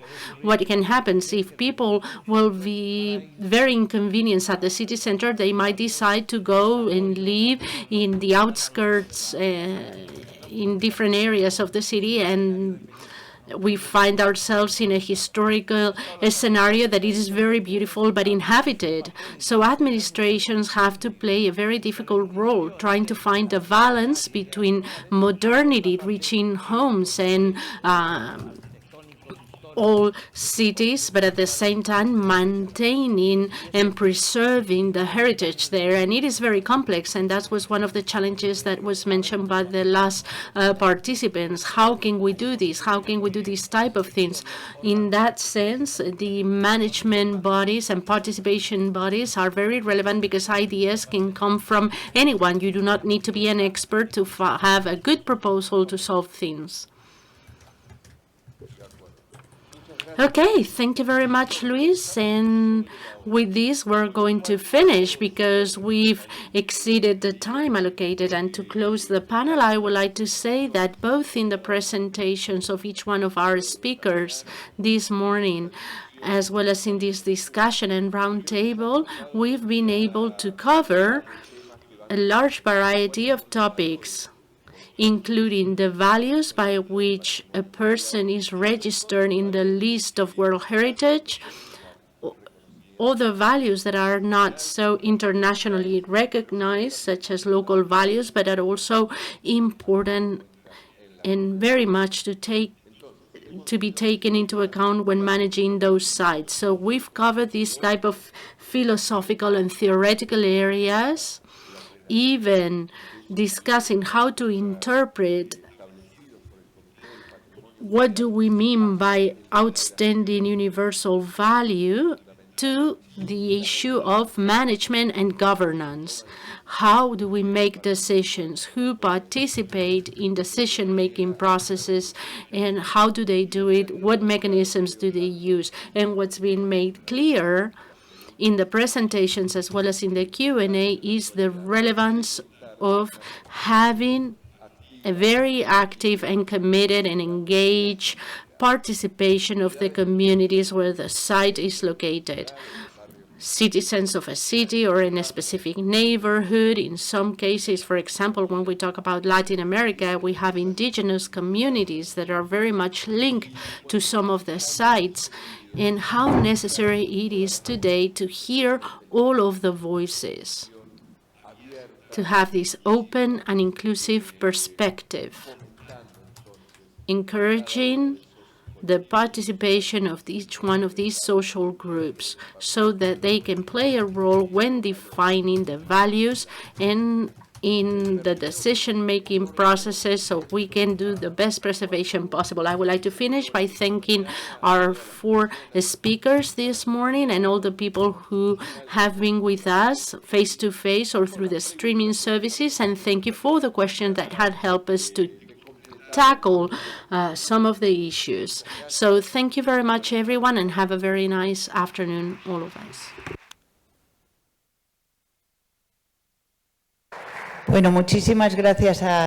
Thank you very much to the speakers, to Alfredo, our moderator. It was wonderful. It's a shame that we're running out of time. I'm sure that we'll have more time some other days. It's taken us very long. Some other days we'll finish at 2. I'm saying this because of the foreigners are not being accustomed to our terrible schedules. Still, I beg you to be back in time so we have time for Q&A and for doing the tour visits in the afternoon, so we can start at 4 o'clock. Thank you.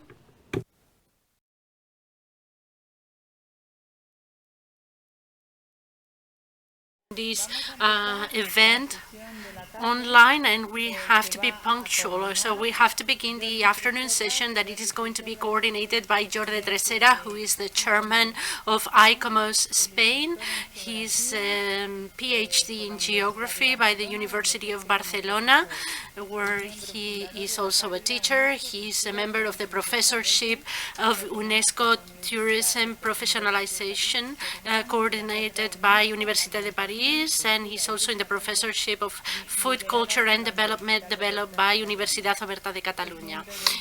He's also a member on the group of experts of the group of experts of itineraries in the Council of Europe, and also he works in the World Heritage Center at UNESCO, and right now he works as a consultant for UNESCO Mexico and for the EU in Cuba in terms of consultancy in sustainable tourism and collaborative economy. And he's many other things, but since we're running late, I'm going to skip them and we're going to go directly into our session.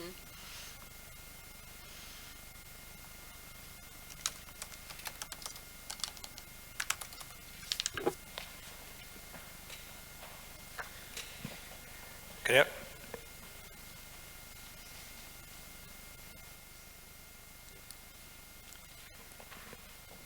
Bueno, Mónica insisted on being punctual in us abiding by the time, precisely because we have to go on a visit afterwards, and that will be a problem if we're not in time for the visit. So Monica introduced me, and when you start having this white hair and they start falling off, you start reviewing the large amount of things that you've done in your life. And I'm going to start by introducing the rapporteur for this panel, Maria del Pozo Lopez, who's a great professional and a dear friend. We've been friends for many years. She has a degree in business administration by the University of Avila, also by Universidad Complutense de Madrid. She has a master's degree from World Heritage Preservation. Also, she has a degree in tourism by Universidad de Alcalá de Henares, and she's been managing or chairing the Foundation Aranjuez Cultural Landscape, and she's in charge of the dissemination of the cultural landscape of Aranjuez in the region of Madrid,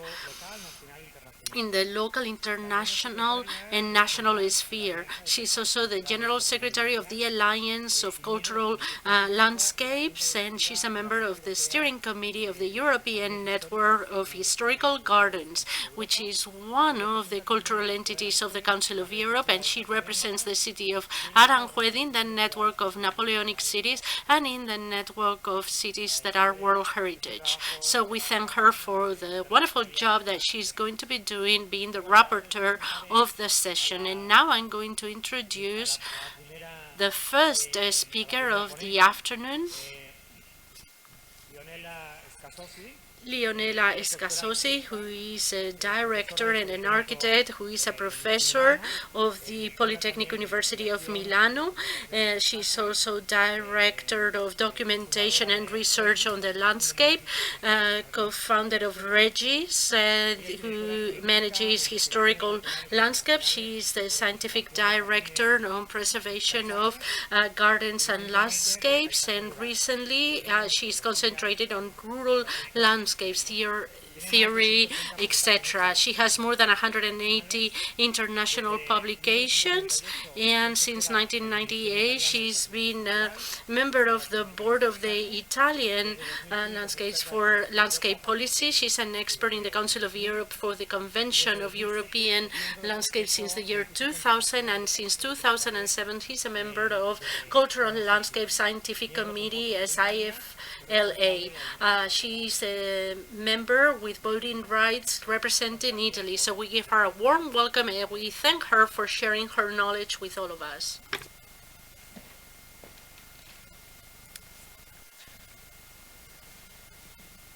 Thank you for this invitation to speak with Laura Pellisetti, that is online,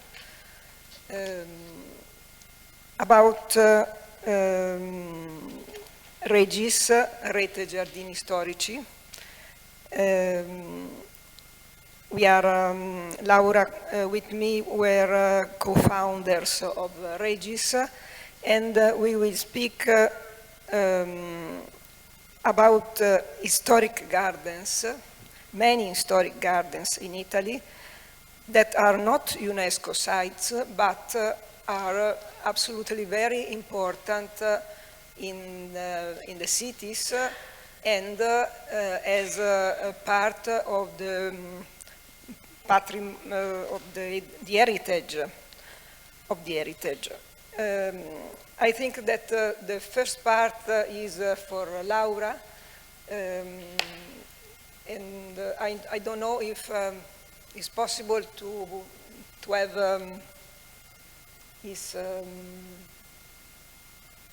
the connection.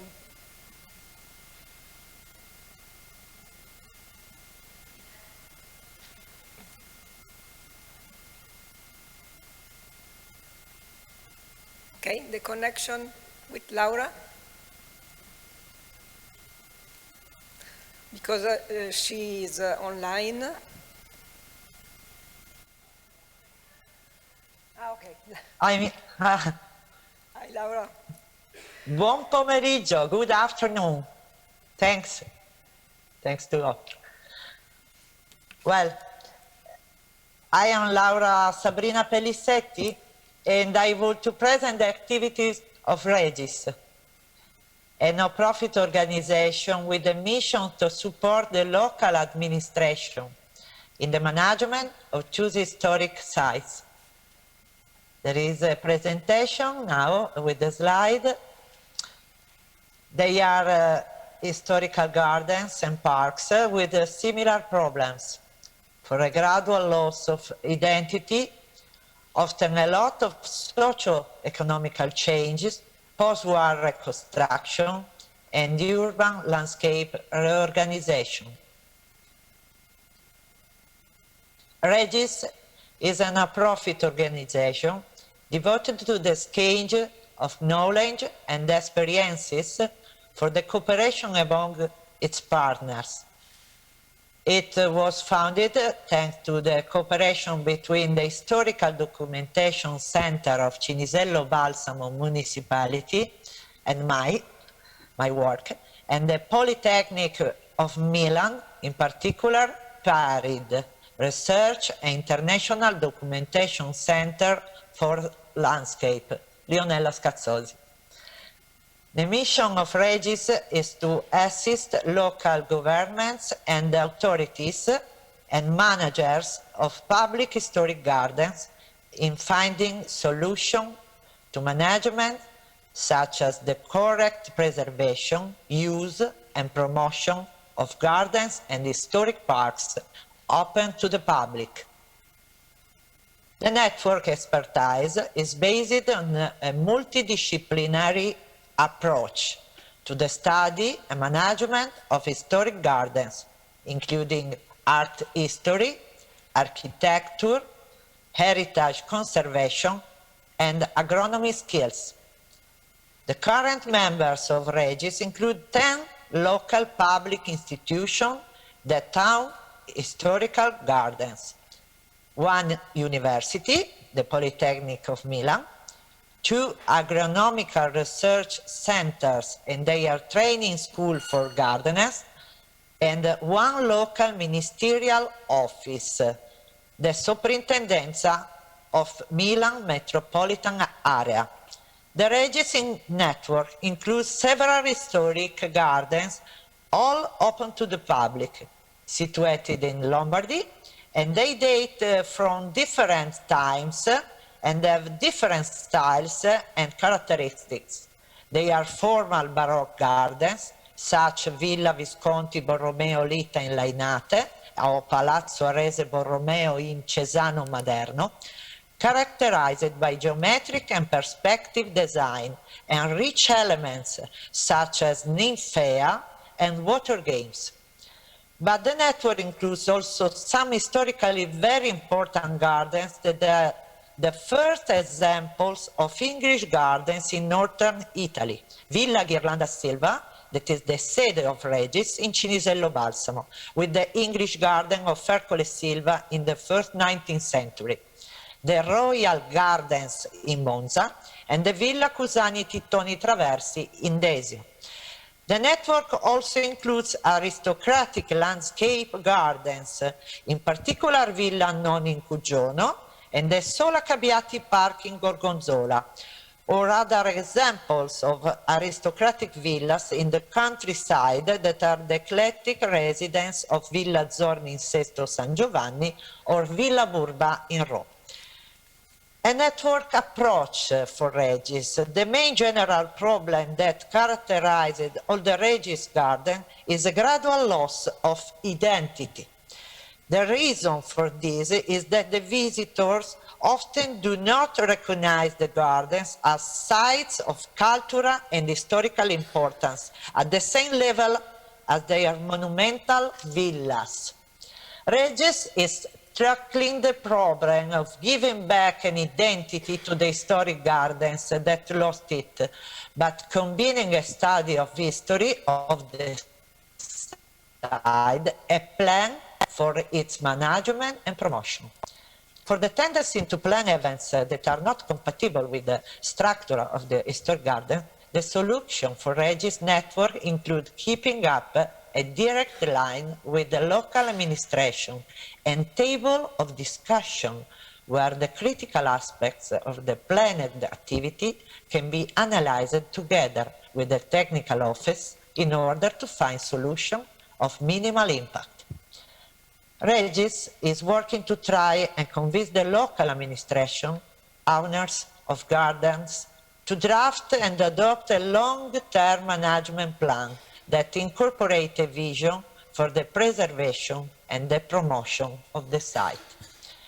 This action includes updating of the archives and technical and historical documentation about the site, and critical aspects that are preventing a recovery of the lost identity of the garden. About the action for support the conservation and promotion of public, Regis promotes the knowledge of the local officers, the gardeners, and the volunteers. For this reason, Regis creates educational and training opportunities for its members, such as visits to gardens, meeting with experts, and offers consulting and expertise for the solution of specific problems concerning the management of historic gardens. Regis recommends the importance of education about the cultural value of the historic gardens. Organizing visits and courses, training volunteers to educate the visitors, and planning interesting compatible events are all different manners to promote historic gardens by the general public. Regis organizes visits by the volunteers specially trained to act in the roles of eminent characters in the garden history, educational workshop for children, concerts, special tours, and other events. In the end, the importance of finding. Regis promotes the participation of the network members in funded projects. Now, we are working with the Regia of Monza and the network of Orti Botanici of Lombardia in the Swing projects, financed by il Ministero della Ricerca Scientifica. It's a special project of diffusion of the scientific knowledge about historic parks and gardens, which started last year. Well, thank you, grazie. Thank you, Laura, for your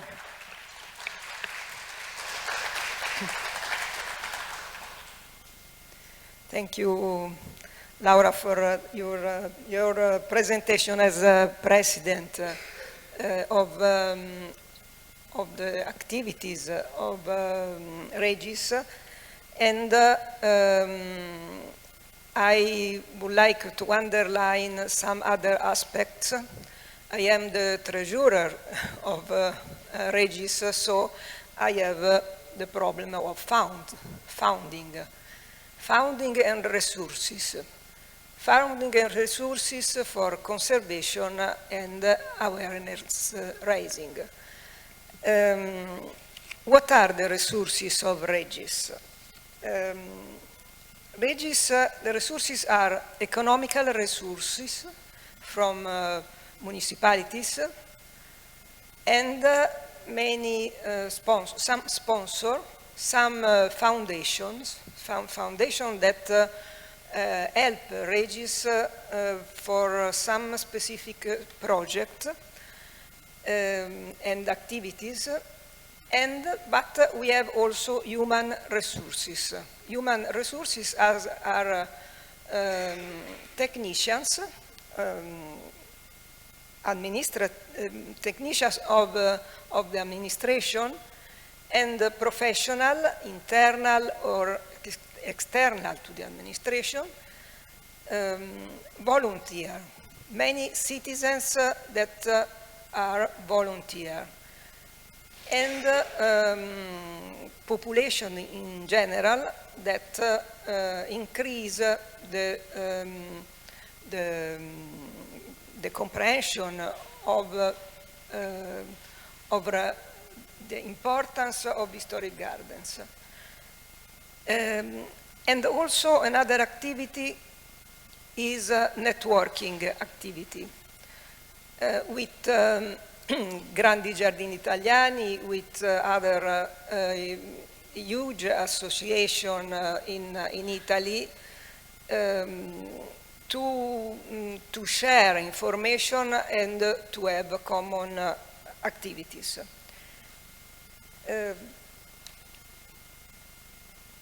But one of the main activity was and is the management of historic gardens in a planned way.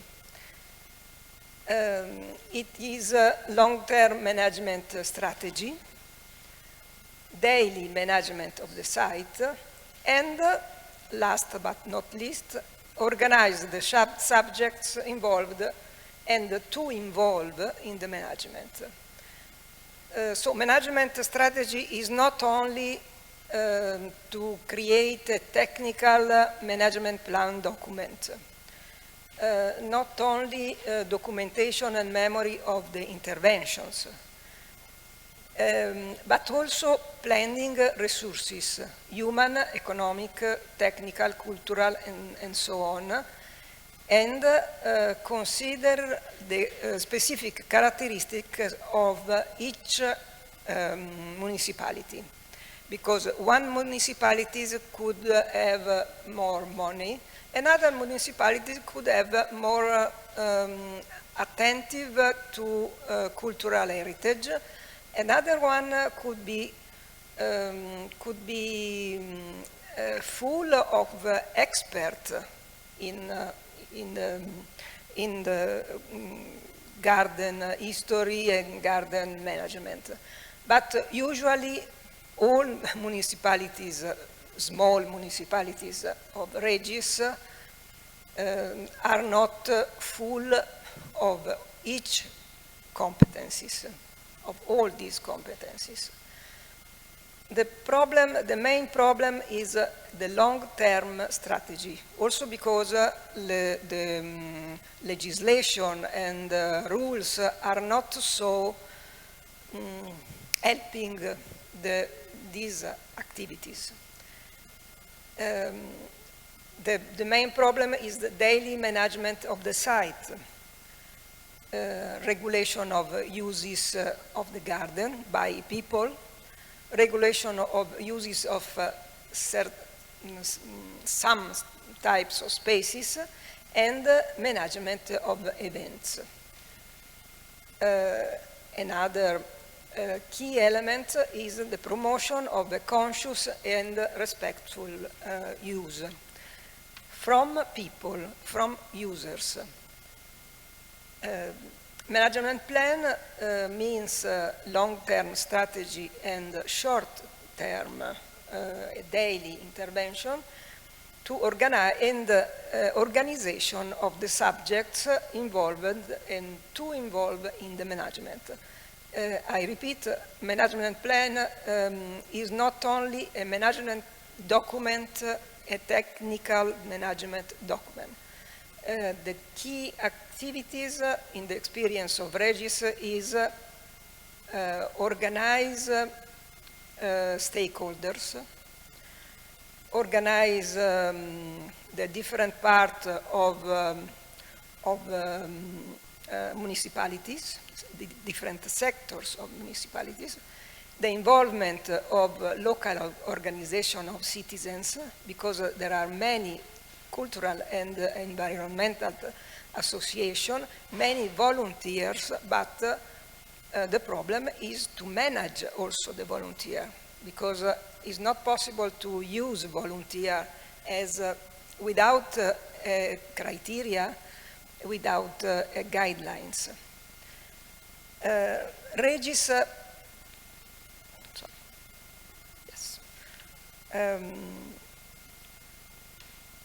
Regis using this found and a project provided by Fondazione Cariplo, a very important foundation in Lombardy, financed 12 management plans in 2014-2016. We worked a lot, and we realized not a complete management plan, but a technical document to be discussed and verified with local municipalities, with stakeholders and citizens, considering local specific conditions, strengths, weaknesses, resources, opportunities. So we are now in the moment where we have a technical document, and in some of these sites we are working with stakeholders, municipalities and citizens. So the process to prepare a management plan is not short, but is complex and long. This one is the idea of the key plan for the management plan, and we used also the funds coming from the state, because the funds coming from European Union were used from the Ministry of Culture for restoration and enhancement of historic parks and gardens. It is a recent idea. You can see the main purposes and the type of intervention admitted: restoration, extraordinary and scheduled maintenance, conservation, safety measures, enhancement and communication, intervention in the plant component and on the design of the garden. But the very important innovation is the political strategy.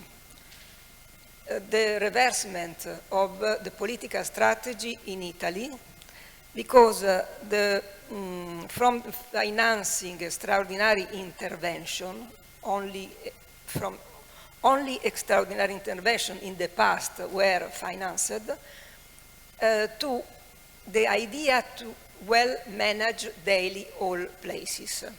So this idea is the key point of the call of the Ministry of Culture.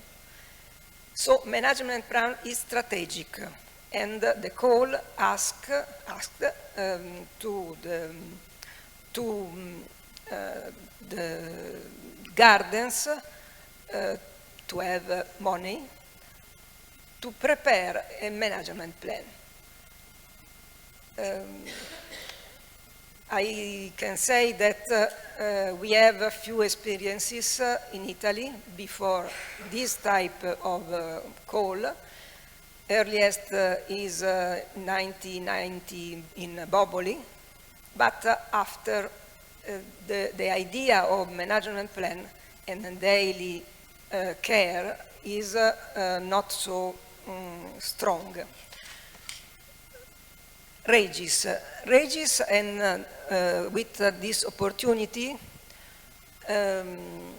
Regis prepared many of 9 on 10 sites, prepared a sort of management plan to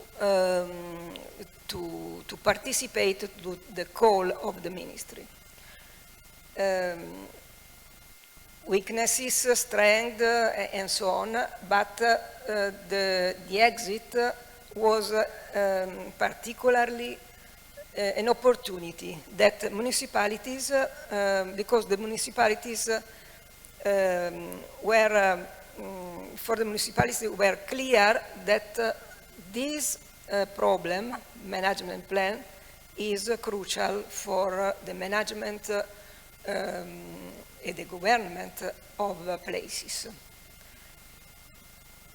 But we have, in short, some other problems. Relationship between gardens and urban context, historic gardens and urban context. An example, Villa Ghirlanda Silva in Cinisello Balsamo. It is in a central position in the municipality, in the center of the municipality. You can see that is a territory full of buildings, of road and so on. But the idea of the management of Cinisello Balsamo is to connect Villa Ghirlanda with the other big areas and small areas in a sort of connection, a general connection. Another example is in Milano. You can see in the circle that we have 3 historic parks. One is a public park created at the end of 19th century as public park and an alley, but we have also an historic garden connected to El Palace. Milano municipalities don't have a management idea to connect the 3 areas also only for problems of ecological network, for example. They are managed isolated, so it is a problem for historic gardens and the context. We have potentialities, but not the final solution. Some photos of the gardens. We have also in the urban areas some other vegetal architecture, like what you see. And they are resources for ecological network, ecosystem services, and so on. I explain, I say vegetal architecture because they are not gardens, but there are many elements like this. Another problem is clear. You can see what happened behind the greenhouse in another palace, in another historic garden open to the public.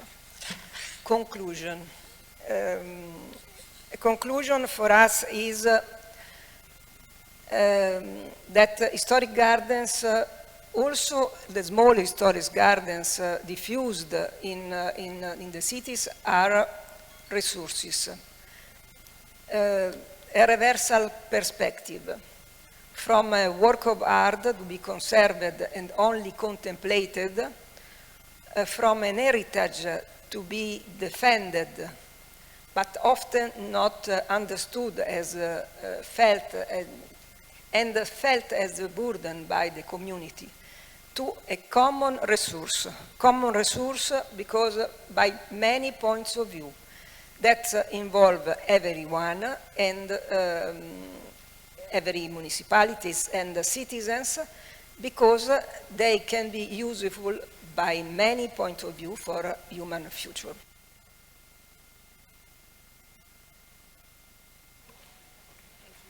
Es fantástico, se van todos acoplando al tiempo. It's great how you're all adapting to the timing. We're going to introduce now the second speaker of the afternoon. I think is one of the person that requires no presentation, is well known by everyone, Francesco Andrin, who is an architect, who specializes in urban preservation. He's been a professor at the University of Venice since 1980 and 2016. In 2020, he became visiting scholar by the Getty Preservation Institute. From 20 to 2010, he was the director of the World Heritage Institution of UNESCO and secretary of the Convention of the World Convention. From 2010 to 2018, was general or deputy director of Heritage, and right now he works in ICOMOS, and he's a senior advisor of the Aga Khan Trust for Culture, member of the board of directors of the Santa Agata Foundation for the Studies of Economy in Culture in Torino. Our dear friend Santa Agata that left a wonderful legacy, and Francesco is one of the persons who's been able to preserve it. He was at the forefront of the economy of culture, where heritage played a very important role, and he's an advisory member of the Smithsonian for folklore and cultural heritage in Washington, D.C. So, Francesco, you have now the floor. Es para nosotros realmente.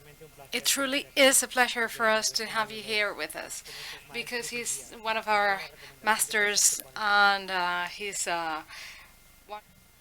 Buenas tardes a todos. Good afternoon, everybody. I did want to give you an introduction as to the rationale behind this panel, but I want to reassure you that I won't be speaking Spanish because I have a very poor mastery of Spanish, and I'd rather address the audience in English. Out of respect for the Spanish language, by the way. Until we have our speakers up here, I will continue to speak Spanish. So the idea behind this panel is the following. We have been talking about the city from the perspective of landscapes, but in reality, cities are not managed from the perspective of landscapes. Most cities don't have that idea. There's a gap between our conception, the conception of cities being landscapes, and practice. So this is a very interesting topic to tackle, because if we don't tackle that gap, we will never bridge it, and we will never meet the different objectives that we have been sharing. Never will cities be conceived as landscapes, but rather they will be treated and managed from a different perspective. And this is a collective and serious problem that we have. And it starts in the moment in which we begin to introduce new concepts, new visions of our cities.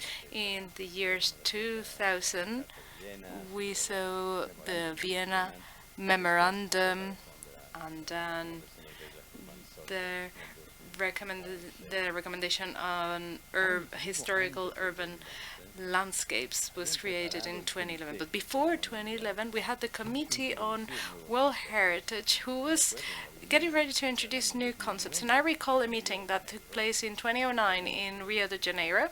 Actually, some of you were there.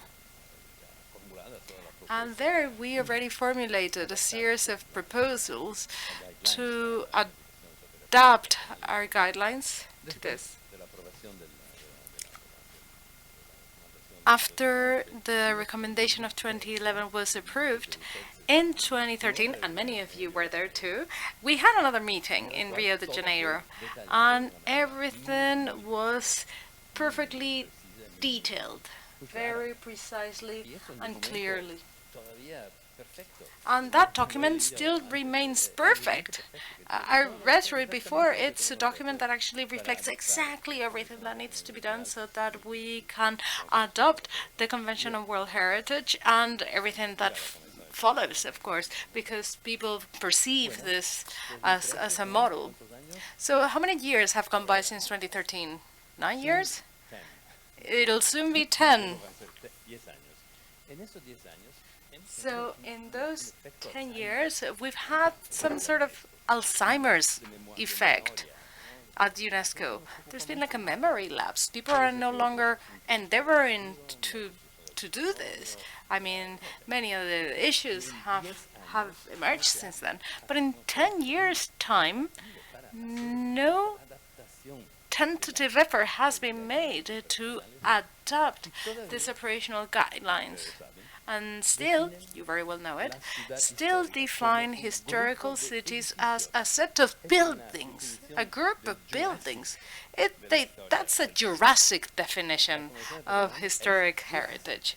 The definition of heritage is Jurassic from this perspective. The meeting in 2013 already offered many solutions, changing the definition of sites, introducing concepts, etc. But this is something that hasn't been implemented. And that means that now when a historical city is presented to the committee, we are in 2022, it's considered to be a group of buildings. Luis knows it very well because Madrid is a group of buildings. I am sorry, but that's the way it is, right? So the time is now. Time is ripe to be stronger. And I'm looking at Luis here because I think that Madrid could be the place to actually build that transformation process to transform the Convention on World Heritage. All the tools are at our disposal. We don't really need to do anything else. It's a political and technical process of adaptation that needs to take place. And I hope that after this workshop, after this seminar, we can create some sort of working group, some sort of task force that can take this topic to the Committee on World Heritage so that we can identify the responsibility of the Convention on World Heritage to lead these concepts, as has always been the case.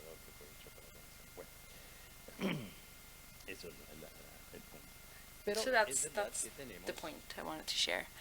But frankly, we can already draw from some definitions. We have the first definition of cultural landscape. This is something that we have been discussing at length for the whole day. How the city or parts of the city could be considered cultural landscapes. Why is it that we have issues with this? Because cultural landscapes were always identified with rural landscapes. The definition of cultural landscapes is to be an interaction between man and nature, which for me is a definition of city, but it's not the way the World Heritage Committee considered it. Cultural landscapes for them are just rural landscapes. So in order to draw from Rio de Janeiro and Madrid, we've done a juggling act. I mean, we've done plays some words at length so that we could go in through the window instead of through the door to tackle these concepts. And this is a serious problem. First, cultural landscapes could indeed cover urban landscapes officially, right? So that we can actually tackle this through the front door, through the main door, instead of through the back door, right? And this is a serious topic, and it requires a cultural transformation in the committee. But in addition to that, we also have the recommendation of 2011. And it's not a heritage category, it's an approach, it's a vision. And these two are good tools. But we have to use them. Go ahead and sit down, yes. It's open. It's open, he says. So we can use them. We can use them so that we can come up with a better way to define the city through different lenses. And this is why our afternoon panel is entitled Managing Historic Cities as a Landscape. This was a proposition of Monica, managing the historic city as a landscape, because indeed that's something that we could do. I'm going to drop from Spanish now. I'm going to leave it now, and I'm going to go back to English. English, so that Patricia can understand. Yes, but first of all, Jordi wants to present them. So please, go ahead. Gracias, Francesco. Bueno. Thank you, Francesco. So we have a wonderful panel. This is a very high-level panel, both with the people at the room as well as the online connection that we have. We have Marie-Noël Tourneau, who is the project director since 2018 of the Institute for Training and Research on Cultural Heritage in the Asia-Pacific region, focusing in urban heritage and sustainable development. She studied art history and English literature at the Sorbonne University of Paris. He's also worked at the Ministry of Culture in France. Her area of expertise was 19th and 20th century architecture, mainly focusing in the religious architectural heritage and the cities for rest. In 2002, she joined a World Heritage entity, and she's been focusing in monitoring activities on the degree of preservation of these type of cities in Europe, Africa, and Asia, especially talking about urban heritage. And she's done also heritage environmental assessments. And also she is working the adoption of the guidelines of 2011, and she's carried out several projects and studies on the topic. Between 2015 and 2016, she supported UNESCO in the Global Report on Sustainable Development, and at WIPRAP, she's fostered the recommendation of historical urban landscape in collaboration with Xiamen University and the National Center for Research in Italy and Fujian Toulouse, and also in the historical area of Xiamen, Amoin. She's member of ICOMOS France and on the International Scientific Committees of Cultural Landscapes and Historical Cities. So we also have Patricia O'Donnell, who was already introduced by Monica Luengo this morning. Also in the table we have Miquel Balaguer. Miquel Balaguer comes from Palma de Mallorca. He has a degree in architecture by the Technical Institute of Valles, specializing in urbanism. He's worked as a professional since June 1996, doing building and urban planning projects such as, for instance, the reorganization of the Born in Palma, or the building of blocks of houses in the area of La Palma. Until 2001, he worked in the City Council of Calviá and the Works Licensing Department. And what's most relevant for this discussion is that since 2007 until 2011, he was the island director for urban planning in Mallorca, being part of the territory of the Conseil that promoted the nomination of the Tramontana mountain range as World Heritage. And since 2015, he's been the director for landscape in the island government of Mallorca, approving the urban planning for the island and the law for public roads of Mallorca, and pushing a couple of changes of the territorial plan, as well as the law on cultural landscapes in Sierra de Tangana. And also, as part of our panel, we have Clara Martín. Clara Martín was formed in SEC in Segovia. She's specializing in heritage since 25. She is the mayor and representative for heritage in the city of Segovia. And allow me to make the joke that you move to the other side, and it's very interesting that people working in heritage also move to the other side, right? So she also represents the World Heritage Cities in Spain. And finally, we also have Michael Turner with us, connected online. He's an architect and urban planner. He directs the professorship of the UNESCO on urban planning and conservation studies in the Academy of Arts and Sciences of Jerusalem. And he's done research in urban sustainability, heritage, social inclusion, and urban spaces.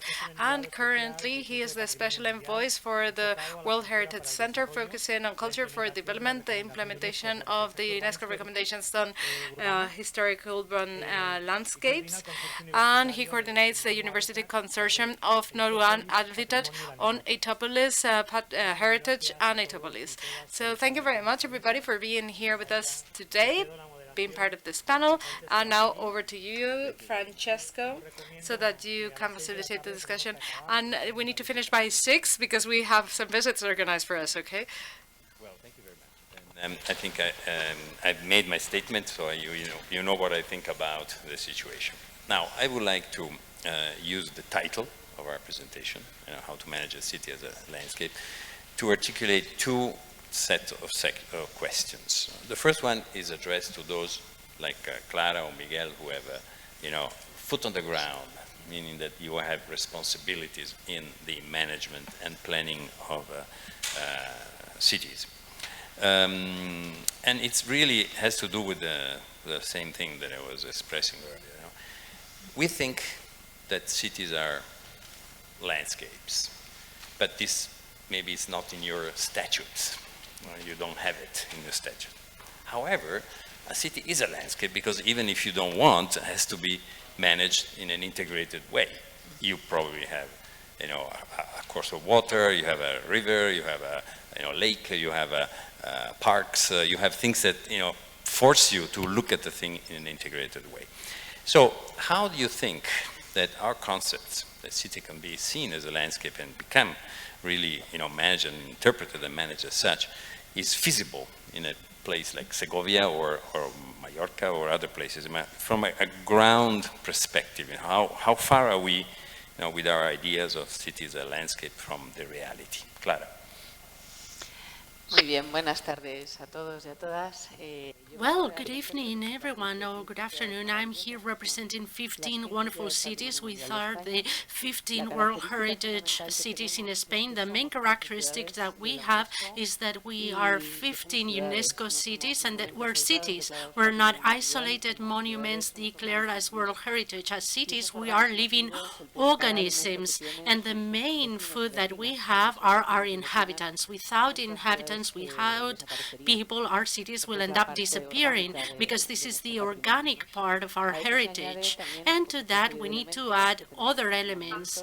We have our monuments, like in the case of Segovia, the Roman aqueduct, cathedral, multiple churches. So we need to achieve a good symbiosis between the preservation of heritage with the daily life and the daily management of urban life. And all of this is a landscape. In the specific case of Segovia, we are a Pinterest landscape. This is protected. We're having all of the boulevards in the cities, tree-lined boulevards in the cities that are also protected. And we have protected the view from the city to the mountains and from the mountains to the city. So managing all of this is very complicated, especially because, for example, there are environments where we cannot place PV modules, or we cannot have wind turbines, or maybe we cannot build in certain neighborhoods of the city that are protected by the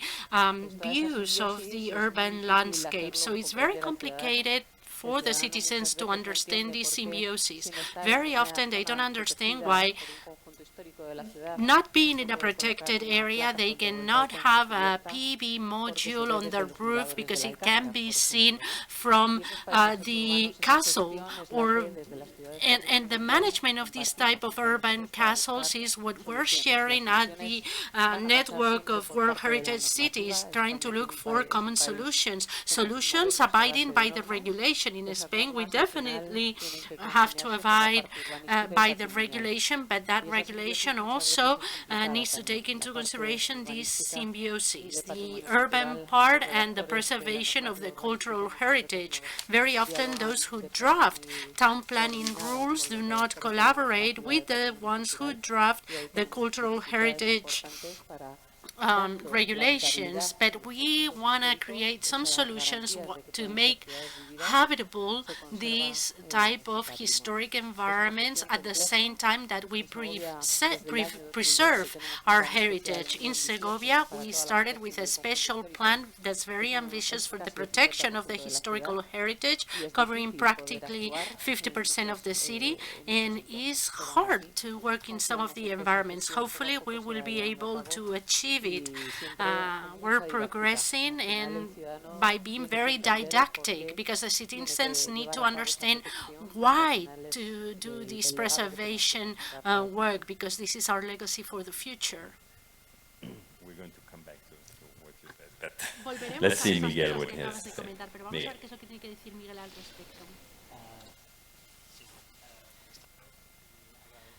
Good afternoon. I would like to thank the organizers for inviting me to participate in this roundtable. I'm representing the Alliance of Landscapes. We represent 7 cultural landscapes. And to that, we're going to add 3 more very soon. In our landscapes are Ibiza, an urban landscape together with the biodiversity of the island, the palm trees of Elche, Aranjuez, Sierra de Tramontana, and very soon we will have Torre de Hércules, it's a tower by the seashore in Galicia, and another landscape from Andorra. So, to your question, I think we have landscape in our DNA, so we truly understand that our cultural landscapes need to be managed as landscapes, and each one of them comes with its own specificities. In Aranjuez, for example, we have the city and the gardens always understood as a common landscape. The palm trees in Elche, Alhambra in Granada, or Tramontana Mountains. We are small municipalities that are part of a territory, a common territory, but obviously with the perspective of this landscape that joins us all together as to the planning and the management of these territories. Obviously, as it's always been said in all possible fora, and I was thinking now about Fundicop last Congress, in which they spoke about the big problem being the coordination in the management. Well, I think we've gone through different stages. We went from the stage of the first planning to the later stage in which we introduced the environmental assessment, so that we have a bias in our perspective. But going back to the word landscape, we are going back to this integral perspective of the whole territory, and I think that's what we're working on right now. Problem comes with deciding who is to manage the landscape in an integral way, who is going to take the lead, because we are talking about different municipalities, and within our complex organizational chart at the organization, we have the environmental department, the territory department, town planning department, the heritage department, and who is to take the lead? Which is of this department is to take the lead? The one of heritage, heritage, the one of environment, which one is it going to take the lead? And it is there when we see the appearance of cultural landscapes. They are the ones that are going to help us to identify the characteristics of our sites. What are the values, the intrinsic values behind them? What are the values that help us to identify them as a cultural landscape? And also, with the inclusion of these landscapes in the UNESCO list, we can create a body for management that will be taking the lead in the organizational chart, in this complex organizational chart. And as to the question, do we understand this in the cities? Yes, but the big contribution of cultural landscapes is that it provides these management plans, these managerial bodies that help us to understand the cities as part of the landscape in an integrated manner, an urban landscape, but in relationship with their outer space. Thank you. The management plans almost never, at least in my experience, have a legal power. I've seen hundreds of management plans, and most of cities need it because, in fact, the city is a very special kind of heritage. Cannot be, it's not a monument or a closed place like an archaeological site and so on, so it's an open thing. So the management plans try desperately to make sense of what the other plans do, but never have a legal function. So question is, and it's even before you are defined as cultural landscape, how do you make the management plan an operational tool that is in fact has a legal weight in the decisions of the city council or so on? Maybe Clara, I don't know if it's a difficult question because you know there's very few examples in the world, but perhaps you can comment on this.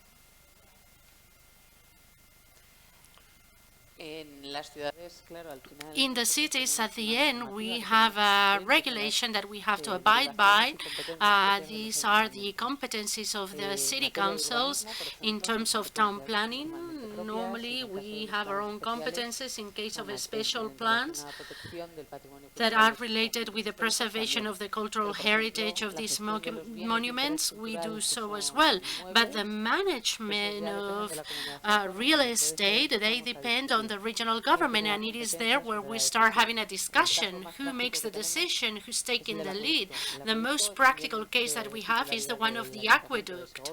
It belongs to the City Council of Segovia, but every action that we are proposing for the preservation needs the authorization of the regional government and the Ministry of Culture. So every time we have to do something, we start with technical discussions very often, and at the end of the day, no one does anything. We're just debating, and no one is doing anything on the monument because no one wants to take the lead and make the final decision. So we work in order to create collaboration agreements, but within the regulation of the public administration.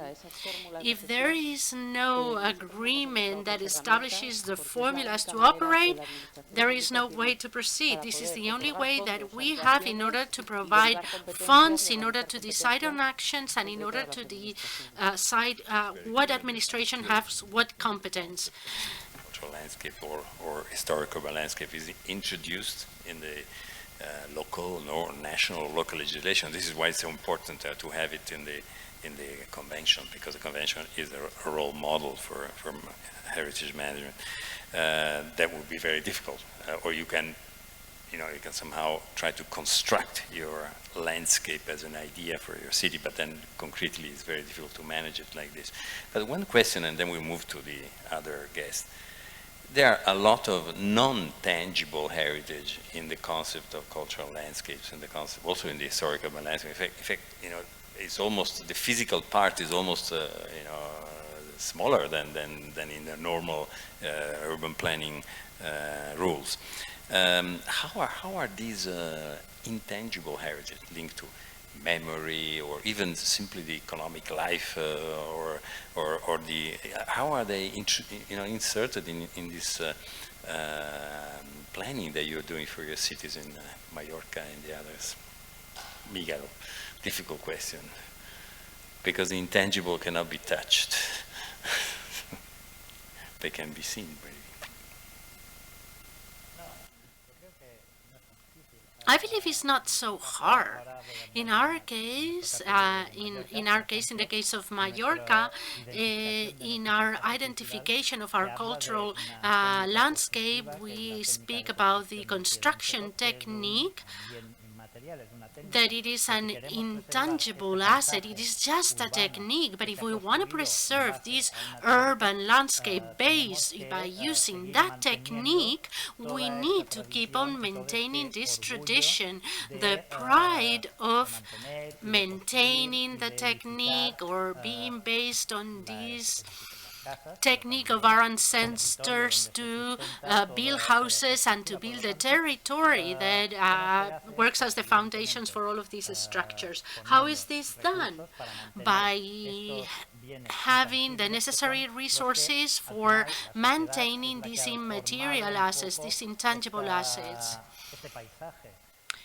But knowing that at the end of the day, society is the one that has created that asset. We're talking about these construction techniques, dry stone, which is what we have in Mallorca called, but this is part of the landscape, and that vision of these intangible things, these construction techniques, this agriculture, these care that we have of the streets, which is what's generated by the landscape, and unless we are capable of preserving this urban landscape, because in our case we're talking about urban landscape and the landscape of our smaller villages, it will be lost and it won't be maintained. So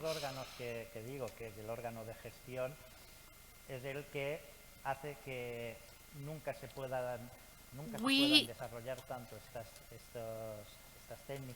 have more difficulties in developing this technique or this intangible heritage if we only see it from a sectorial perspective.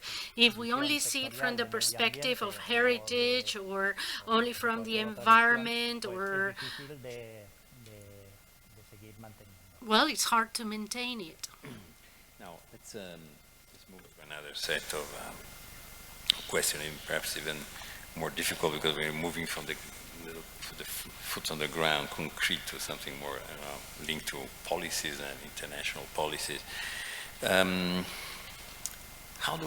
Patricia, how do we move from this limbo where everybody is sitting now? Because we're talking about cultural landscapes in the city, but essentially we're talking about gardens and the surroundings.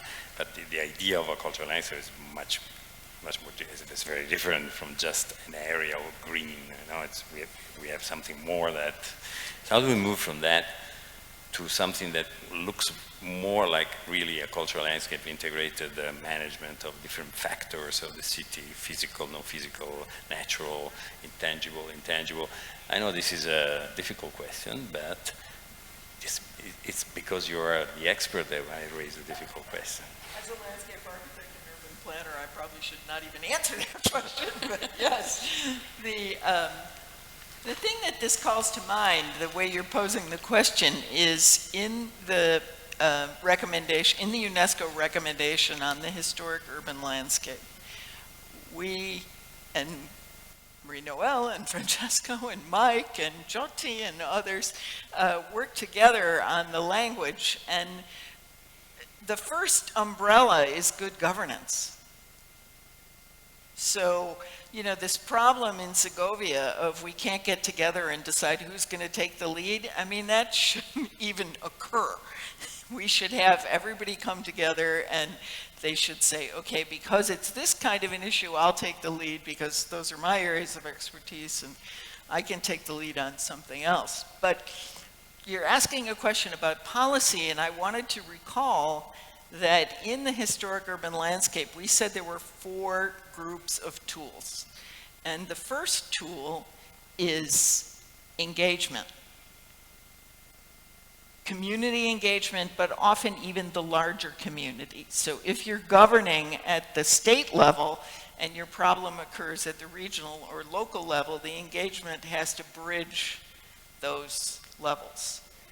The second tool we pulled forward was knowledge and planning. So you need a degree of expertise, you need the information that gives you the basis for what you're looking at. And I think in the Tramontana, where I was, I think 4 years ago, maybe 5, on an ICOMOS ICTC, cultural tourism workshop, we saw the intangible by having lunch in a family olive press operation, and the fact that the next generation was trying to preserve the tools, techniques, and machinery of the olive work in order to have the beautiful olive oil on the table.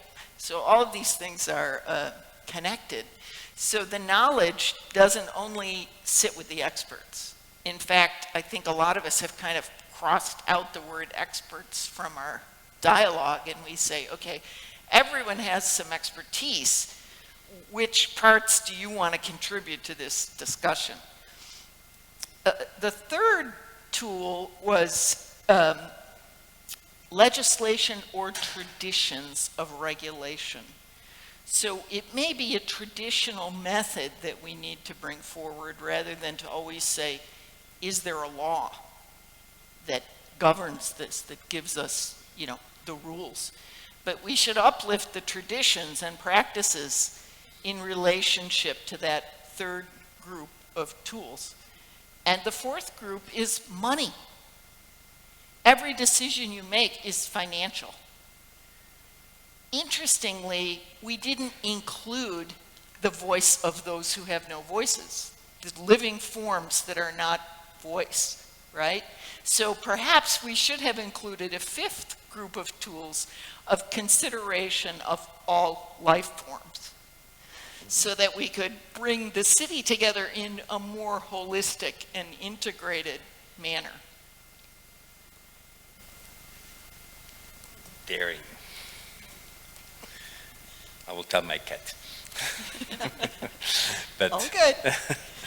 Marie-Noël, I think I'd like to pick your brain on two things, because I think you've done, you know, you actually did when you did the research for the Organization of Heritage Cities and UNESCO, and so you were able to sort of, you know, have a broad look at different experiences in the world, different cities and so on.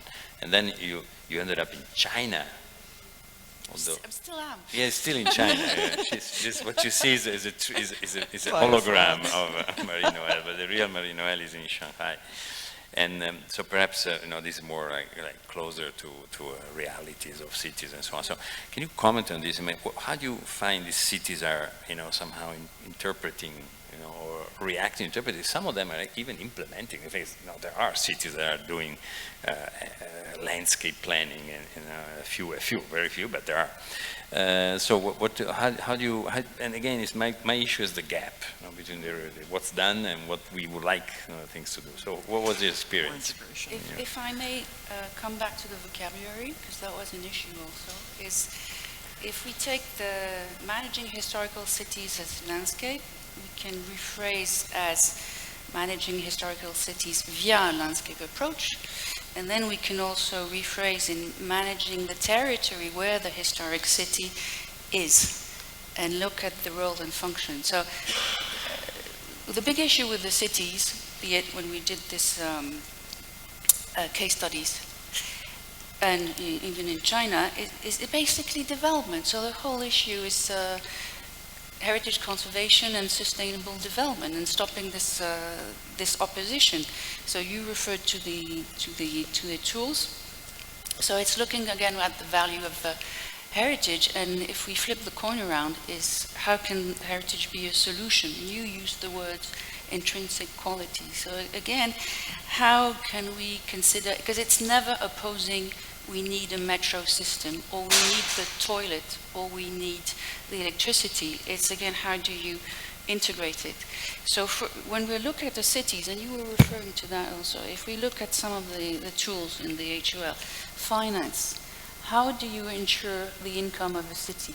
How can it be? Is it a tax system? Is the money coming from the state? Is it taxing companies? It is taxing through people? That is a really important one. The capacity to act. Another point which is crucial is land use, managing land. There are many examples, and that was in particular after the fall of the wall in post-Soviet countries, where you had land was public and it was sold off for a cheap price. That was also an issue with Liverpool, with the Port Authority and the land being sold for cheap. And in China, for example, the land is still public, and so it's a leasing system. So land, the vision for the future in terms of development, currently in China there's the Yangtze development plan in the Yangtze area, so we're talking about more than 700 square kilometers. And it's looking at a policy with the integration of heritage. It's a policy looking at green areas. It's a policy looking at nature, restoring waterways, etc., etc. So here again, it's a policy which is not called culture and heritage as a little island, and you have a ticket to enter, but it's really looking at that wider landscape, that territory, and seeing the integration. But the big difficulty is, I would say, finance, land, who owns it, who manages it, and the integration. So if we keep saying conserve your heritage when we talk to mayors, they're going to say, lady, this is all very nice, but we have problems. So again, how do you find ways for the solution and addressing the needs of people, which is modernization? And there's red lines, but that's really what I would say. Development, a new development for tomorrow. Development, another issue, very big. But okay, we'll come back to this. But let me ask, Michael has been waiting very patiently for half an hour. Hello, Mike. Mike, 2011, 2020, 11 years of since the HUL, since that achievement of UNESCO and so on. I know 11 years, it's a long time. So I'd like to ask you, what has changed in this field of urban heritage conservation in these 10 years? And how do you see things moving towards the future? Well, thank you, Francesco. I must admit I didn't have the English translation to your opening speech, but I understood every word which you said. Bad Spanish. I think that since 2011, there's been, or I would say even 2007, sort of the end of the Vienna Memorandum, two things have happened. One is that the world became urban. That was the 2007 when, according to the UN statistics, more people were living in urban conurbations than outside. And the other one was then 2015 with the Sustainable Development Goals. And I think that these two elements have then created an enormous change and challenged now the historic urban landscape. As Francesco, you mentioned that the convention speaks about groups of buildings, and the whole recommendation developed and spoke about that the city is beyond the group of buildings. We're now saying that the metropolis is beyond the city. We're now having that, the UN Habitat have said that over the next 5 years, every 2 weeks will emerge another metropolis. It's a new animal which is taking place, which is challenging then the relationships between nature and culture. I listened very vividly to the discussion on Rio, and Patricia will recall the debate which took place in actually crafting then the cultural landscape of the carioca landscape. But in fact, ICOMOS and IUCN never came to real understanding about what this was. And essentially, it was a city in a natural landscape. It was nothing to do with the city. It was the carioca landscape which actually took place. And this was something which in Buenos Aires did not take place at all. So I think that what is happening now, we have a new scale since 2011. We have new approaches, new new issues to address with sustainability and climate change. And I think that these are the current challenges which we're actually looking at. I'd just like to make one more point, is that we are very much structured in a Western language part. And I've always thought about that we should be thinking about the Chinese Shanshui or the Japanese Satayoma, or more importantly, the Machinami. These are terms which evoke the the soul of the city. They evoke people, they evoke poetry, they evoke the intangible, which Francesco asked about the intangible. And I think that we should start bringing together a wider understanding through extending beyond also the language or the English language. Over. Thank you.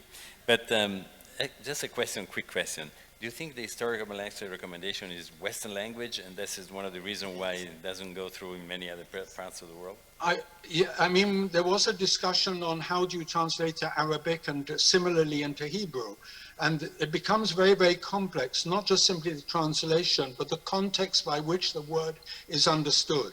And I think it's not the reason why it has not been understood, but I think we have not expanded the potential of its interpretation to actually manage then new ideas. But the most important thing is then the word beyond, to my mind, is the most critical part. It is the beyond creates, therefore, the linking of culture and nature, beyond the people to create the community, beyond the tangible to create the intangible. And I think that this holistic approach is the way that the cultural urban landscape could be discussed. And the challenge now is it a category or not? I leave it to you to answer to the room, because I have to be neutral in these things. But I would like to say one thing, Michael. I think you very, very precisely indicated the changes. And there is one other change that has happened, and perhaps is consequential to what you said, that in fact heritage, including landscapes, has gone out of the box. In the year 2000 until 2005, 2010, heritage was in itself, an object of study, definition, management, and so on. You can't do it anymore because we have linked the heritage complex apparatus to the development goals and to the urban agenda of the United Nations Habitat and so on. This is a big change, cultural change in terms of those who deal with these issues, because it was in a way relatively easier before to sort of say, okay, our heritage this is like a closed system where it has internal rules, which you call integrity, authenticity. I mean, it's full of this kind of ideas, and you applied it in a very limited, restricted concept. The moment you link this, and UNESCO is a UN organization, so this had to happen. We pushed it, of course, and frankly, the World Heritage Convention was the last one to reach this stage. Remember the recommendation, the guidelines for sustainable development are dated 2015. So it's really the last moment, 2015. Only 7 years ago, where the convention actually said, yes, we are part of the UN and we have to look at the rest of the world. It's not just us. But I remember when we first tried in around 2010, roughly around 2010, to introduce the concept of sustainable development in the process, there was a big reaction of the member states. They said, what is this? No, we are for conservation. This is not us. That was the reaction. Now, so I think we've done a gigantic leap forward into the future in this respect. But this entails responsibilities. I'm pointing Clara. It entails responsibility because a city which has its own heritage, whatever, you have fantastic heritage, cannot just see it as a closed system. It's not your Roman aqueduct, itself. It's something that has to look at the broader concept of heritage, including new heritage that sometimes is generated by new societies, new people, migrations, and these kind of things. So heritage becomes a more complex thing. And you have to link it to the Sustainable Development Goals and to the urban agenda. Fácil, ¿eh? How does a mayor looks at this issue, the relationship between cultural policies, heritage policies, and the Sustainable Development Goals and the urban agenda? Clara. That's an interesting question and a very difficult one to answer too. In cities, as requested by UNESCO, we need to have a management plan for cities with her cultural heritage, and none of the 15 cities currently have approved management plan for our sites, our World Heritage sites. They're not approved by UNESCO, even though many of these cities are working based on those management plans, but they need to be part of an urban agenda. We cannot leave aside the management of a World Heritage site. We cannot take it separately from managing the urban agenda and the SDGs, because if there is no symbiosis between them, they won't be practical. We won't be able to succeed in our day-to-day management, the day-to-day management of the city. And we can't oppose conservation and development. We can't make them be opposed. They need to be united. And our heritage is a way in which we highlight something that is also a very economic source of income for our cities, and this is something that we need to do hand in hand with our citizens, our neighbors. They need to understand that we are different cities, different to newer cities. We have very significant added value. We cannot work in isolation from our environment, and we need to do all that trying to support future development, because of course we cannot become idle cities. So based on those strategic lines of work in management plans, SDGs, the urban agenda, and citizen participation, well, against that backdrop, we need to push forth the different public policies at the local administration level and at the regional and state level too. Very interesting. This is very good, because it means that you follow the Sustainable Development Goals. At least you are getting some inspiration. But I have a question, and then we'll move on. When you say heritage to the citizens, what do they understand? What is heritage for a Segovian? For a Segovian, heritage is our city.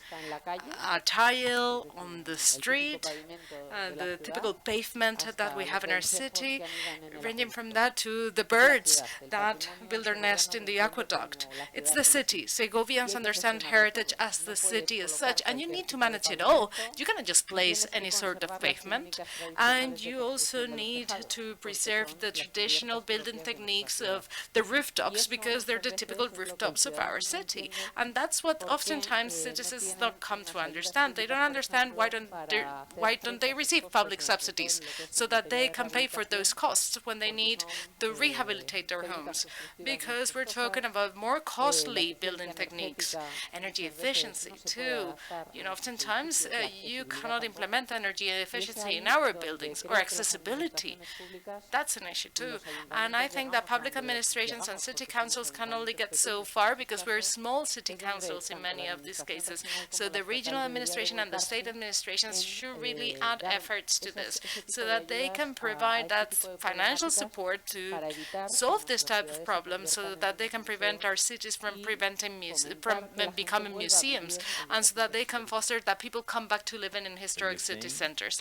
It's nice that citizens have a better integrated view of heritage than the administrators, which see things compartmentalized, which I think is good, which means that in order to succeed in our endeavor, we have to use the citizens, because they have better integrated vision of the system. 2036, Habitat 4. It will be done in Mallorca. maybe. 2036. Mallorca is it's Mallorca, or yeah, Mallorca is selected as a. You know Mallorca. No, sorry. What's the city? What's the city? Your city? Mallorca. Okay. Mallorca is selected by the. But Mallorca is an island. The case study for a world example. What has, between now and 2036 done Mallorca to become the example for the world?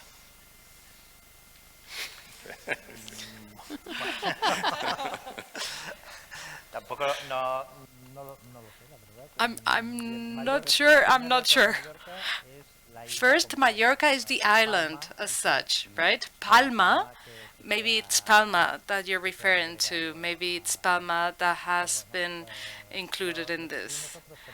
But something that we're clear about in Mallorca, and especially in the Tramontana mountain range, is that with regards to the future and with regards to the discussion as to what heritage really means, what we know is that our motto is life, heritage, lived heritage. We cannot understand the present and the future without really drawing from our roots. We need to be able to push forth the idea that the future cannot be understood if we don't draw from this culture, this heritage that we all identify with. This is what you were mentioning when you were talking about the oil too, right? And we want to continue to have this landscape. We want to maintain it. We may have very futuristic outlooks, but these futuristic outlooks need to draw from our landscape. Otherwise, this universalization will take it over, and our citizens, what they want is precisely, of course, they want to keep an eye on the future, for sure, but they also want to remain seated where they love and in the area that they love. And as you said, citizens are more clear about how cross-cutting this is than we are, because your typical answer when they tell you a problem is, no, you need to go to the apartment next door. And citizens say, but I don't care who's responsible for this. Someone needs to be responsible for this, right? Palma becomes the world model if it considers more, the entire territory, and not just monuments or the city, because you're saying that, that's the only island, the entire island, maybe all the archipelago. So it's you take a comprehensive approach on the whole territory, and this territory is balanced, where there is a balance. So tourism is not overwhelming the citizens. Consumption is not destroying the environment. This is what you're saying, that it's difficult. This is difficult. It's what she calls planetary rights. Yeah. Can you elaborate on this, but with reference to Palma? Sure. Sure. Well, Mallorca, Palma is not the best reference. I think the Tramontano and Mallorca as a whole is the better reference. But the notion of planetary rights is that as heritage professionals, we may know more about the cultural heritage and what the past has provided for the present, but if we can create an integrated model that respects life in all its forms, and that we actually consider that territorial imperatives, like Mike was saying, if we have every 2 weeks a new metropolis, and we have this consortium now of universities working on the topic of Heritopolis, what is the heritage of the metropolis to bring forward? I think it would be rights-based, because what we see in the economic engines globally is those who are rich can dominate those who have fewer resources. Those who have industries can figure out ways to keep their industries alive, even if those industries, like the making of plastic packaging, should disappear, and we should start using fungi and bamboo and everything else to make our packaging. I mean, we have to do a ground level shift that happens globally if we survive to the 2030 agenda, and the 2030 agenda has to be culture-based. So last week at Mondiacult, there was a really interesting discussion about our perception of heritage, and one thread was the whole notion that there's toxic heritage and heritage that has destroyed parts of the planet. But we don't tell that story. We tell the story of industry, triumph, right? Instead of industry as parasitic, destroying resources and taking them without paying. So if we go toward the environmental services, and if we look toward ecological balance, I think those of us in heritage have to embrace all of our broader interdisciplinary network to go to the future. Otherwise, there's no future for humanity. I mean, the insects might make it through. I'm not really doomsdaying. I'm saying, let's be holistic. let's position heritage as value added to the future and organize ourselves along those lines so that we take the values to the future in an integrated way. Yeah, Mondiacult was a very, the final recommendation, nothing really apocalyptic, new thing, but it was a good statement. Unfortunately, there was nobody listening from the Secretariat or the UN. They were mostly UNESCO ambassadors, so I think there is some work to do to translate this into. Remember how the culture was never seen, as a pillar, because in reality, many countries think that culture is a danger. So it's not we don't think, we see culture positive, but One more little sentence. It's not just cultural heritage, it's natural heritage. Yeah, that's what the convention is about. That's what the future is I totally agree. I think so the idea of the historical landscape was to also be comprehensive of all these things. And in fact, it was also an approach that was open to be applied everywhere. So question for Marino L. You are in China, right?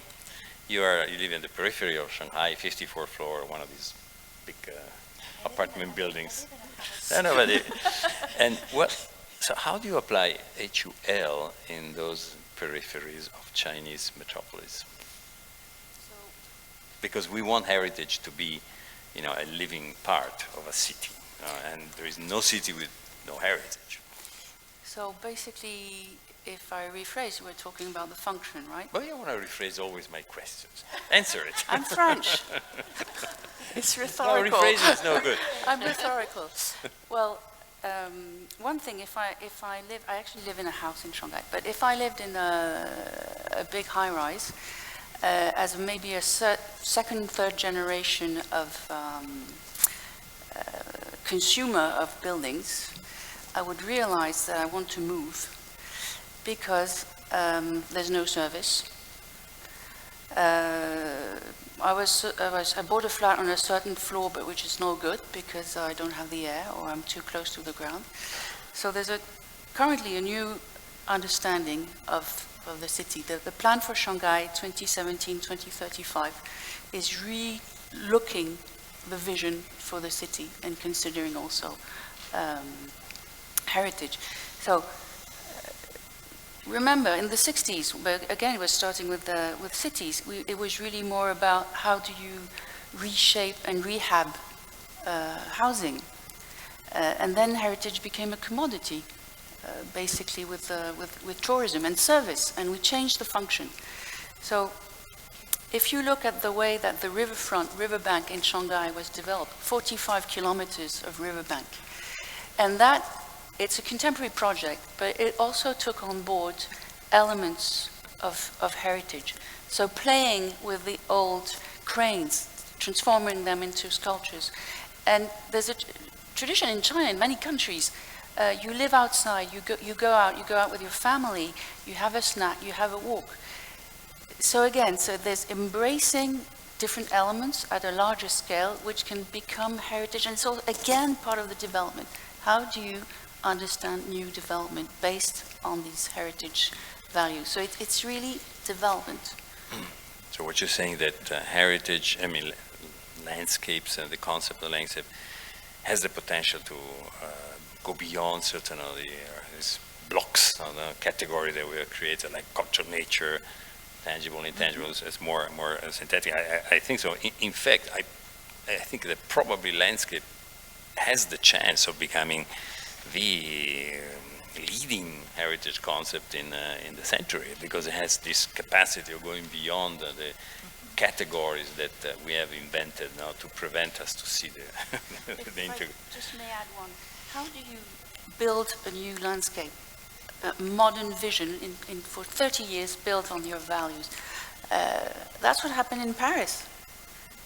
Think of La Défense, the CBD, moving from the city center to the other side, and then in the 80s, linking, using the 18th century vista. So basically, a modern landscape was built on an 18th century landscape. But still, there's a lot of work to do, because as we saw from the beginning, again, even landscape is categorized. Cultural landscape, only rural, then historical landscape. And so and not to talk about natural landscape and other types of landscape. So I think we have to do some work there in terms of putting some order in the concept. Michael, you are the one that talked about the metropolitanization of the world, right? And the role of heritage in this process, which will dominate the century. I think it's probably going to be the biggest human transition in the human history. Going from 50 to 75% of urbanization through metropolitanization and so on. So how do you see heritage? I know that we've been working together in this issue, but I would like you to share your views with the audience on how you see heritage playing a role in this development of metropolis, and perhaps even changing meaning in this.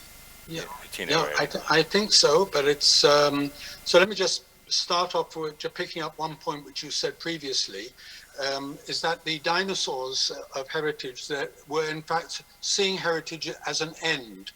The Sustainable Development Goals sees heritage as a means. 11.4 says protecting or safeguarding cultural and natural heritage to make cities safe, resilient, sustainable, and inclusive.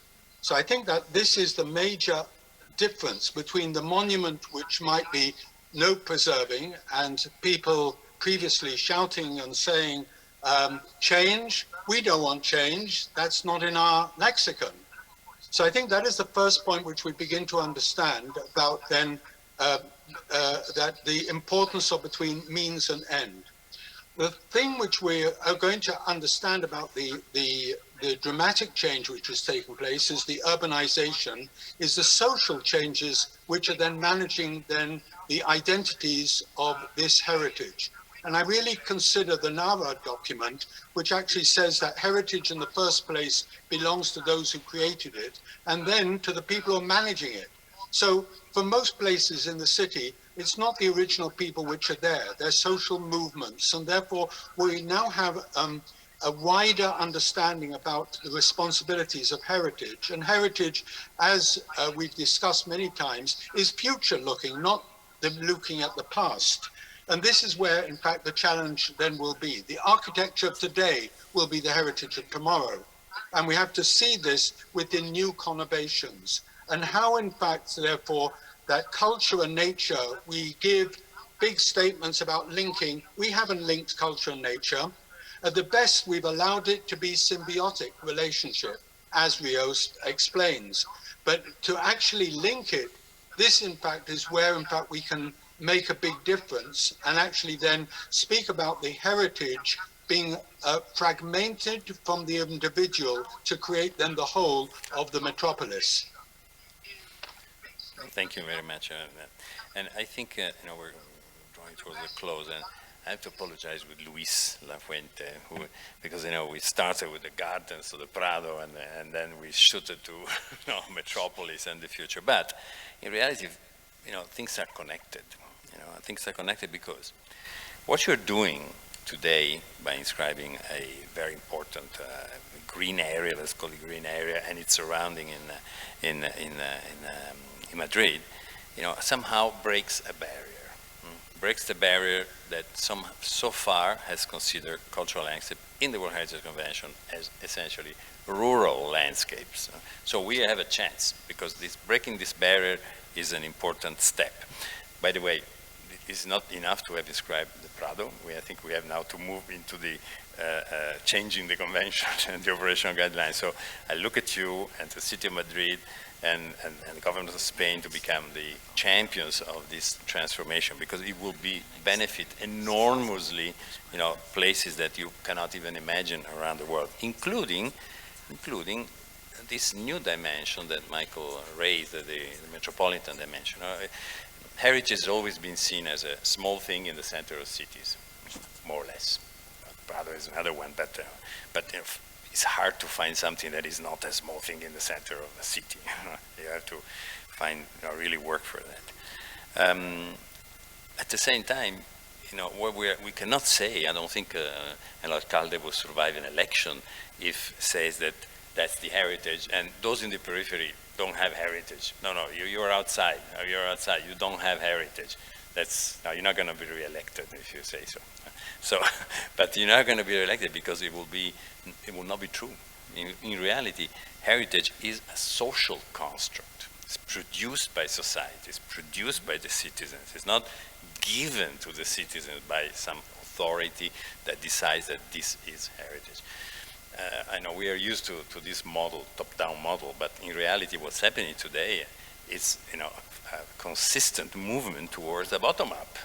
People want to recognize places as heritage, and you have an increasing pressure of citizens, groups, associations, foundations, a multiplicity of actors that are in itself even more powerful than all the other top-down actors, the UN, the governments, and so on, but are not recognized.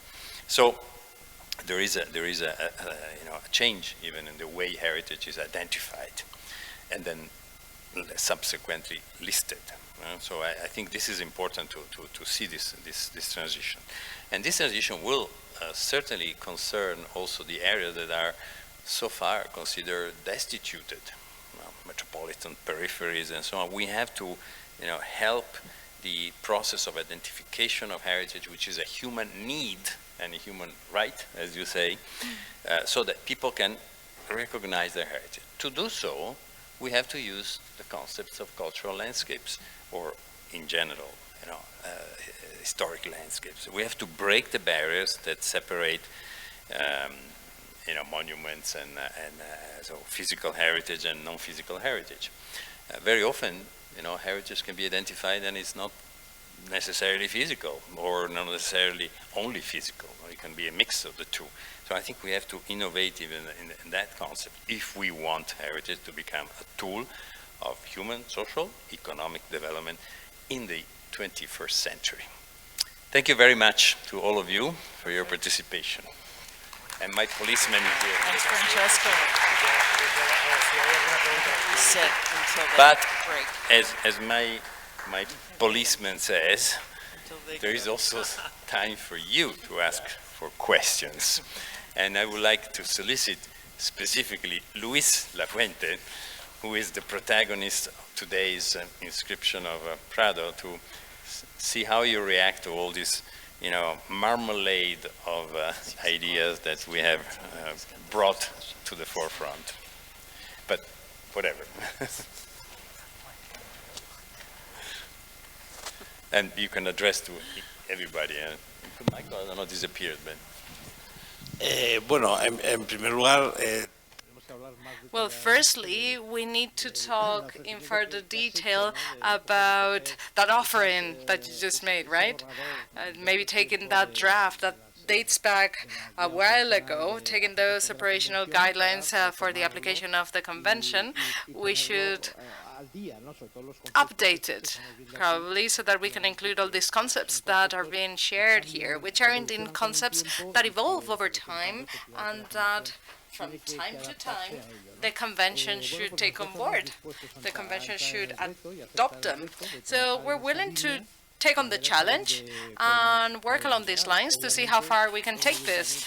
Obviously, as you very well know, in the City Council we do play a role which is secondary in the application of the convention, because it's the ministry that participates in those committees. But we can indeed push this forth because we have been listed as a cultural landscape. We do consider that it's necessary to update all these guidelines. So we take on the challenge, we accept the challenge accepted, but we need to discuss this in further depth, don't we? Yes, thank you very much. So, yes, my understanding is that you take on the challenge, so that deserves an applause. Or statements, or protests, or salutes, because we're about to close. What do you think, Jorge? Are we going to close? One question, yes. Yes, it's actually a comment, a broad comment on two concepts that have been expressed here. For instance, citizen participation. We attribute a lot of importance to it from the theoretical perspective, but I have serious doubts as to how it's practically implemented.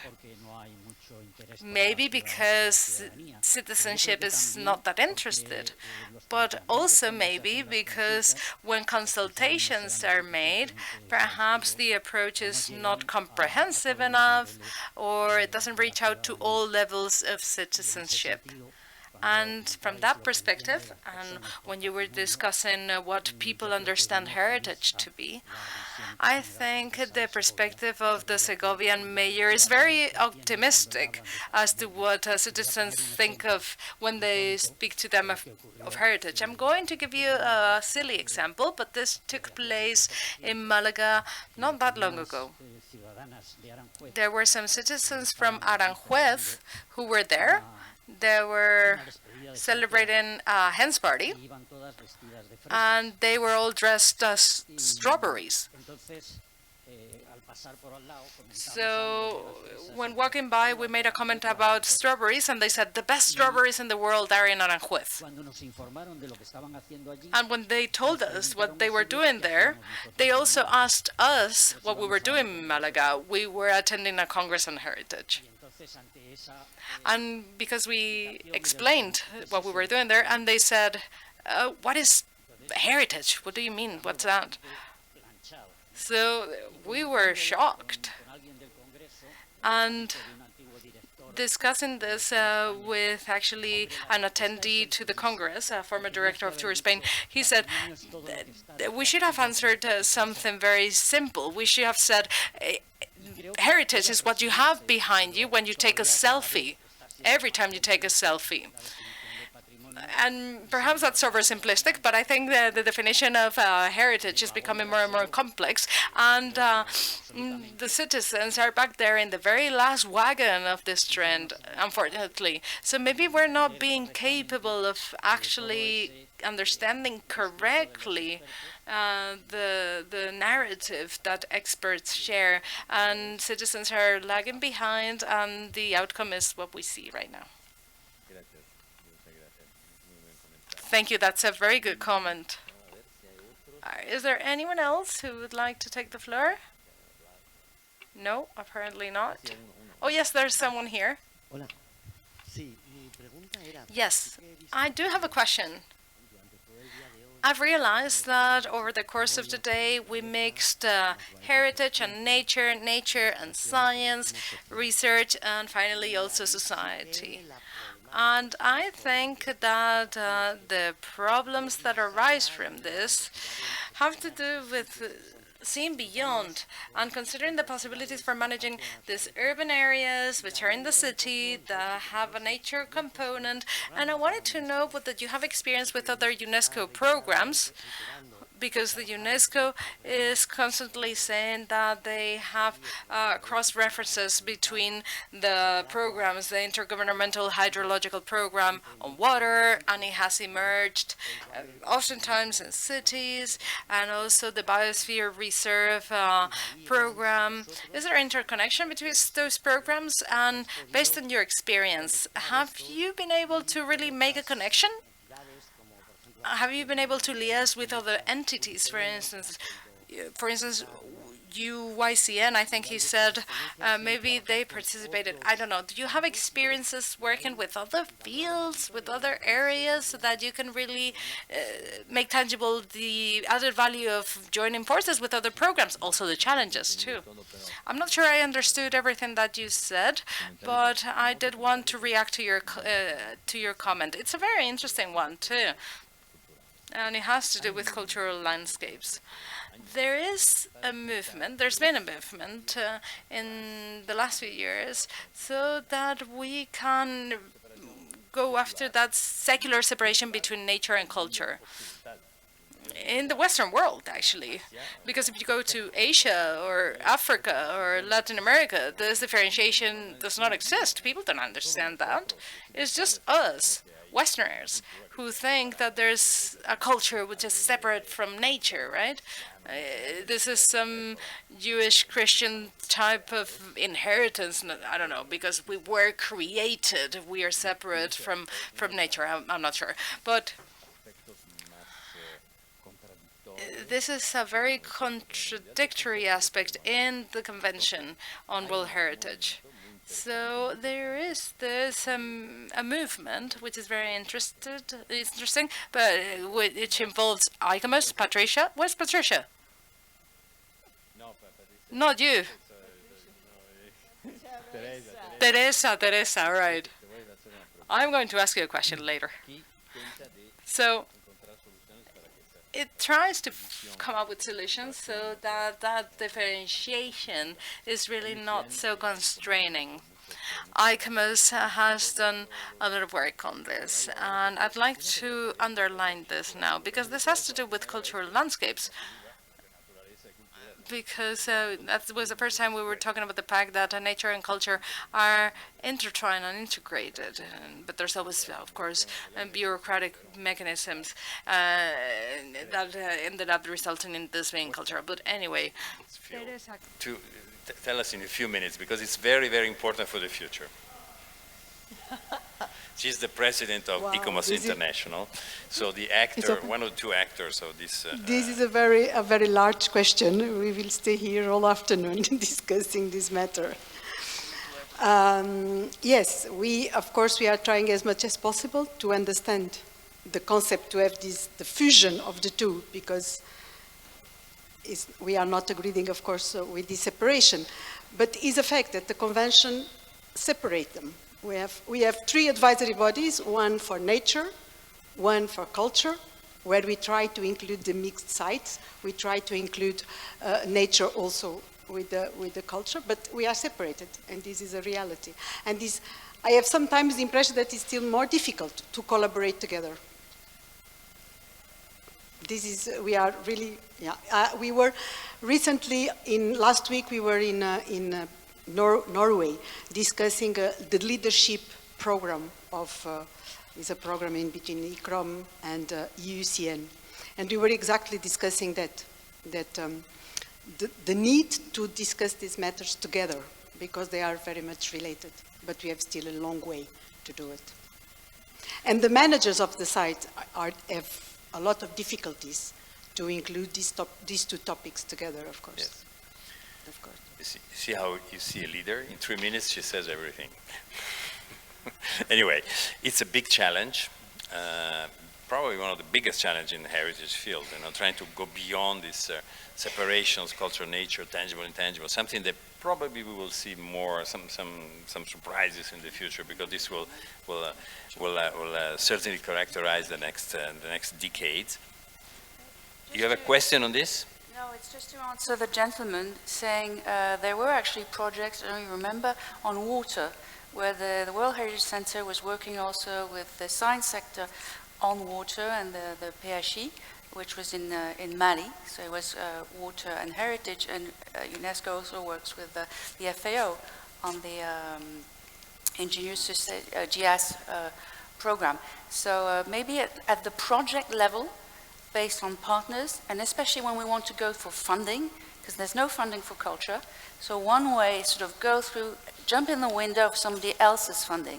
So that's where you have the fancy, exotic, cross-cutting project. But I would say it's more project-based. So, if there is no other question, which I don't see, maybe we'll try to close this, and thank you very much for this. I think we really have explored, what are the challenges of the future. Heritage is not in a good situation, in my view. There are too many pressures, that somehow change its nature. Either it's for politics, for economics, for conflict, for nationalism, for other things. So it has become an area of appropriation of other forces. We have to be very, very, very strict and very compact to avoid the dispersion of this concept, which is so important for modern society. At the same time, we need to change and innovate. So I think that change is the solution to protect heritage in the 21st century. But thank you very much again, and thank you for attending.